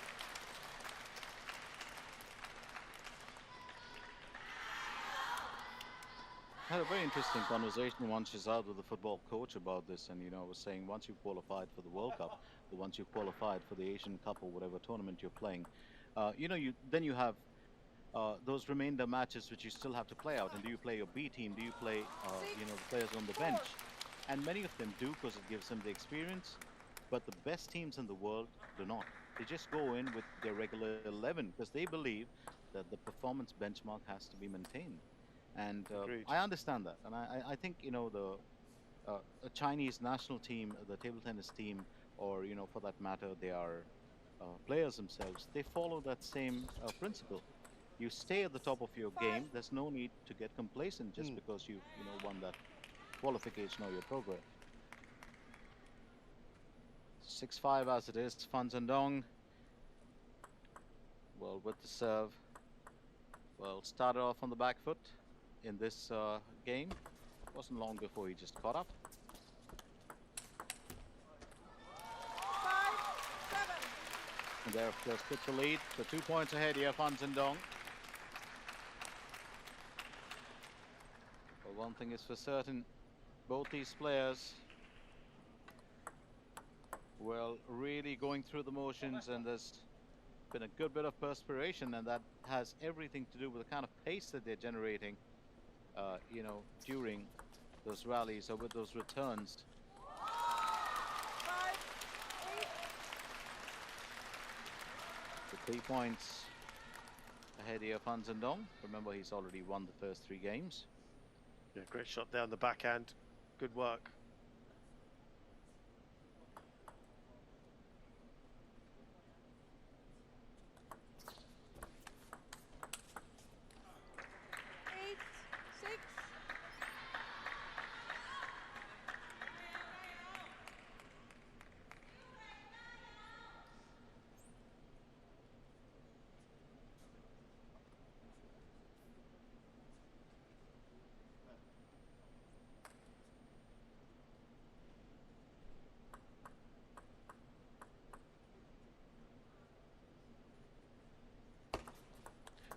So 3 more points here, Fan Zhendong, to wrap this up. 8, 7. Duda says, hang on. Timeout. Timeout called at the moment from Fan Zhendong. Wanted to take no chances.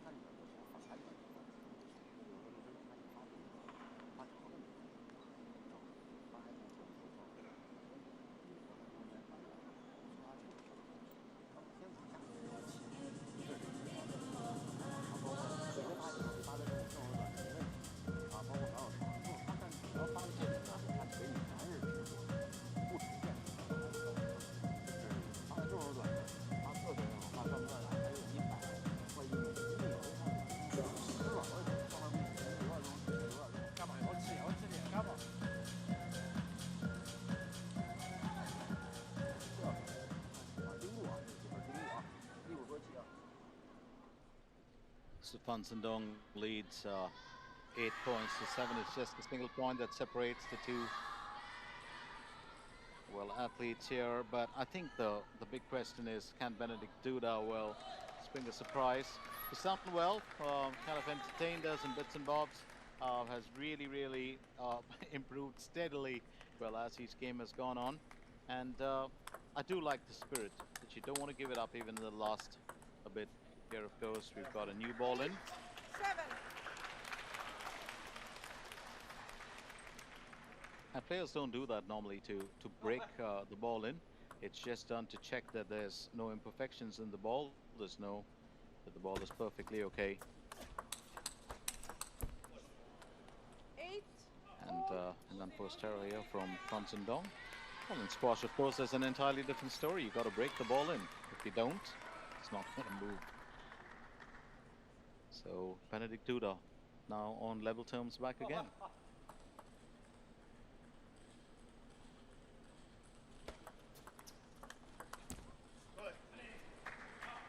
Yeah, always tough when you're up against Chinese players. Remember, Benedict Duda has never beaten Fan Zhendong in 5 previous attempts.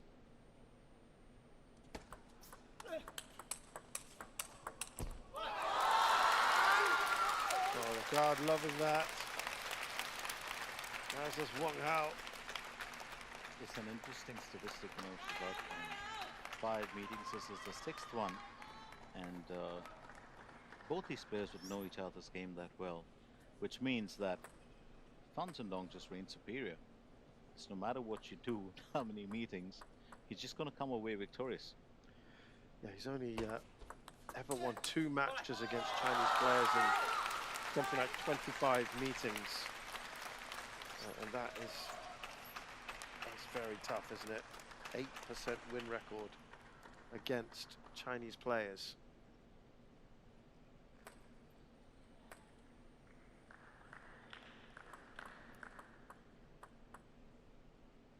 Can he claim it in this one?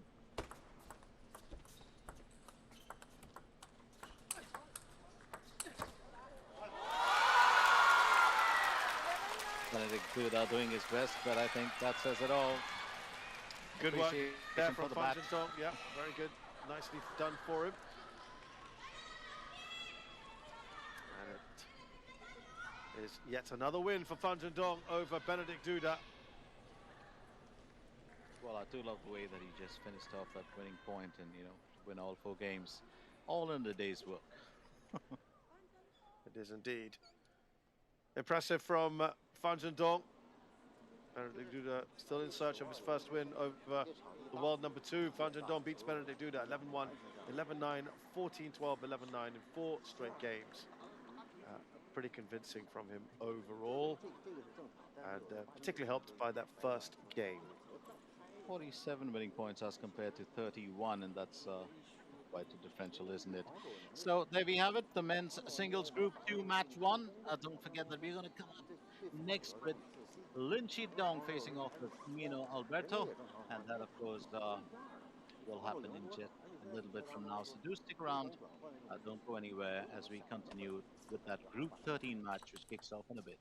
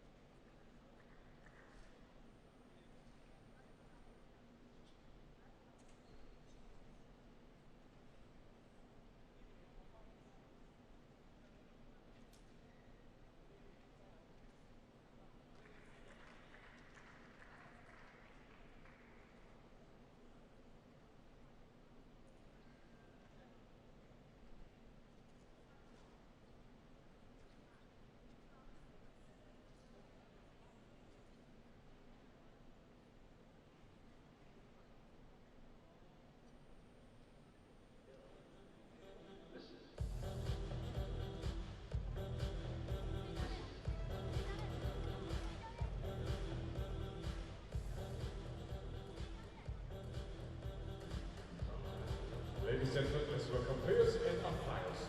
Men players, Alberto Mino representing Ecuador. 让我们首先欢迎来自厄瓜多尔的阿尔贝托·米诺。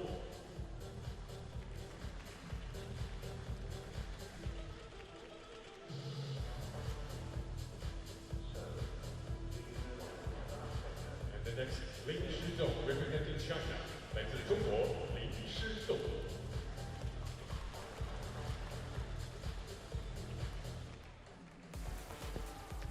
Let's get back to the action once again as we get on to the next game, and this of course is an interesting one for us. It's Group 13 that we're looking at, men's singles, Table 1, and it's Shazad and Miglen taking you through it. Lin Shidong facing off with Mino Alberto, that's Alberto Mino.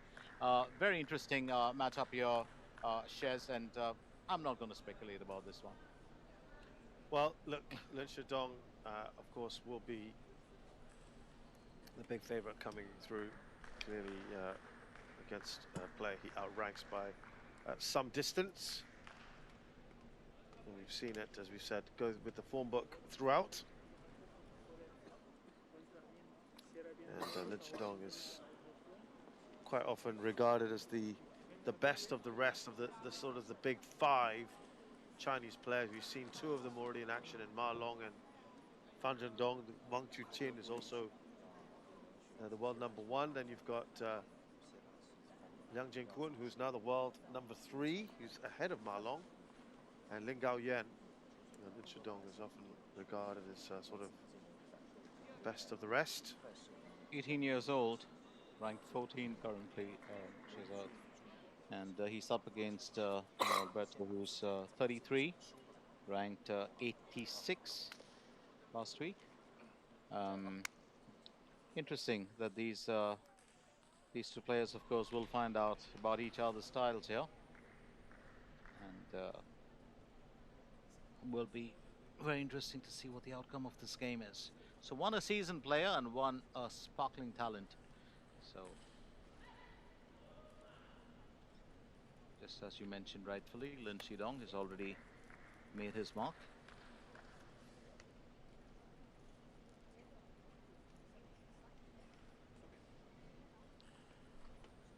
I'm always trying to look back and think when you see players like Aditya Sareen who's 15 or Lin Shidong who's, you know, who's prime 18, and always makes me wonder what I was doing when I was 18, and it was a far cry.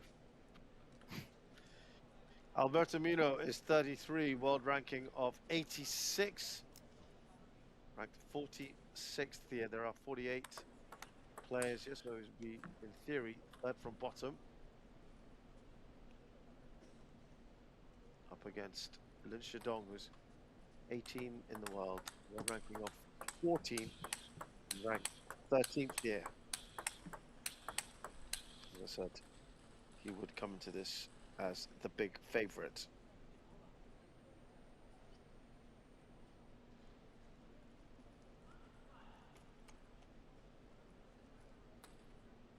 I think it's going to be an interesting battle on yours, Hen Yang Lin, who's the employer for this matchup.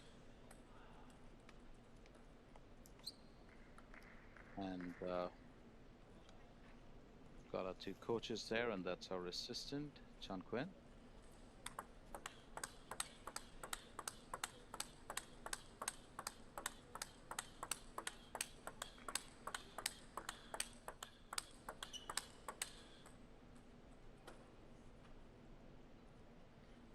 I remember Shazad when I was a youngster, and you know, in a particular gymnasium was actually searching for the table tennis table, and then I asked one of the senior coaches who was there, who was actually training some of the athletes in the gym, and I said, where are the table tennis tables located?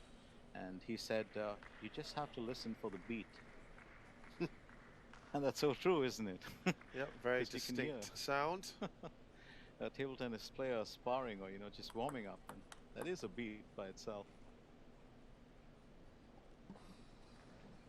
Lin Shidong has played 9 matches. There's 6 wins, 3 losses. Former top 10 player First game, Ling to serve. earlier this year. That's the strangest, isn't it, when you call an 18-year-old a former top 10 player? Yeah, still more to come from him, of course. Absolutely. One love. Lost the team of ball in the round of 16 at the Singapore Smash. I'm sure desperate to make amends. That was his last event. Didn't play at their champions. Will we see him at? Pretty sure we'll see him at Saudi Smash. Love two. I think Alberto Amino's looking to try and do something here. He's not just going to be proactive. It is, sorry, reactive. It is early days, of course.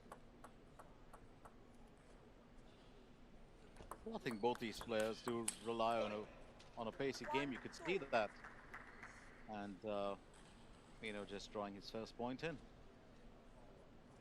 Oh, beautiful serve there. Absolutely lovely serve from Alberto Mino. Best result so far for Lin Chigong is the bronze medal he won last year in Durban, almost a year ago now, in South Africa with Kaiman in mixed double in the bronze. Did win the All China Table Tennis Championships in 2023. 3-2. And he also won the World Youth Championships last year as well. Well, here's something that you don't normally do against a quality player. You don't use the same serve against him twice in a row. Variation is always key. 2-4.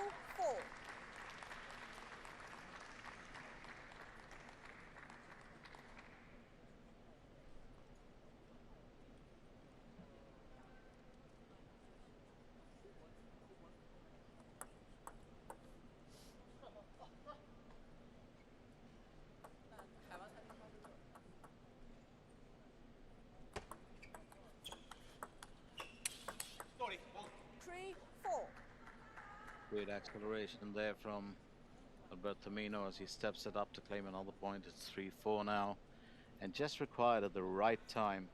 Lovely forehand from him. Well, just getting the better of Lin Chigong. 5-3. Not this time. Smart return there from Lin Chigong. Just forcing Amino to cramping him a bit. That really does make a difference. 6-3. They're looking to pull away here. Mr. Dong.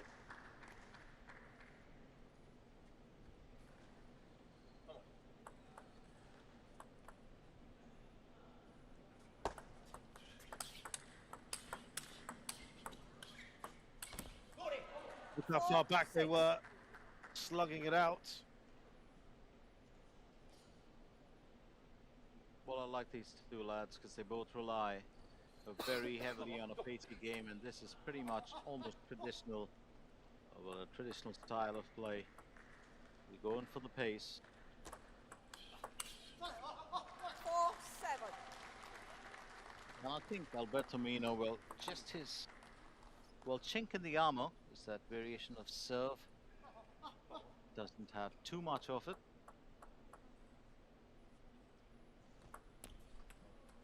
8-4. Well, did attempt to change and did lose a point. So probably should just stick to what he does best.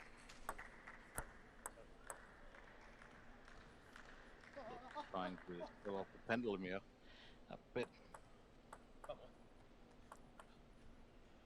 Lin Chigong leads 8 points to 4. 8-5. Yeah, just a bit cramped for space there, Lin Chigong. Trying to stage a comeback. I think Mino does have, a few good, well, shots in his, well, up his sleeve, but I think that the real issue is just the variation in serve, which has been a bit bothersome, because you want to dominate and claim the points with yourself. Lin Chidong, of course, leads by 4 points still.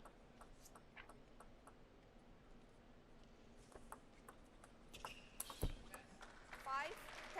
Oh, just played him there very nicely. Beautiful return from Lin Chidong. 5 game points here.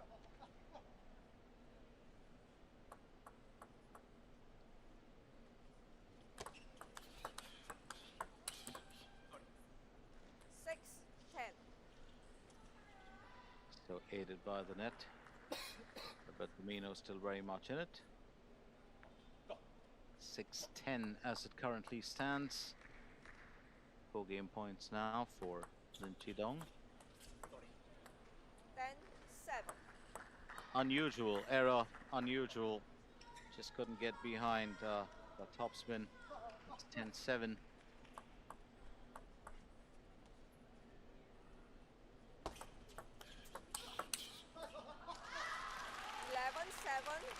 First game to Lin. Good start here for Lin Chidong. 11-7.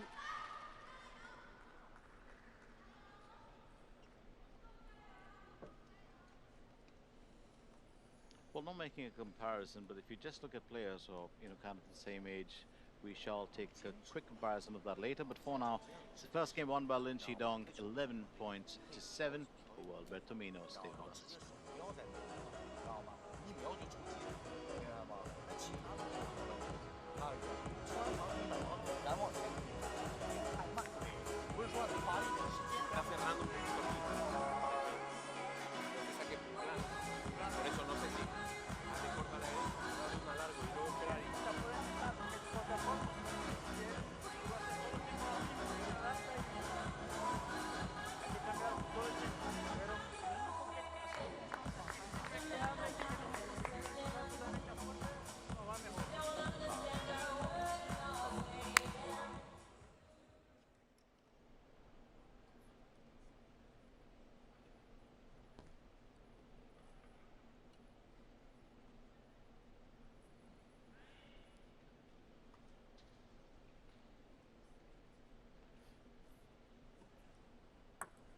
Second game, Mino to serve. Level. And we're on to the next game, of course. Lin Chidong claiming the first one, 11-7, Albert Firmino. Mino to serve. Love 1. I get the strangest feeling about Alberto Mino and his serve. It's a standard serve, tries and keeps it fairly well. Simple. It's one-sided. Plays to the forehand area of the player. This time the net, of course, will play truant, so it's 2-love. Lin Chidong leads. We were just talking about quality earlier, and Lin Chidong, one of the youngest of the players. Let's not forget, won his first title at the WTT FIDE European Summer Series 2022. It was held in Budapest. Represented China in the 2022 ITTF World Youth Championships.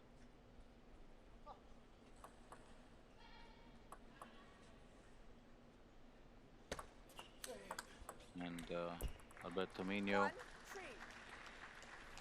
well, making the difference here, so it's now 1-3. Yeah, lots of table there to aim at, didn't he, Lin Chidong?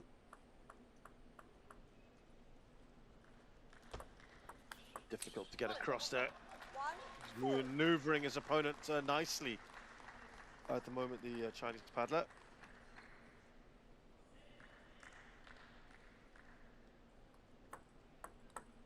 Well, the beauty of the matter is, even with his skill, you can still tell he's a youngster, even with that professional approach. And I was just talking about this, if you compare him to a player like, not fair to compare, but I think it was Isaac Kwek.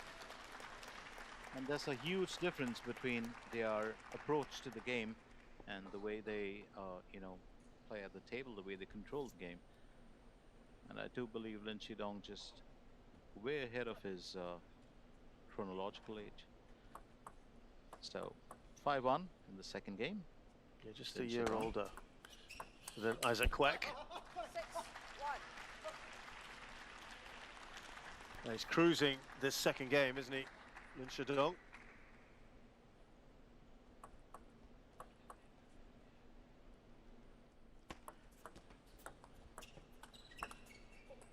Two, 6. 15 years gap between these two. 33-year-old Alberto Mino. It also goes to tell you that you can't just go by title wins alone. Has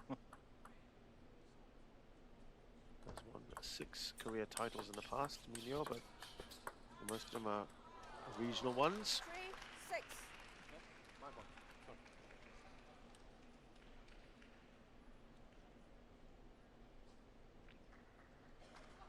Best result this year so far.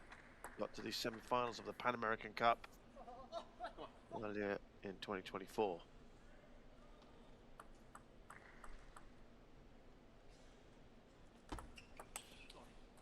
Six, 5 4. wins out of 11 in 2024. 6-4, Alberto Mino fighting back.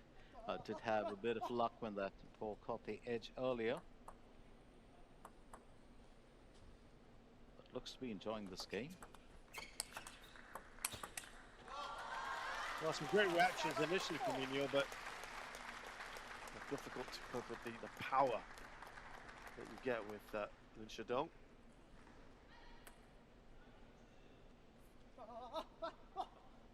Well, that's just quick as lightning, isn't it? Let Shidong. and block. 7, 4. Spree serve, yeah.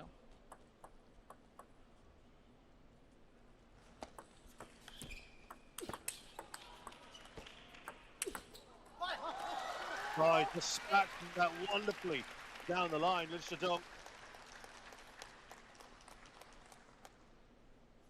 Well, he just ruled that, didn't he? Played every part of the table. Beyond the reach there of Mino.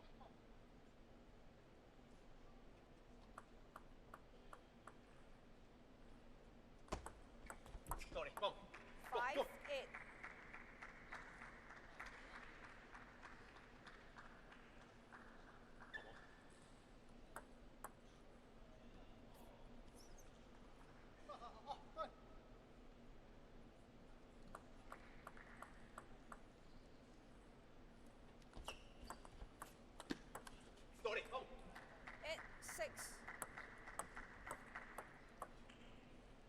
Mino not giving up either.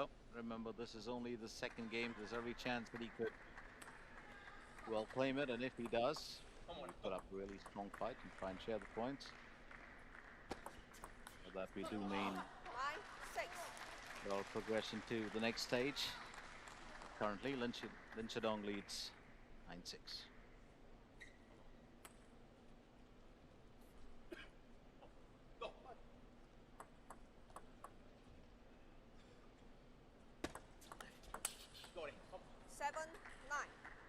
Only 2 points in it.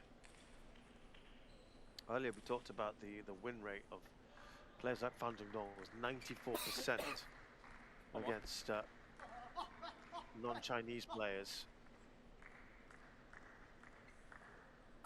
Someone like Lin Shidong has an overall win rate of 72%. Some might argue is quite low for a Chinese player, still only 18. I think we've got to be fair in that sense. Oh, he's an exciting talent to watch, there's no doubt about it. Has great shot selection, has absolutely wonderful variation with his serves. He likes to play an extremely pacey game. Explosive from Lin Shidong. He's 4 clear here. And yeah, it's been good for him so far. He's got an overall win rate of 80% against non-Chinese players. We have a water break here. Having won the second game 11-7 in Shidong. He's 2 up against Alberto Mino.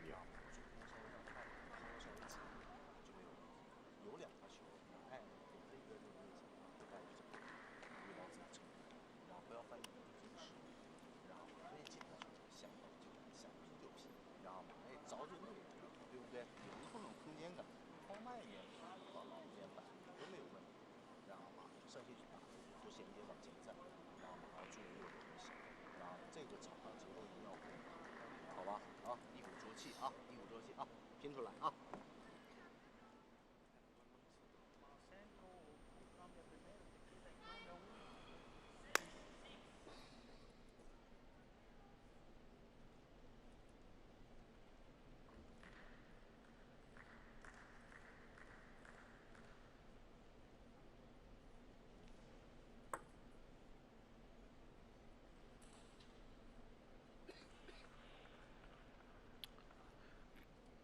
！So Lin Shidong in control at the moment here in this match against Alberto Minio.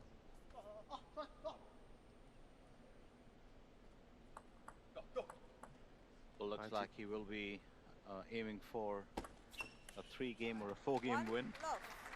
Yeah, I mean it's not been all plain sailing for him so far. I think that's fair to say.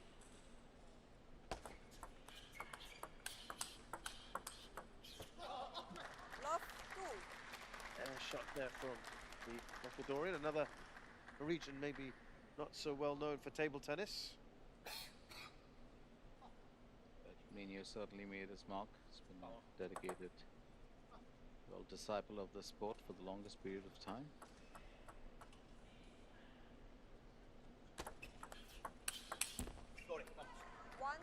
In this group, I think this is going to be quite fascinating. Alexis Lebrun is also here, the brother of Felix Lebrun. Also a very well-known tennis player, has a good amount of fans in France and in Europe. Well, that could be an interesting battle, those two. Depending on which Lebrun turns up, and meaning which Alexis Lebrun on his day. Superb. 3-2.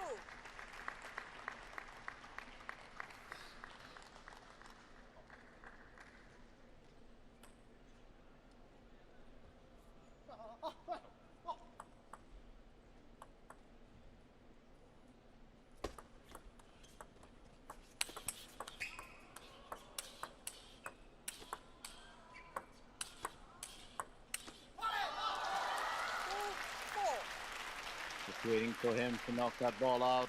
Lin Shidong does well. Well, Minio calling for that trap. One of the oldest in the book and most effective 4-2 as it stands.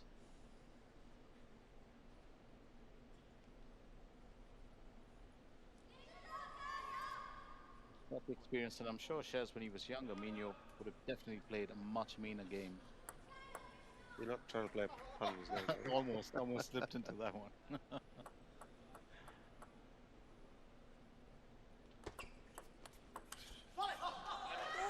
I like what he did there on the serve receive there. Lin Shidong. Time up. Time up called by Minio. Just goes outside the table to play that. And 5-2 it is in game 3 to Lin Shidong.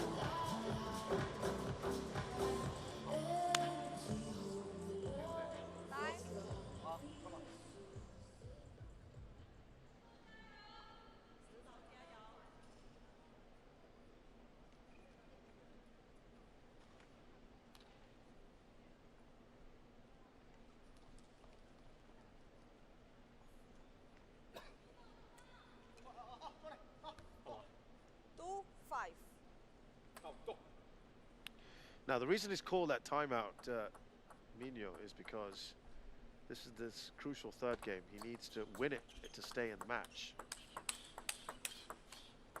6-2.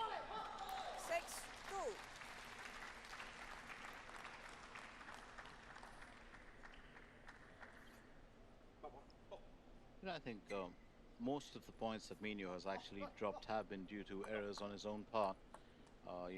There as we see that. And they haven't just come from winners by Lin Chidong. There have been a few, but a lot of them have been errors on his part, and he knows it. That includes, of course, a few serve errors.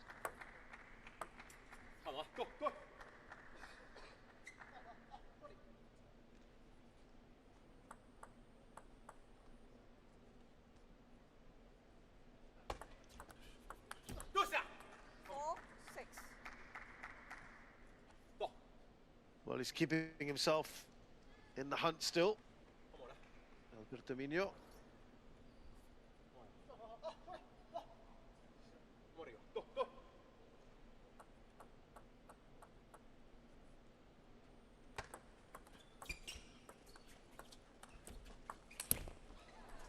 Yeah, that clipped the net along the way. You can see Minho quickly acknowledging that.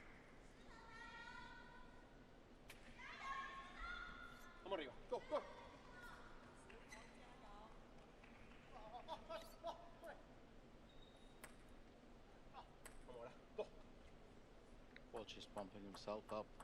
I mean, you're right through this game. Just the importance of it. 6-all. Well, he's pumped, isn't he, Minho? Absolutely vocal at this part.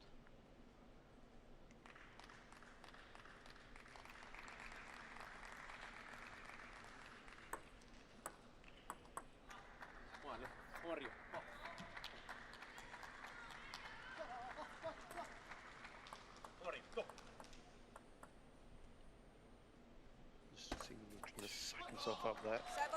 7-6. Lin Chidong definitely experiencing more resistance in this third game. Minho. Well, it comes along with 6-8. the vocal skills of Alberto Minho for this one. And Lin Chidong, well, just very unassuming, unlike Ma Long or Fan Dong, maybe because that's got a bit older. But Lin Chidong just looks like the boy next door who goes to college. Oh, what a shot that was. And that's still you get him on a table and he does it like this. Brilliant from him. This young man, the future of Chinese table tennis. Mind you, you say that and then you've got Hong Chu-Chin in his early 20s. Well, there'll be a couple of seats vacant at some point of time, Jess. So I think they've already got replacements for them sitting in the background. You do feel for these incredible Chinese players that come through, but then they just happen to coincide with other greats ahead of them, and it's just so difficult for them to shine. 7.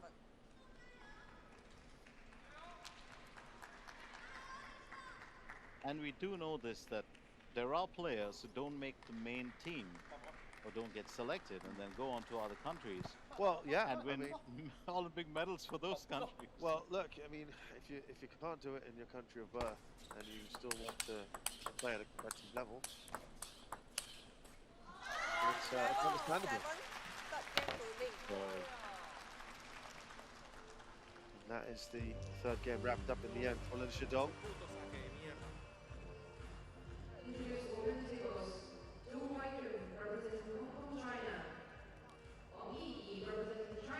Pointless one.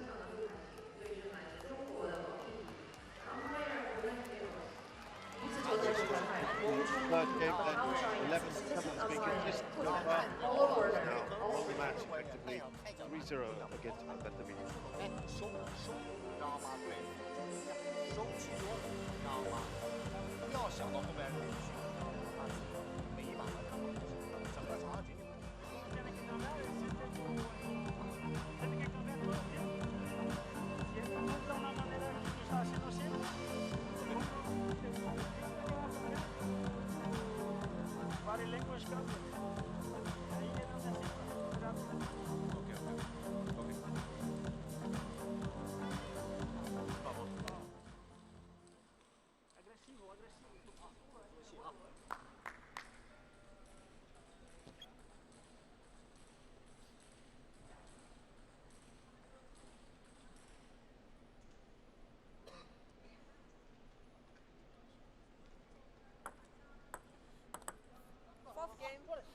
serve, level. Fourth and final game, as is the format here in the group stages of the World Cup.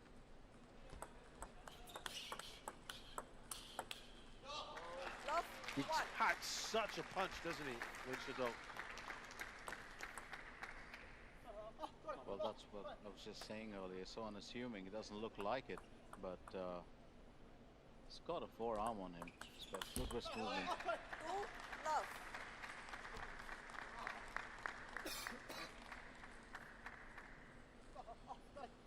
But it's players like this who are absolutely well disciplined, who probably give a lot of time, especially through those formative years, you know, training to perfection.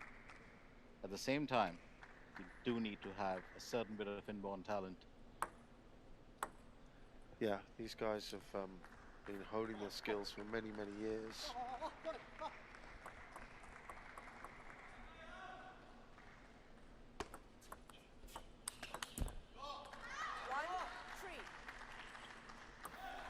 Still plenty more matches to come. This is the last match of this session. We've got 2 more sessions still to go today, as will be the case for the next 2 days. Lin Shidong also keeping himself very, very motivated right through this game. Well, it was just silence in the first game. From the second game onwards, we've seen a steady increase in volume, and right now Lin Shidong leads 4-1, pumping himself up to the max. Alberto Minio just trying to do that as well at his end. 5-1. So 5-1 as Lin Shidong leads. And it just might be an interesting battle between, well, these two once again getting the better of Alberto Minio.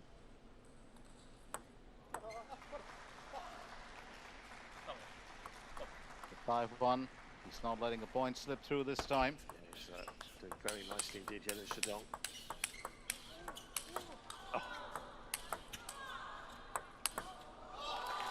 Oh, that's just a great rally. Credit there to Minio as well for playing his part, keeping it alive. Well, we saw that last one coming. You just knew it was going to come. I was waiting for it. I shot back. A marvelous play from both ends of the table, but Lin Shidong, what a fine finish. That kind of set up nicely for him in the final. Just have that final shot. Oh, that's playing some great stuff here, Lin Shidong.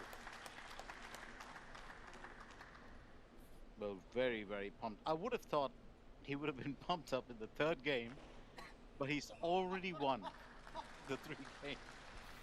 And here in the 4th game, he's the most pumped up. What does that tell you? It just shows a level of, well, competitiveness from a player like that. Just amazing, isn't it? This is players previously won the WTT FIDE European Summer Series, beat Xianpeng in 2022. Last year, the contender Aman beat Dmitry Ovtcharov 4-0. A former World Cup winner in his own right, Dmitry Ovtcharov. What a result that one was. No, the quality he has. It's a new ball in. 7-2 now. Minio to serve.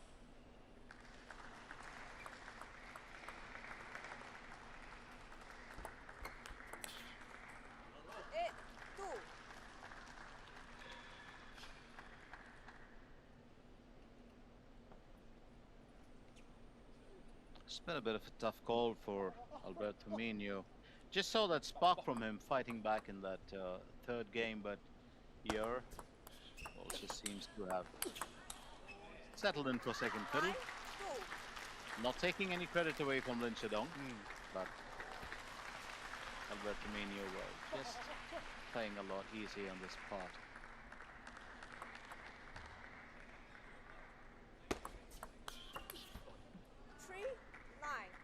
Bit of a mishit there from Lin Shidong.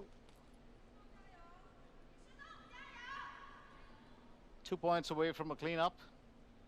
Lin Shidong, I think, can very well make this count. Remember, we've got 1 more game to go before we get into a bit of a break, which will be a refreshment break for all of us, you included, who are catching the action with us. And much needed, if you ask me. It'll be a nice hot cuppa. Yeah, we'll be back at 5 p.m. local time. Much as I love a chess, never understand why it's called a couple Joe. Still don't know who Joe is. Here we are. Well, game point again for Lin Chedong.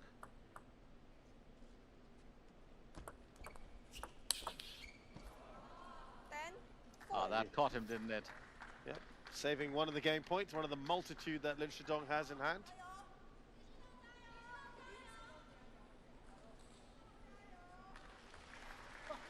Just caught him unawares.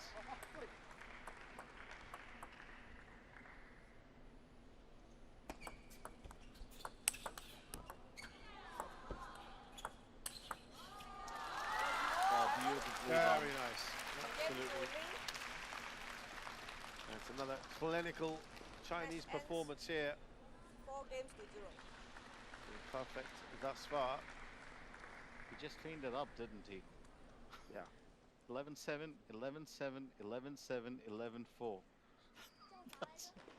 Yeah, it's been... You would have thought his last game, you know, would have been maybe a bit easier than the others, but it was a better performance in the first 3 games. And well, that's another level altogether. So here we have it, one more game done, and this was of course the Group 13 match. Lin Chedong and Alberto Minho. Yeah, 11-7, 11-7, 11-7, 11-4. Lin Chedong beat Alberto Minho 4-0, 44 points to 25. And that's a big difference. Absolutely. Pretty big difference, that one. I'm now going to move into our 4th match, last match of the session coming up very shortly. Here for the ITTF Men's World Cup Macau 2024.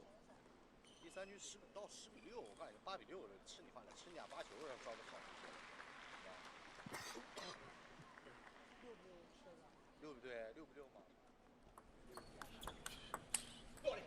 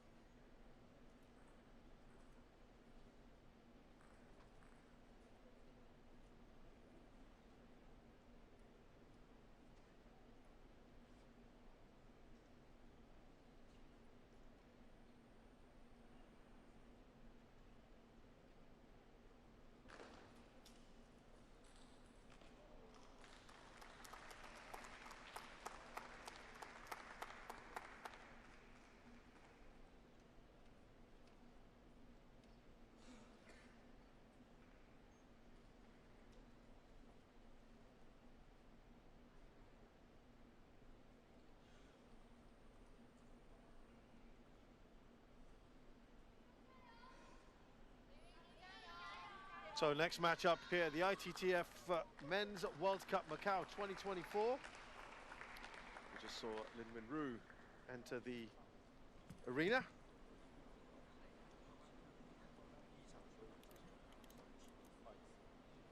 Up against Portugal's Geraldo.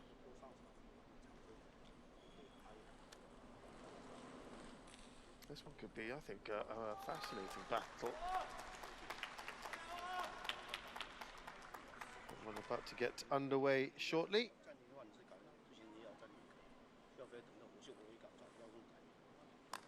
Last minute instructions being passed to the players.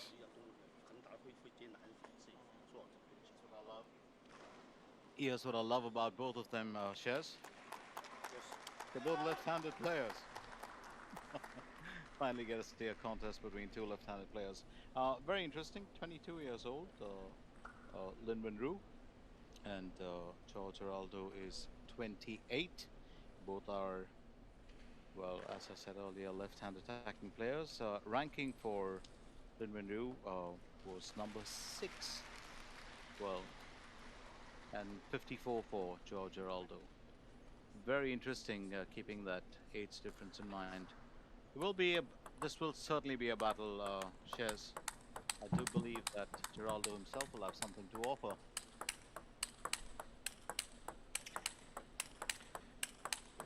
Yes, Geraldo is 28, 54th in the world. Peter 39th in this tournament. Yeah, one of the lower seeded players. But he has been a bit higher up in the rankings. Lin Ru playing at his best ever. 6th in the world, the youngster. 6th in the tournament as well. Yeah, fantastic talent. Is capable of beating the very best. And yeah, been in hugely impressive form. Chan Chi-wai is our umpire.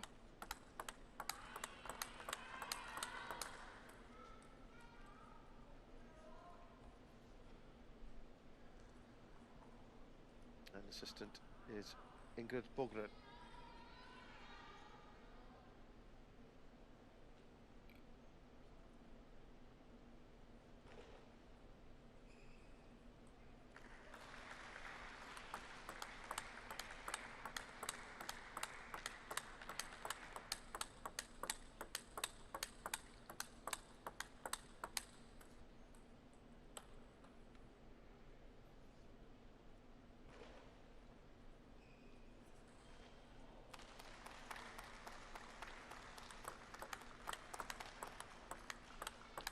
Yeah, João Geraldo, his best ranking, 35th in the world. That was towards the end of last year. This year he's played 13 matches in 6 events, won just 4 of them, so it's been a little tough for him. You contrast that with Lin Ru, who's played 27 matches across 6 events and won 20 of them, 7 losses. At the Incheon Champions recently, he got to the quarterfinals where he lost to Ma Long 3-1. Lin versus Geraldo. Impressively beating Gun Woo Jin in the round before that. Looking back at his early achievements, along with his teammate we saw earlier, Marcos Freitas, and of course Thiago Polonia. He won the gold medal in the men's team competition 2014 European Table Tennis Championships. And that's the first point we get started with.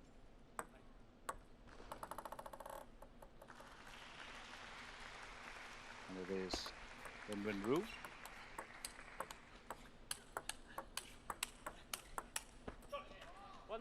Yeah, Lin Ru just been so impressed with how he's been playing.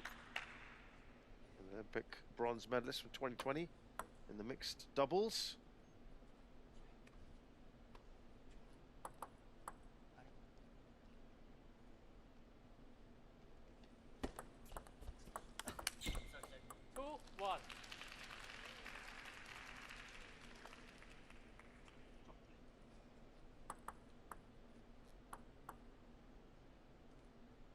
train in China with members of the China national team in late 2020 until 2021. That maybe helped him with the medal.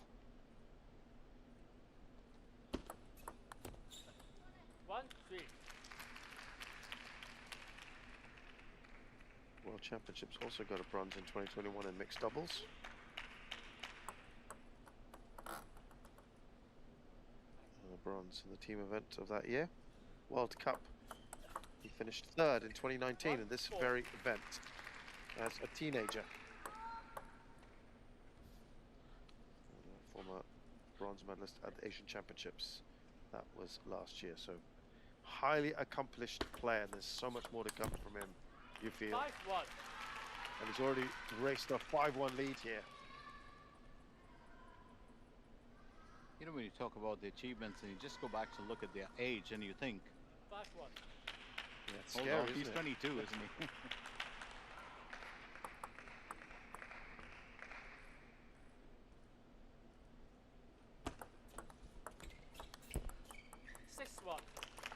Geraldo's won a bronze at the Mediterranean Games in 2022. That's probably his best singles performance.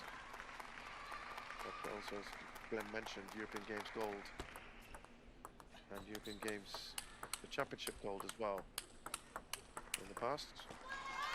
Portugal, one of the high-ranked sides, and this is fantastic from Lin Wenru.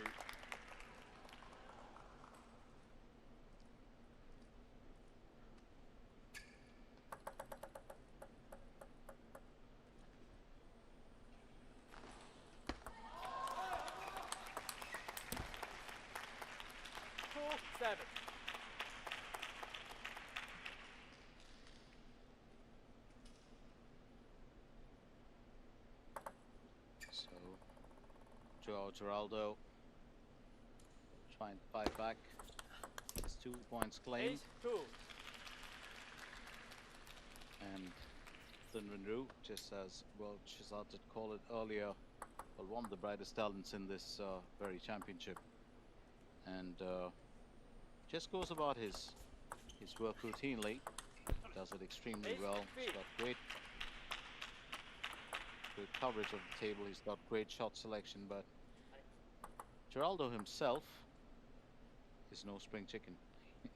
He can hold his own, but left to be seen whether he does in this first game. Oh, that's a delightful shot down the line from Geraldo. A little bit of guile in that one.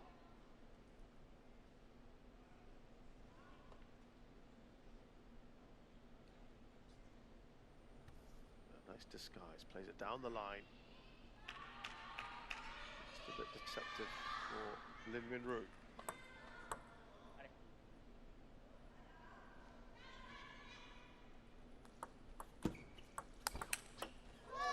Oh!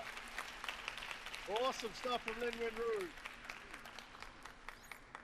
That's real placement, isn't it? He's so confident with that. It looked like a winner, didn't it, from Geraldo?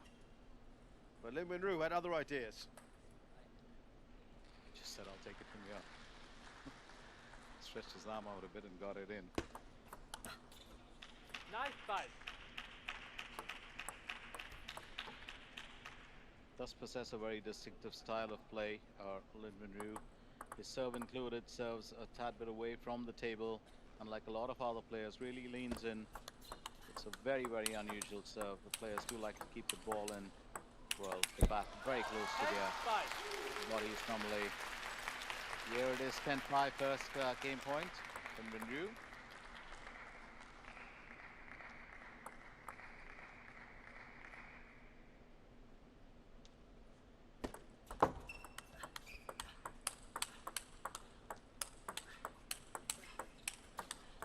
Oh, beautiful rally building up there. Lovely return, twice over from João Geraldo. Still going here, Lin Wenru, not far away. That is one of the rallies of the day here in this event. The longest one we've had. Yeah, I'd agree.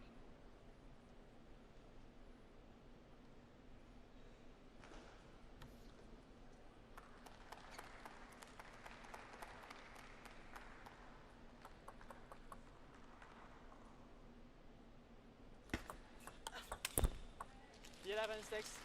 Game to a lead. So, after a fine start, Lin Rouge, Geraldo comes back a little bit, but it's Lin who takes the first game pretty easily in the end. 他干得很好啊，没问题，这发球落点啊，这个，但是你到后边，你看你发短太多以后，他会白住你，白住以后，你看前面你就把它往中间堵一个，堵住就行。那接发球很好，接发你们，但解决办法现在达人相似有一个问题就是他老往你正手塞，所以这个球你要有两个对处方法，要不我就快速锁个直线。今天的话，我就先把就往中间找一点，把落点找一点，就把速度提起来就行。他是不是还是最后往前？他正手先，他主要像单面那样子。单面拿的时候，你主要锁住他半台，他根本动不了，侧身也是。 Mais um ponto, bocadinho com mais efeito, tem que ser bocadinho mais meia direita e depois disputar o ponto. Ele mesmo a banana que ele faz, tu consegues jogar bem em cima depois da banana. Está bem? Consegues jogar bem, tanto de esquerda quanto viras para os jogares de direita, tu consegues jogar bem depois da banana dele. Por isso, tu consegues disputar os pontos todos com ele, não tenho a mínima dúvida disso. Ok? Bora lá, positivo, caralho, anda, luta, bora João, anda. Vai!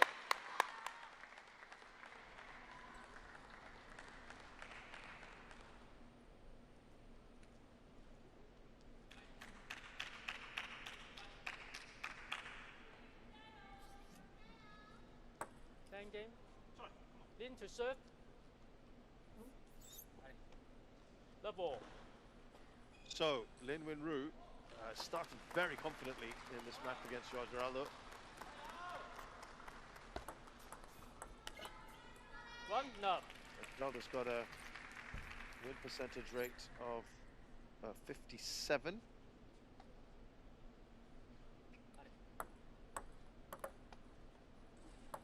Against Asian players, his record dips a bit to 43%. Left 2. Be interesting to see how he plays against left-handers.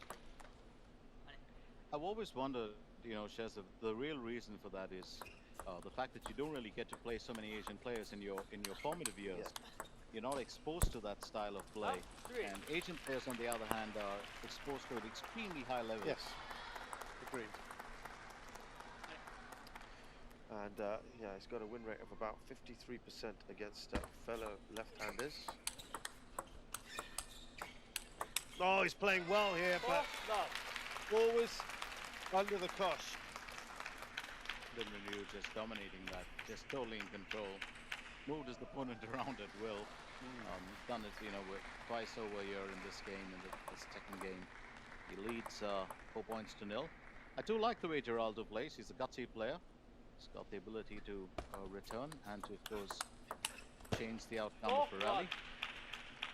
Yeah, Lin Wenru has a 71% win rate overall, 85% win rate against Europeans. So, and that's where the scales tip right in favor of the Asians. Yeah, you're absolutely right. But against left-handers, he's much less successful, which I thought was interesting. Only a 58% win rate against lefties. So does that just help balance the scales a little bit more in Geraldo's favor? Not at the moment, it would appear. Certainly not.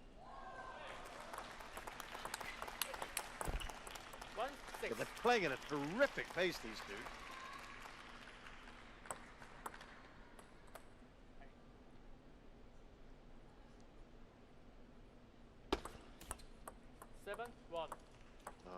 Unfortunate there for Geraldo.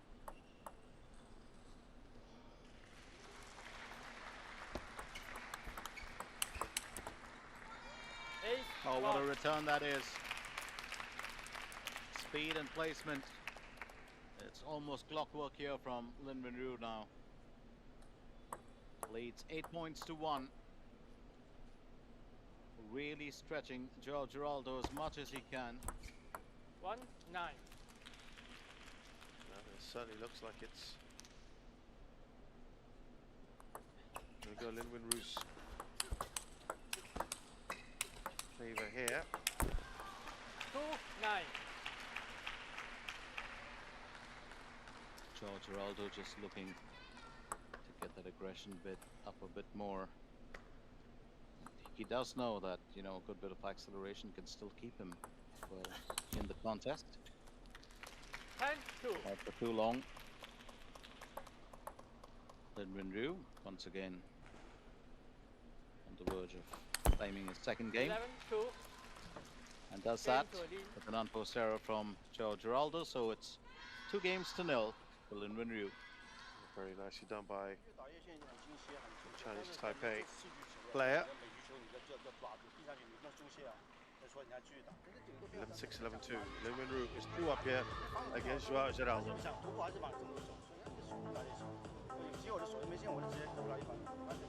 像单边这样子，把你的关系舒服在一起，发球很好啊，练的边边，你还抓住正着，他就没什么摆脱，他又不会拧你，控你，控那有机会我就上手，像我的劈那个长，哎，他这还是精力盯住他下去，要试一球，你不要松懈上去，把接发球下，把台语做好就行，脑子清晰一点。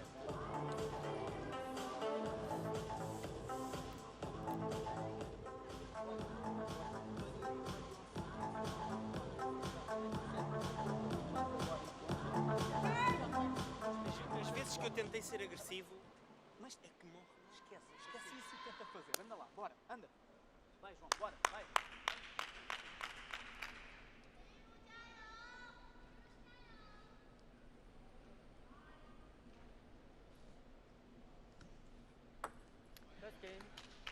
So a pivotal third game here. I think we've been in the situation pretty much most matches. The ball. Where the favourite goes 2 up.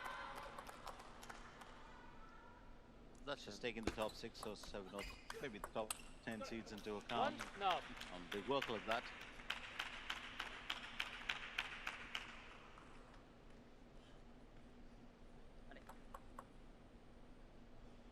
I must say this, of course, Shizad in recent times, Chinese Taipei have always had a very, very strong table tennis culture, a strong badminton culture. One of the things that has surprised me, and I've been able to cover these events in the last couple of years, has been one, of course, is football, where they've really gone, leaps and bounds ahead. But one of the finest, and I really mean this, one of the finest teams that I've seen from Asia when it comes to a rugby team have been from Chinese Taipei. Outstandingly good, especially their rugby sevens, and most of the players are university lads. 1-2. Really, really pro, very impressive, very entertaining. Well, back to the action here as Giraldo, well, does get a small piece of the pie. He leads 2-1. Well, how long that does take before Lin Ryu decides to, well, just snatch that joy away.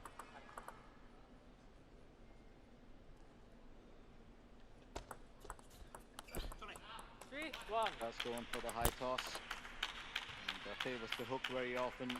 Lin Ryu, there's no doubt about it. Was just talking about his unusual style of serve, but within that there is variation. 4-1.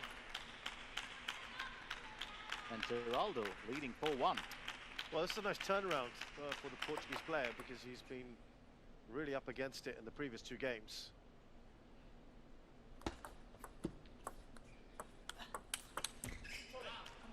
Yeah, Lin Ryu's been very, very good so far, but not so much in this game. Remember, Giraldo has to win this to give him any kind of shot staying in the match. His coach appreciating his efforts so far.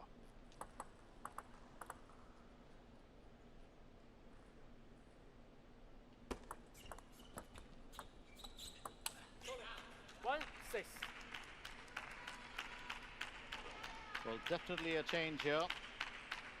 Wouldn't be surprised if Lin Ryu decides to call a timeout. Well, what a change from the earlier 2 games. And Joao Giraldo very much in control of this one. Well, wasn't expecting that score, but it's never over till it's over. 7-1. Another unforced error. But Giraldo actually fighting to stay in this, and if he pulls the game in into his own side, well, I think he's definitely got a fighting chance here.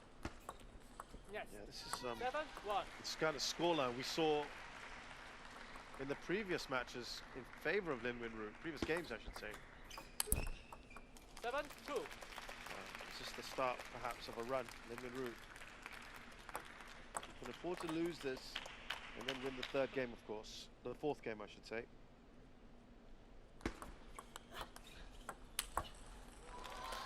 3-7. 3-7. Making sure that he gets back into control.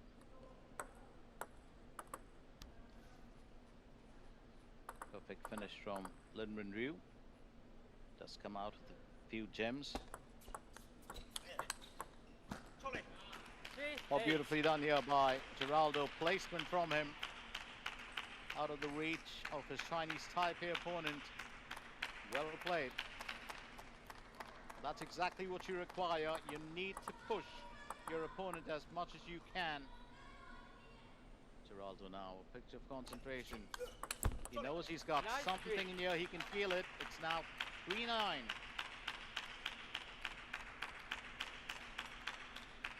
Good work here from Geraldo. Can he close it out? Be within just one game of Lin Wenru. Amazing how this is flipped suddenly. What a change. Well, cliched as it may sound, I would have said the tables have turned just for this sport. 10-3. He's just forcing those errors out of Lin Wenru, and well, just goes to show the actual mettle of a player. Oh, what a shot for Geraldo to win this third game. Brilliant from him. Absolutely fine finish. That was a killer move, wasn't it? He knew he had this game in his sights. There it is. Absolutely fine finish. And Shez, we've got a competition on here. It's been a real contest between these two.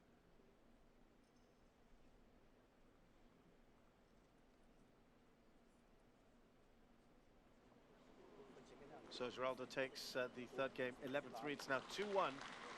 Still trailing Lin Wenru. 当时你的剧法这种不一点的，你把你转啊，白线全部白，所以把旋转变化要上可以上，要调很多，你要发向太多了，3D变体，要不关键就直接放到长。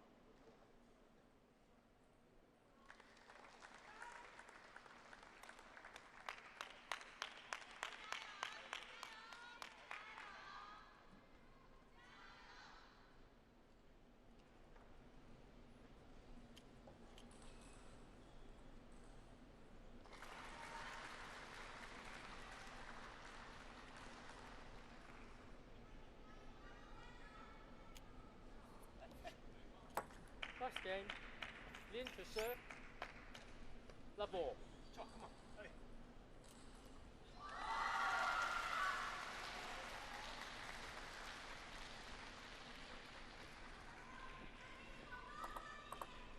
Now let's see how Lin Wenru kind of responds, because he's under a little bit of pressure here now.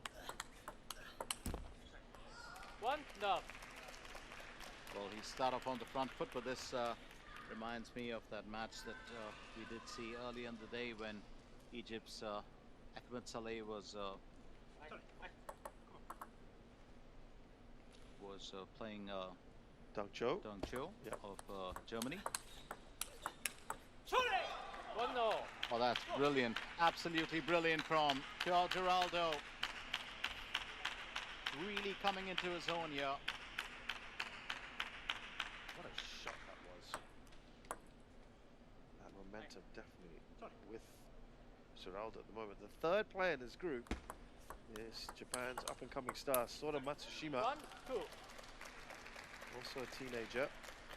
Seen a few of them today. And that could be, wow, it's a tricky one.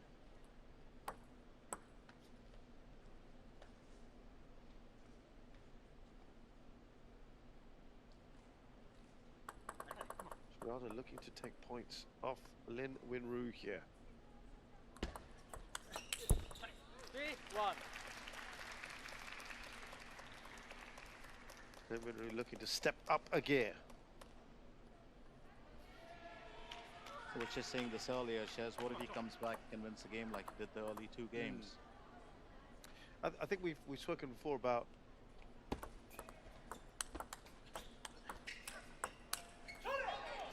first of all, fantastic reaction from Geraldo early in the rally to keep it alive. And then got him a point as well. Yeah, it's got him a point. No, we were saying sometimes you need, if you are cruising a little bit, or if you are the highly fancied player, sometimes you need a game you need to lose a game, drop a game, and suddenly you kind of come alive. That's true wake-up call, isn't it? Yeah. 2-4. So Lin Renew still slightly ahead in this one. It's 2-4. The previous game, George Geraldo was a different beast altogether. Just dominated that from the first serve onwards.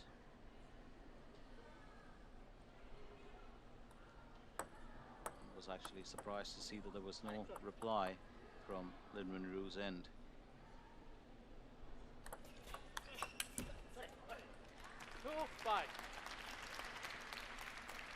This game definitely turning out to be different. I think the Chinese Taipei, well, Star knows that he's got to claim it in this. There's no second chances, there's no dropping points, there's no sharing this point.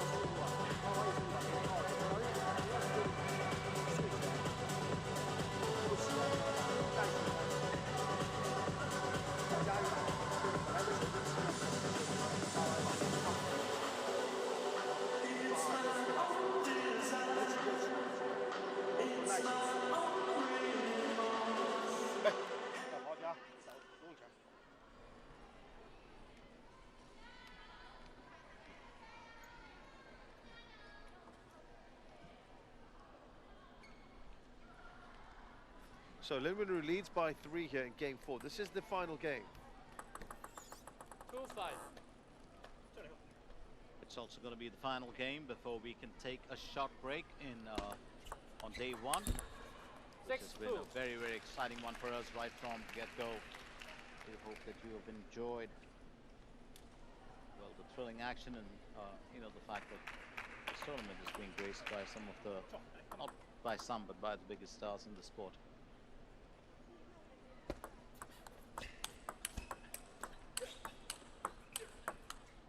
These two have been playing rallies like this. Just suddenly picked up in pace. I think in terms of rallies, Glenn, this has been one of the few matches today where we've had a number of them, haven't we? Absolutely, and I think Geraldo is up to the task. Well, that's the real thing, because a lot of the you know, a lot of the Asian players, as we've seen, are very strong when it comes to rallies. But Geraldo, I think, really taking this fight to Lin Renru. Well, win it or not. That's another one there from him. So goes up to 4 points, just 2 behind Lin Renru. I think Lin Renru just slightly, not unnerved, but I would say a bit frustrated with the fact that he hasn't been able to get some of his shots right. And Geraldo, of course, does want to change the ball, which means you get to hear the beat again, that steady beat. Yeah, I've seen a number of balls change here, actually. 4-6.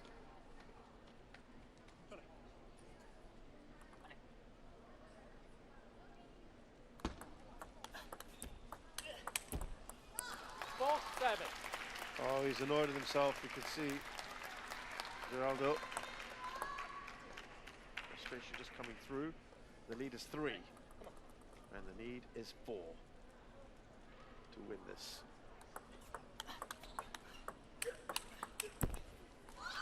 8-4. Bit of frustration for him, I think. A few errors. Wasn't expecting that. Started off in a very confident manner in this game too. Geraldo and Lin Renru. Now it's a battle of nerves between the two, really, if you ask me. Who, well, is mentally conditioned better at this point of time? 8-5. A wry smile there from Lin Wenru.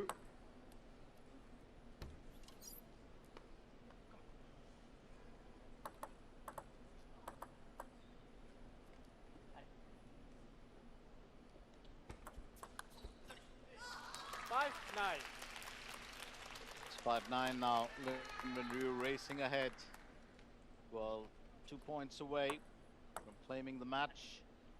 Having said that, it's Geraldo who will serve. 5-10. So let's make that match point.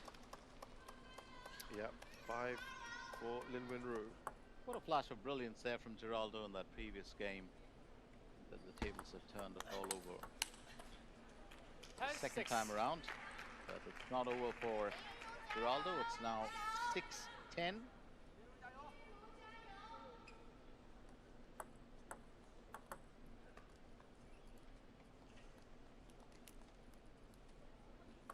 Lin Wenru serving for the match.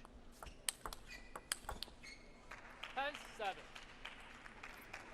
Another day of execution.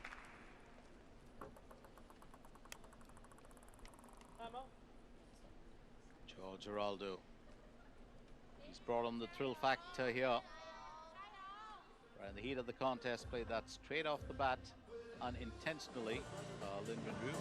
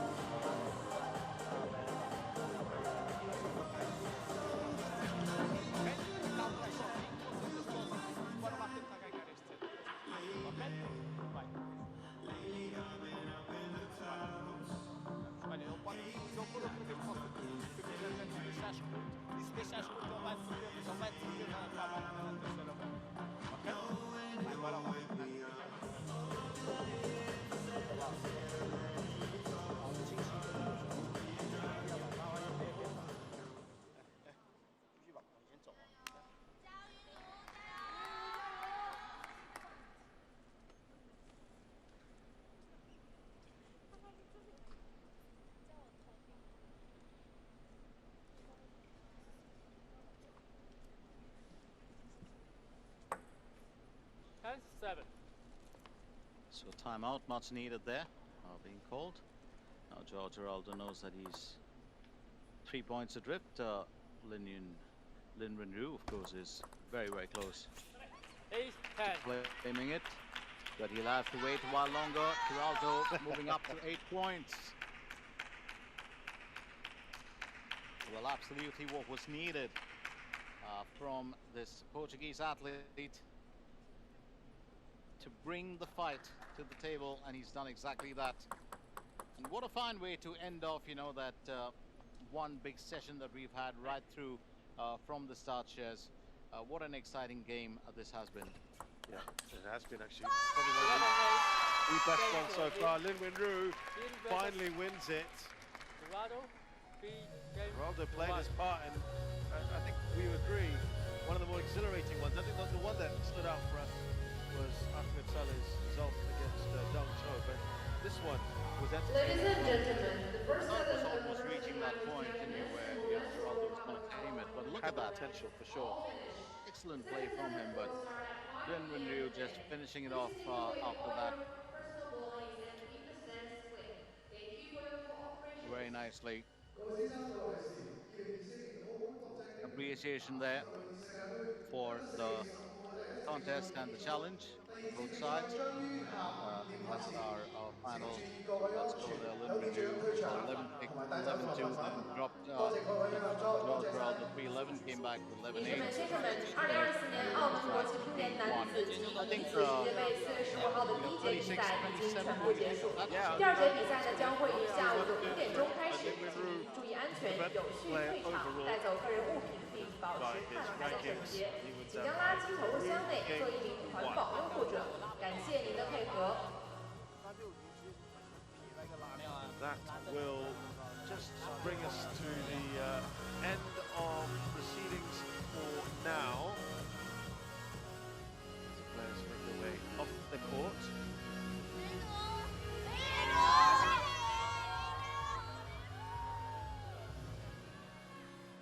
remind you, of course, that we'll be resuming action in just a little bit, and that's exactly what transpired between Lin Ryu and Joao Geraldo. Yeah, just looking back at some highlights and then the match point here.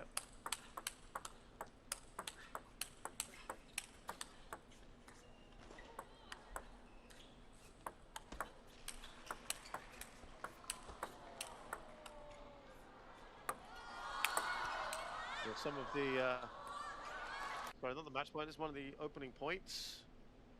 Some of the best highlights of, as we said, what was a very, very good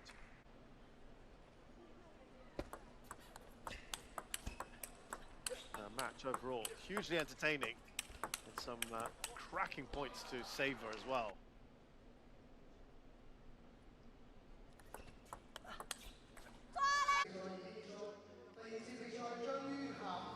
But in the end, yeah, the quality of Lin Wenru seeing him through against Joao Geraldo. And this is how things stand. You mentioned that Sora Matsushima is the other player in this group. And he'll be in action later on, of course. Lin Wenru at the moment top of Group 5. Well, we shall be taking a small break. That's Shazad and me, Glenn, and we'll be back with you later with more action when, of course, this championship kicks back in, and that should be in roughly about an hour and a half from now, and it's going to be another exciting session after that. So don't forget to join us back again, but for now, time to get a bit of refreshment, stretch your legs a bit, and don't forget to join us again real soon.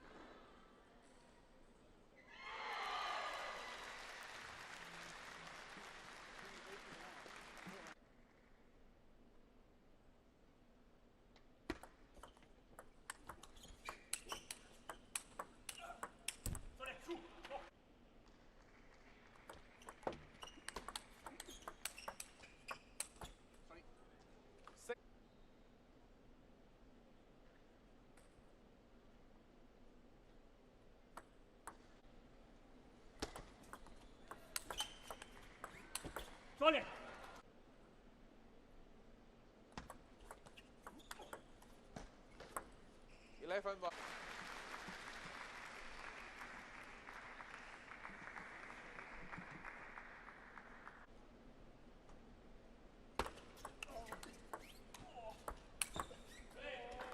Six.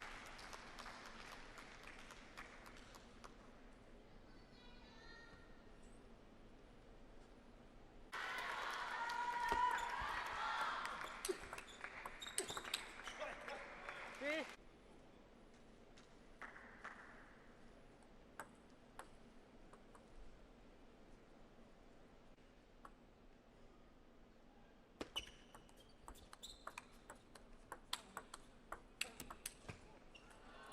Six. Der ist halt viel unterschiedlich. Es ist schwierig, den nächsten Ball dann zu spielen. Deswegen muss ich auf den.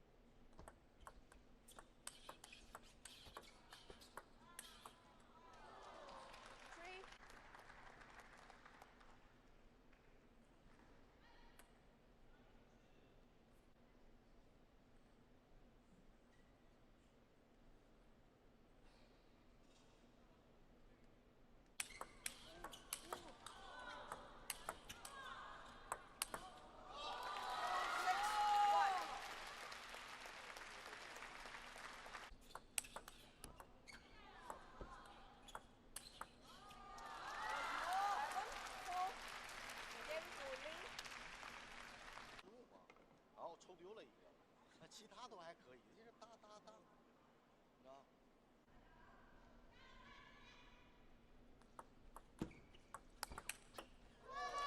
4-9.